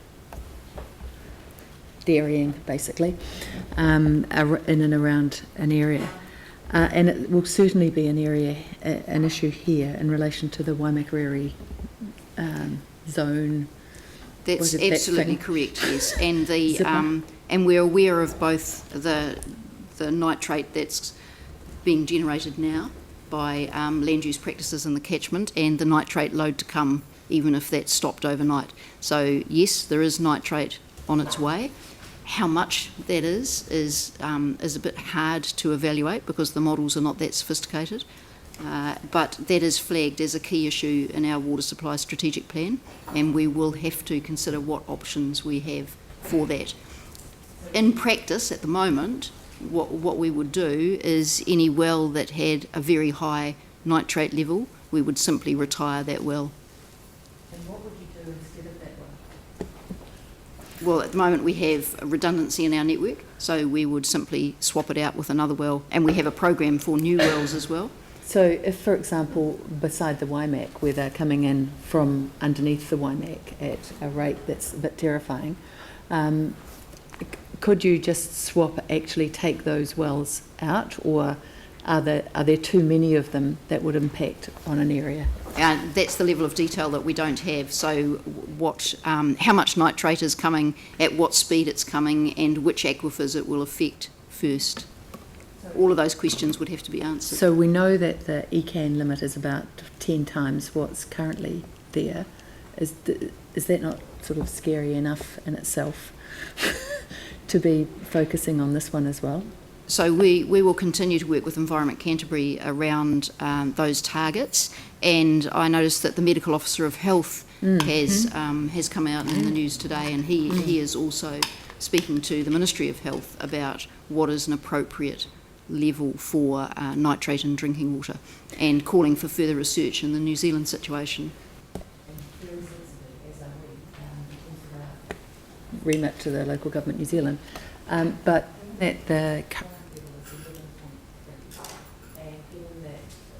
ECAN don't seem very worried about 3.8 or 4.1 or 5.6 as in their zipper. I'm just wondering what we can do faster. I mean, I'm totally fine about taking on ECAN on these numbers, and because I think they should be doing much more action much more quickly. But just per chance we don't win that, what's the fallback position? Like, is this going to be addressed in the long-term plan as well? I don't think so. I don't think it's an issue that we'll be doing anything in terms of our infrastructure or our sources of water within the next 10 years. But certainly as part of the water supply strategy, which looks 30 years and beyond, and as part of our integrated water strategy, which you signed off last month, looking out 100 years, we do need to do some preparatory work on this. It's an issue that we've also raised with the Ministry of Health when we were up there, and they are working with the World Health Organisation, looking at those studies and following the model around what is the appropriate level of nitrate. So there is stuff being done at a national level. I think also out of the Havelock North you will see that there's issues around source water protection. Now, I don't know what the government and the regulator is going to come in, but I would be very, very surprised if there wasn't an element of regulation coming through the drinking water regulator around what regional councils or powers that they would take off regional councils and give to another body to protect drinking water, groundwater. So I think they've recognised, admittedly in the context of E. coli, but it will be, I think, an all-encompassing, but again, we're just second-guessing what we think will come through in this paper at the end of June, early July, and it might not be until the one or the detail that goes to Cabinet at the end of the year that we get a bit more detail maybe. So my concern is that they seem to be dealing with the Havelock North inquiry and with E. coli, but actually have completely forgotten about nitrate. So, I think there's two lots of work going on, and so the Ministry of Health are looking at some of the immediate risks, if you like, although they will also look at the drinking water standards and the nitrate level. But the Ministry for the Environment are the ones who are charged with reviewing and updating the National Environmental Standard for source water protection. And that is an opportunity to do more work about the nitrate. So I think those two ministries will need to work together on that. And so when does that happen? That review is underway, as I understand. The Ministry of Health is currently... Ministry for the Environment is responsible. So the National Environmental Standard is a standard under the Resource Management Act. Yep. And they are reviewing that. That's the Ministry of the Environment. Yes. The Ministry of Health is looking at the appropriate nitrate level, not the one that was set in 1950. They will be charged with looking at that, and as David says, the new regulator will be picking up those drinking water standards and looking at what is appropriate. By which time it might be too late.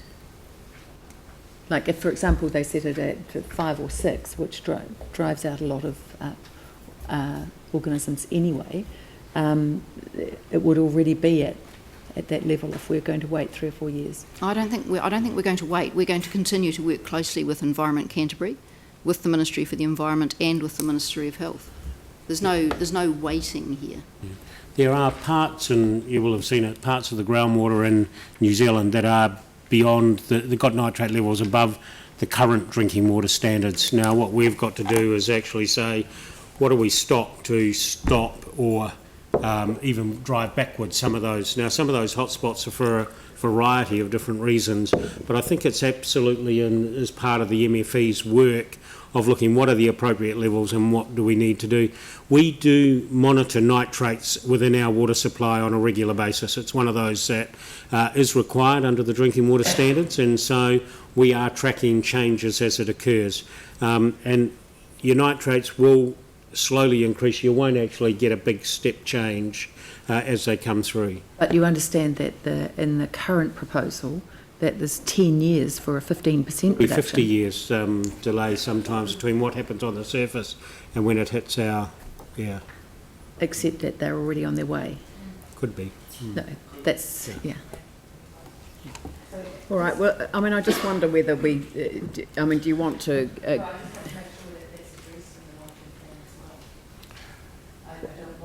address the reticulation issue. Well, I'm a bit worried that this is raising the idea of getting staff to provide advice in the next 3 weeks, because we're deciding the annual plan on the 25th of June.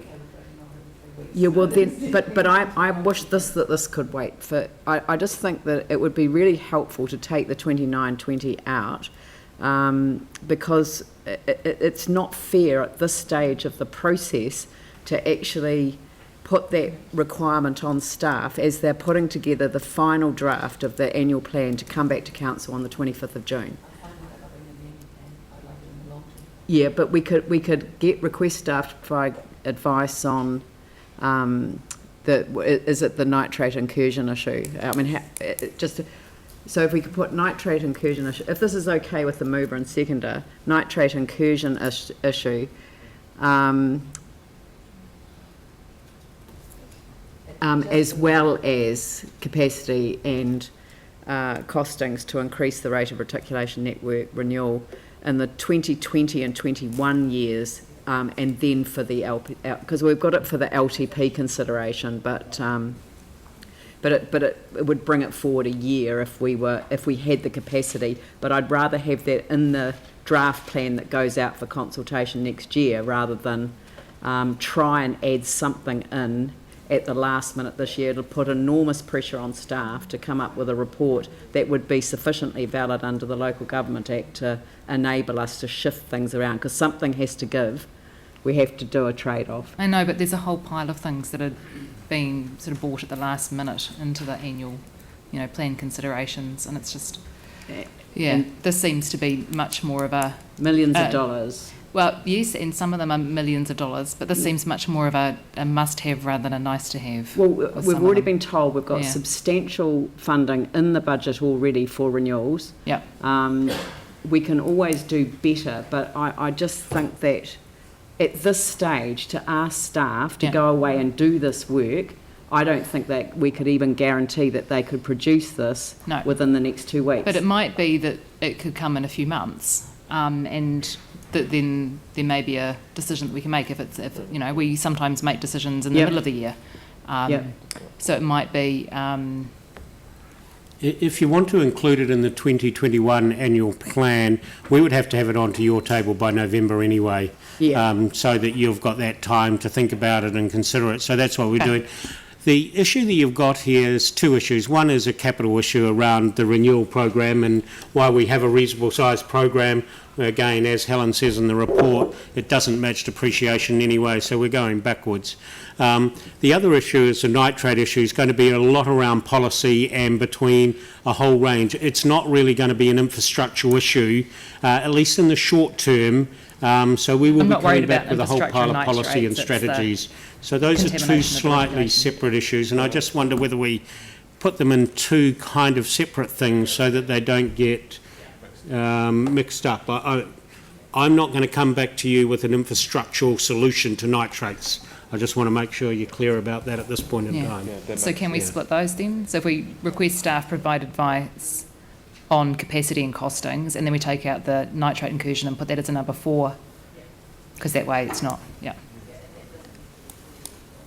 So Councillor Buck, it might help if I say that while we've got the integrated water strategy, the draft has been approved for consultation, and we're going out doing that.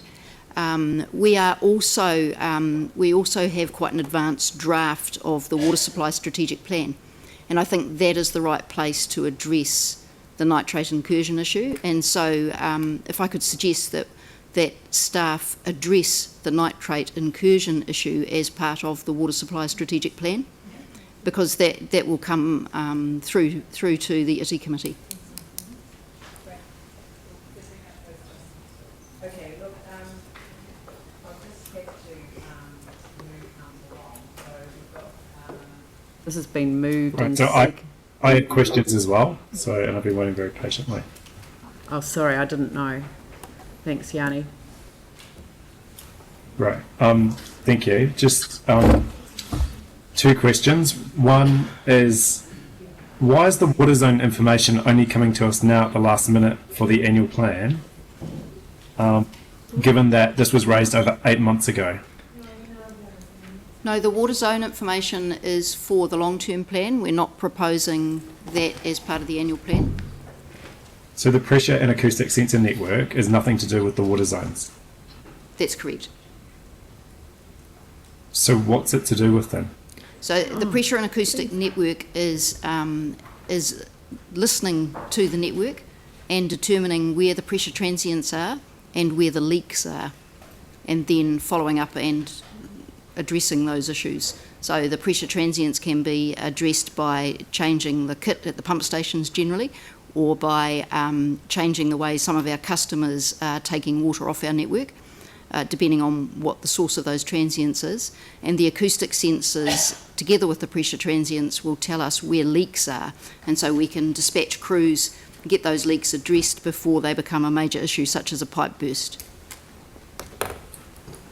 Right, okay. So the sensors need to go on first, and then we can do the zones, basically. It enables us to do the smaller water zones. We could do the two independently. They're not related. They inform one another, but you could do one without the other. I just fail to understand why it's been so slow to get the smaller water zones acted on.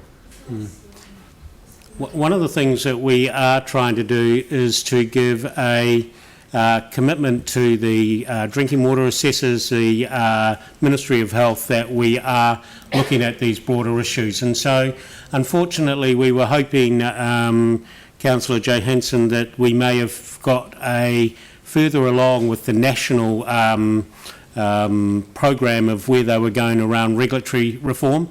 But as you heard today, we're still awaiting something which we hope will be the end of June, early July. So what we're trying to do is put in here a way forward to showing that Council's got a commitment. And admittedly, the acoustic pressure sensor systems have delivered some quite good value for us, and we believe the expansion of them will actually help us in the short term to show our commitment to trying to make a tighter network, because it will give us a higher priority, or give us a signal of where the highest priorities are within the budgets that we've got. Right, okay. The second question was in regards to 5.17, where you say that some of the network was severely affected by the 2010-2011 earthquakes. You talk about, some of the investment is due to underinvestment is due to earthquake repairs, but also that we've had an increase in leaks and interruptions. Are you able to give us an approximate figure around the earthquake damage to our water network both in OPEX and CAPEX? And have you thought about, given the significant costs that we're looking at, talking to central government about actually part of the global settlement discussion around getting some support to fix the earthquake damaged water reticulation network? I think, again, we gave you that information in the closeout skirt report, and it showed you what we did and where we did. And admittedly, the major expenditure in that area went into wastewater rather than water, because it was a lot easier to identify the major damage and issues. However, and look, I'm sorry, I can't remember the figures, we spent quite significantly, it was hundreds of millions on the water supply. But I'm sorry, off the top of my head, I can't remember the exact figure that was supplied in there. But you've also got to recognise that the government's commitment to support was as set out in the guidelines under Civil Defence and Emergency Management, which again we reported back to you at that stage. And again, if you had a look at the independent assessor's report, really the big gap she felt in her report was around land drainage, in actual fact. But I do believe principally it's all been signed off. The government believes it's met its commitments under that legislation, and we covered it in the report that went up to Finance Performance Committee of the Whole month ago, 2 months ago. Right. And just the final question was, we're doing the integrated water strategy, and we're currently going out for consultation on that. So I'm just trying to understand, given that we have got some actions that we're doing in this, that why wouldn't we wait for that report to come back and the public consultation and feedback before we set what priorities should be in terms of a response? So we believe we can do the two things in parallel.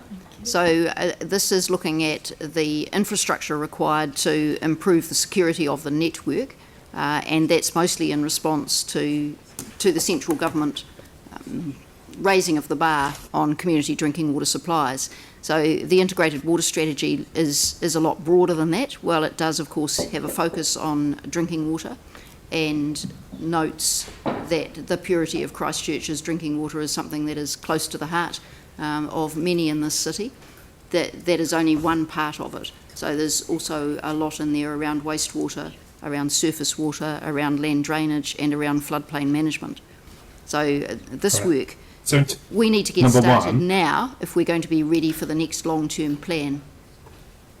Okay, but in terms of number one, that will be done and informed by the integrated water strategy that we're currently consulting on. There's time enough to incorporate that in. And it would be quite good to make reference to it so that the public can understand things like water charging for excess use, for example, is considered through a public consultation through that strategy. So water charging for excess use is already council policy, and it's already codified in our water and wastewater bylaw, so that very high users already go onto a commercial charge. I think you've also agreed to, we're proceeding with a Section 17A review, and part of that is funding. So there will be a variety of different strategies discussed in there, possibly nothing recommended, but it will give the pros and cons of a whole range of different approaches. I think the last time, I'm not sure whether you got a copy of the report that was done in 2015, but certainly Council got a copy of the report in 208, but I'm not quite sure how many of you were here in 208, but again there'll be a matrix of options and pros and cons of those options. Good. Look, thank you for that. So we'll come to the resolution. So can I put the motion? All those in favour say aye. Aye. Those opposed say no. That's carried. Thank you very much for a comprehensive report and good stuff there. So what I want to do now is move into PX, and we'll just deal with those major PX items, and then we can come back to anything that that remains in the available time. So I'll move that we go into PX for all the reasons set out on the agenda, seconded by Jimmy. I'll put that motion. All those in favour say aye. Aye. Those opposed say no.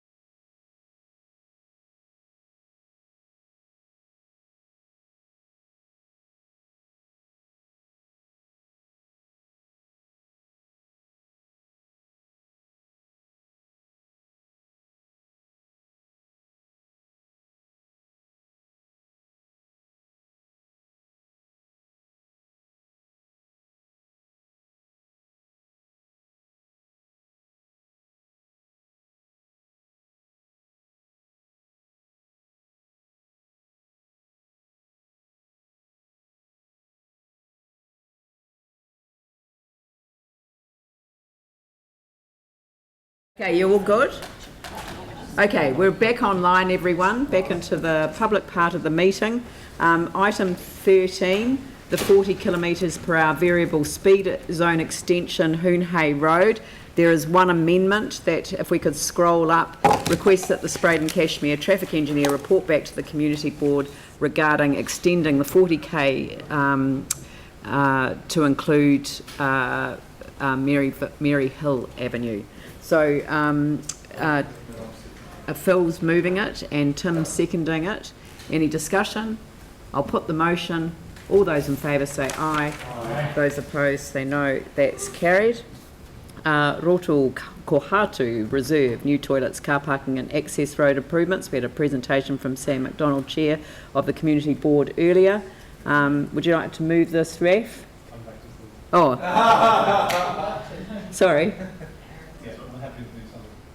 Okay, well, I'll let Aaron move it. Yeah, I'll second it. I'll second it by Raf. Any discussion? I'll put the motion. Yes. Yep.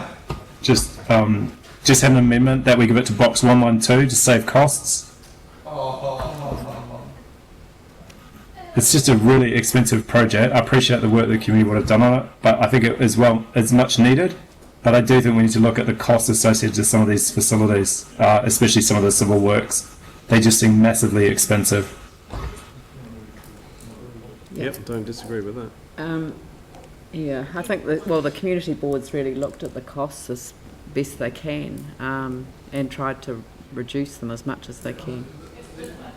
It is within the budget that we established. But it is in a special area, which is really hard. It is in a special area. It does have enormous challenges. No. Yeah, everything we... No. All right, I'll put the motion. All those in favour say aye. Aye. Those opposed say no. That's carried. The community organisation loan scheme for the Burnside Rugby Club. Is that your patch, Raf? Yep, happy to move. Moved by Raf, seconded by Aaron. Any discussion? All those in favour say aye. Aye. Those opposed say no. That's carried. And Raf, I'd invite you to speak to the hearings panel report to the council on the targeted rate proposal for the Akaroa Community Health Trust. Yeah, look, I'll keep this brief and take the report as read. We had 813 submissions, which was a huge amount of feedback when you compare it to the fact that the consultation on the Akaroa wastewater plant only had 244 submissions. So there was a great deal of community feedback here, which is what we were looking for in terms of this, new approach to a targeted rate. 74% of submitters were in support of the proposal, 25% did not support it. We felt that was fairly strong support. 53% supported the rate being over 4 years versus 35% for 10 years. So we've gone with the 4 years. We had 15 verbal submissions, feeding back various small points which were dealt with. So all in all, the hearings panel was happy to support the targeted rate as set out in the resolutions. Excellent. And I'm happy to move that. Excellent. And seconded by Andrew, I assume. Any discussion? Andrew? Thank you. Just very briefly, I always said that I was keen to hear from the Akaroa community on this. And I always said that if we got a significant response to the consultation, that would be the first thing we were looking for. And I always said that we would want to see a clear majority in favour within that significant response. I believe, and the hearings panel shared my view, that we did get to that point. And for that reason, having gone into this with a very open mind, I'm pleased that we're able to bring the recommendation that we have, and I hope that's supported today. Okay. Aaron? Yeah, well, it was actually, going to be a question, because I'd received an email from someone that had questioned the statement there'd been strong Akaroa ratepayer support, and the support had been substantial, but they are asking to see evidence of that. So once this has gone through, can we release even some graphs of what that support looks like and things, Raf? No, it's in the report. I just stated that. I know the person that you've got the email from, because I did too, and he also submitted verbally and in great detail in writing, and his submission was taken into account like everybody else's. In terms of the strong support, I think 74% is strong. You could say it's very strong in a two-horse race where you're actually asking people for money. And in terms of the amount of responses we got, it's very high for a consultation. So I'm quite satisfied with that. Okay, cool. All right, I'll put the motion. All those in favour say aye. Aye. Those opposed say no. That's carried. Thank you. I think that given other things that we have to do today, I might defer the delegation on the sign-off of the main contract for Lynwood Pool to the next meeting. I don't think that anything's going to... Yeah, but it's going to be debated. All right. Okay. Well, look, if it's only going to be Yanni debating it, then and no questions, because I've got staff here now. So. Yeah. Okay. So, would someone like to move it? And that's the additional words. Sarah, and seconded by Andrew. And it's got, so it says, approve the authority to sign off the main contract for the Lynwood Pool be delegated to the Chief Executive, subject to that execution being consistent with the approved procurement plan and subject to that being approved by the Chair and Deputy Chair of the Finance and Performance Committee of the whole, the capital and operational provision for the Lynwood Pool within the 2015-2025 long-term plan as updated by the 2018 long-term plan. So that...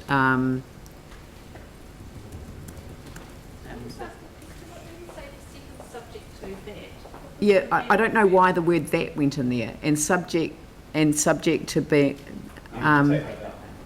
yeah. No, it's not the procurement. It's subject to being approved by the chair and deputy chair. And in fact, I'm happy to do the work with them prior to them getting the final contract. To save even more time. Okay, so. That's been moved and seconded. Is there any discussion? Yeah. Yanni? Yeah, thanks. Look, we've just spent this morning talking about giving more delegations to community boards, but also, we've had today at council a number of reports that have come at very, very short, late notice that have been in front of us as an elected body. So I cannot accept that the only thing for the reason for putting this through is that it will delay the project by 6 to 8 weeks. There is no evidence to suggest that that would be the case. And we've just demonstrated that today with decisions that we've made, where things have gone to a committee and less than 24 hours later have come in front of council for final sign-off. I think the risk to this, we've had risks previously with some of our projects in terms of being delegated to staff and things like contracts, for example. I think it bears scrutiny of a governance, especially the significant level of investment that's being put in here. So I won't support taking away the delegation from the elected governance of the city. I don't believe that the timeframe argument stacks up with any credible and reasonable and rational analysis. This council and councils before it have brought things where there's a need for urgency in front of elected members. And, I'm probably being one of the biggest champions of this project, and I want to see it go ahead. But I think Lynwood should not be penalised for a loss of democracy because things have been happening through no fault of the community. And, this is just an erosion of democracy in an area that I don't think deserves it. I don't think this community should be treated in this way. People are very excited about this project, and it should be going through proper processes in terms of sign-off and consultation, not being fast-tracked away from governance oversight and community input. And I'm really disappointed that that's happened on this. So I will not support it. There's no reason for it. There's other ways that it could be addressed to deal with the urgency. I would so love that resolution to say the main project for the South East would be delegated to the Chief Executive, and we'd be jumping at the chance to do it. Okay. So, no.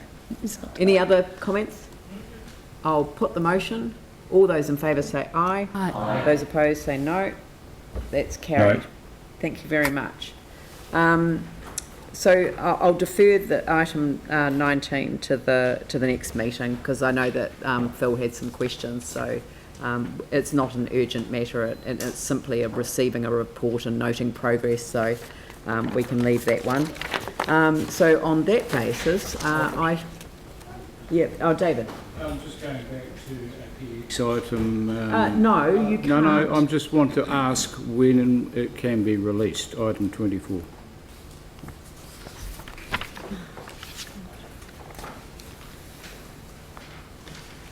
Well, I don't need to deal with this in the public. I'm going to declare the meeting closed. I will give you the answer after we're offline when I can find it.